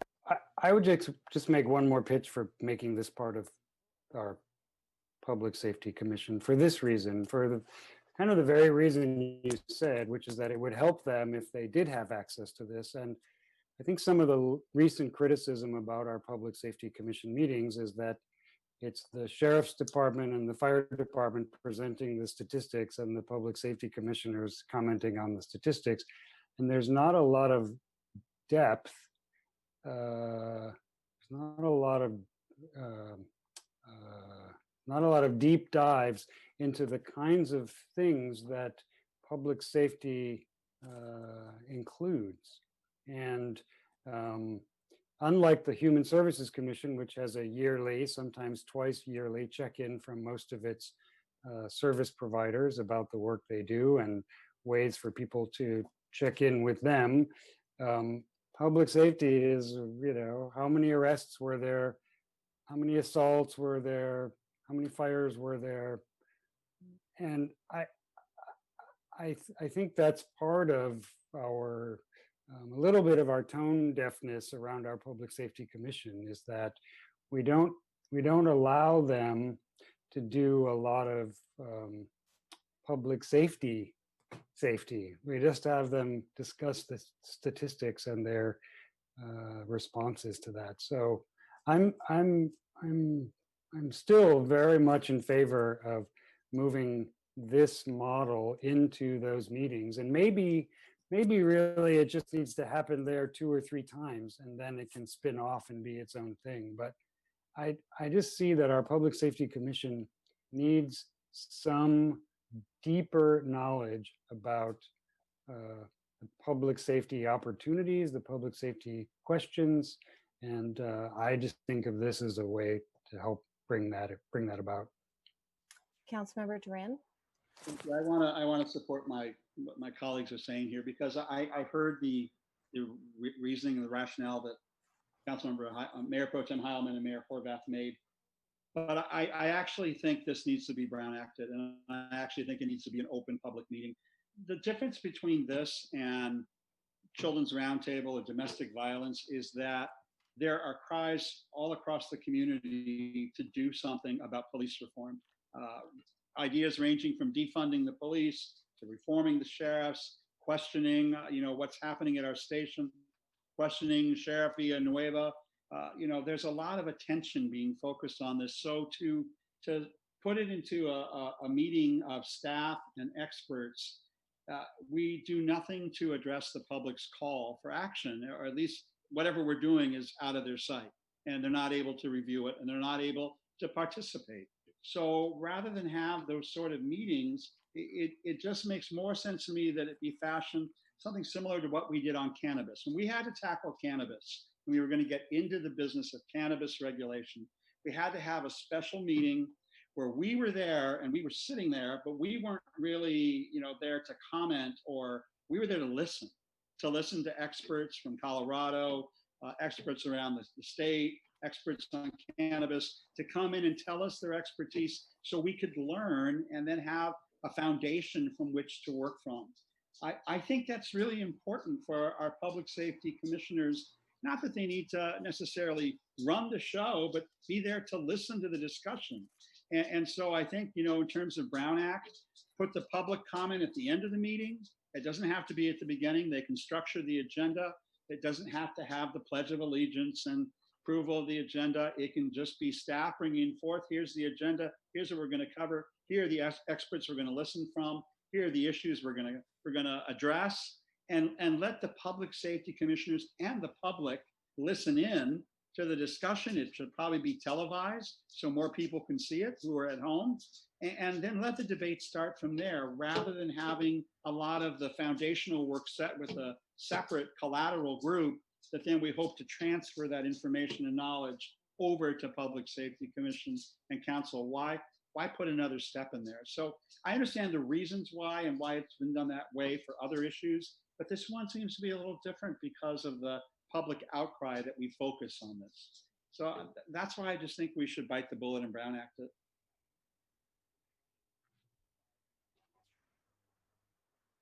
Mayor, I think that there's been expressed a great deal of support for the concept that you brought forward. I think there's also a desire that there be a public component. I still support the idea that having people and organizations that work on nonviolence and de-escalation and providing additional social services, having them meet collaboratively with our staff and with our public safety professionals is a good thing. And I think you're not going to have the same kind of open conversations that you might have in a Brown Act meeting. That doesn't mean I disagree with my colleagues about having public discussions. So perhaps we could approve the concept of your item tonight and ask you and staff to come back with some discussion of how the Public Safety Commission and our other commissions will get integrated into this work. And if you're willing to talk to staff and come back, I would make that as a motion to approve the concept, but come back at the next meeting with additional options for how to engage the Public Safety Commission as part of this work. I'll second that. Well, I did work with staff to bring this report forward. So I feel like I'm being given direction that, if you all want to do something different, that's certainly possible. But I think that I agree with you that there's a different level of discussion that happens when it's not in a Brown Acted setting.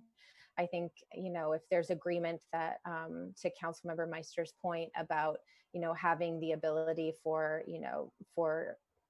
commissioners to participate to, as sort of like an educational tool for them to get more acquainted with the issues, I think that makes sense. But I agree that the Public Safety Commission should be having these conversations, and they're not.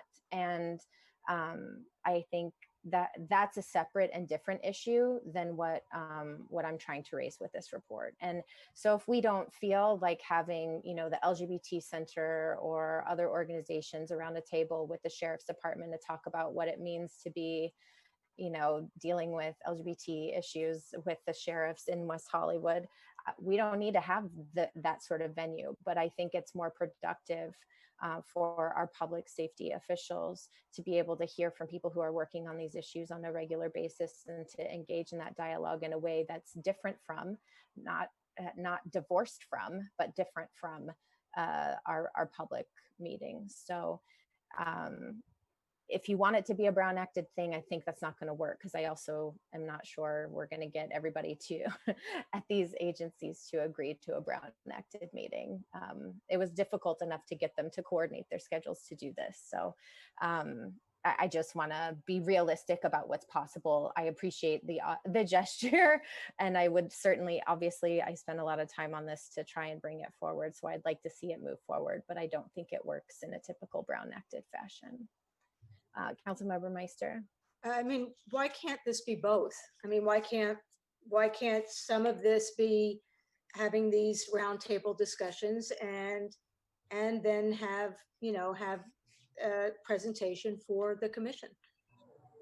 I think that's different than having this body be Brown acted as the actual meeting. So if that, I'm happy to, as as different groups get together to talk about the different issues, that the report on those issues then gets presented in some way to the Public Safety Commission. I think that's great. That's sort of the intention. I think there was even direction in the report that a report would come from this Public Safety Collaborative and go to the Public Safety Commission for review, as well as to the council for input. So that's in the report. So yes, of course, I'm supportive of that. I'll make that as a motion, what Councilmember Meister suggested, that we go ahead and approve this collaborative, and that staff come back to us with a process for how this will go to the Public Safety Commission on a regular basis. I can't support that, and I appreciate that we're having this conversation, because I think it's part of what's going on in America. I mean, having discussions about public safety behind closed doors is antithetical to the millions and millions of people who marched and said, we need to have sunlight and daylight on our public safety plans. And so all of these people who are going to get into a room with the sheriff and say, oh, sheriff, I don't like when you do this, but then won't say it in public, I'm not interested in them. I can already make up stories about that. I'm interested in people who will sit in front of the sheriff and say, this doesn't work for us. And if and I can't believe that the LA LGBT Center would not come to a public safety hearing and discuss the things they don't like about our sheriff. Well, I mean, that's why they exist. And so I cannot support anything that says we're going to have private public safety discussions in our city hall or on our city website or through our city server. I can't support it. In fact, I have to really advocate that we think really carefully about having private public safety discussions through our city's resources. It's not private. It's actually in the name to be public. And having grassroots organizations at the table is exactly what people are calling for. It's not having more, reports that mean nothing. It's let's put community organizations at the table, empower them, listen to their experience, and do something about it. So if you don't want to support it, that's fine, but characterizing it as cloak and dagger, private meeting with some sort of, in some sort of sinister way is just not, it's just not a fair characterization of what Lindsay, this I'm is. not characterizing it as cloak and dagger, but city governments have a responsibility to have public meetings. If the LA LGBT Center wants to have a meeting with the sheriff and invite you, they can call you up and they can do it, and that would be dynamite.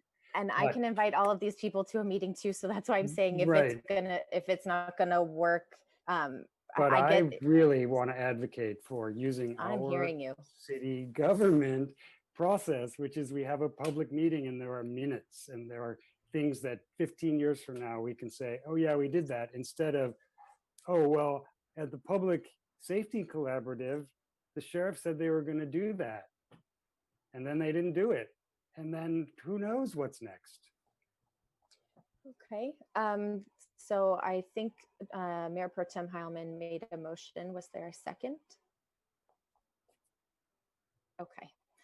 Then we'll leave the conversation there. And I thank you for entertaining the idea and having the discussion.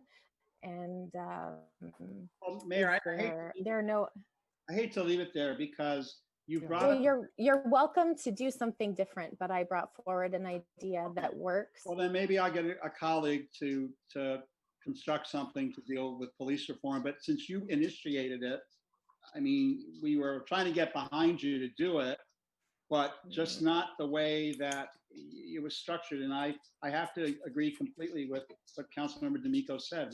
This needs to be done in the public eye. So I think there's a way to get this done, to get done what you're trying to do. Yeah, it's called the Public Safety Commission. If you want a public meeting, go to those meetings. That already exists. So that that already is available to our community, and there's a need, and it's not working. So I would like to make a motion that we move the idea of this staff report into the hands of the Public Safety Commission by having the Public Safety Commission broaden their purpose and purview by inviting nonprofits and public safety personnel, and that they have a series of meetings in which they discuss the full set, a fuller set of public safety concerns beyond what our sheriff and our police are doing. I'll second that. I'm going to move to table. Okay, that's a substitute motion. No, a motion to table to our next meeting. Well, it requires a vote on the. It requires a second. I'll second that. All right. Okay, so I guess we take our motions in reverse order. Yeah, the motion to table, no debate. We vote on the motion to table first, and then Great. on the original motion second. So motion to table, Madam City Clerk. So the motion to table was, who made that motion? I'm sorry. I did. Mayor Pro Tem Heilman, and seconded by Councilmember D'Amico? No, No, Meister. Mayor. I'm sorry. Oh, Councilmember okay. Meister. Got it. Okay. Councilmember D'Amico, No. Councilmember Duran, No. Councilmember Meister, Yes. Mayor Pro Tem Heilman, Yes. Mayor Horvath. Yes. The motion to table carries. Thank you very much. Put that on the think we're table. just on to our final public comment. Items 6A and 6B have already been addressed. So, Madam City Clerk, is there any further public comment? I see one person that called in. I will unmute them. Caller, would you like to make public comment? Final public yes, I comment? would. Okay, you have 2 minutes to speak under general public comment.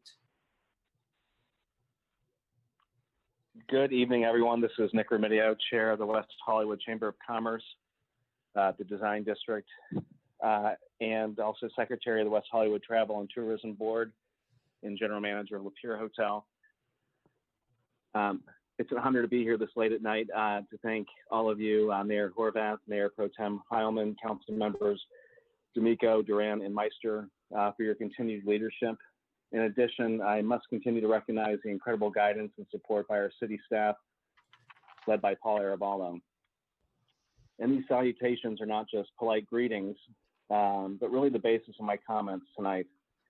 In the last 4 months, I truly believe that West Hollywood has once again shown the world, that is, if you're paying attention, how communication, collaboration, and innovation can come together in this crisis of COVID and drive meaningful results in the multitude of emergency measures that have been approved and the thoughtful discussions that remain ongoing. With that in mind, I urge this council to consider becoming the first city to officially ratify and/or endorse the California Coalition for Safe Reopening's 3-point plan that was distributed through various media outlets earlier this month.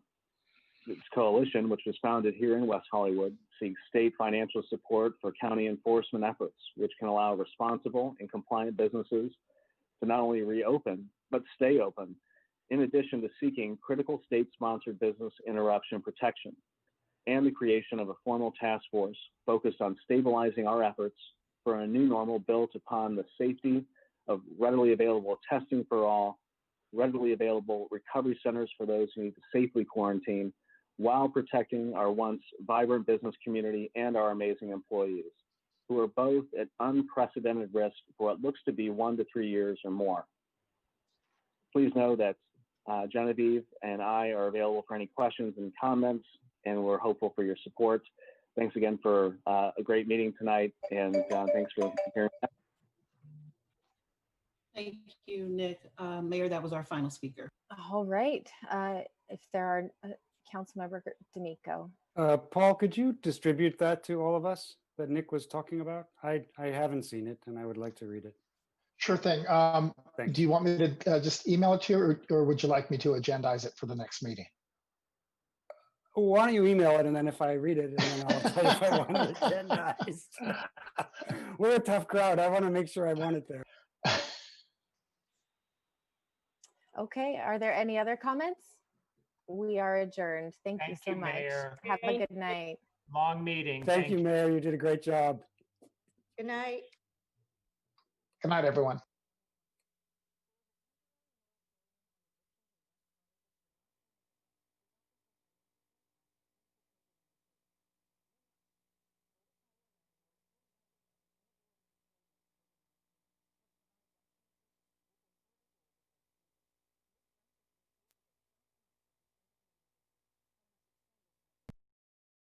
WeHo.org/coronavirus for easy links to resources, information, and relief.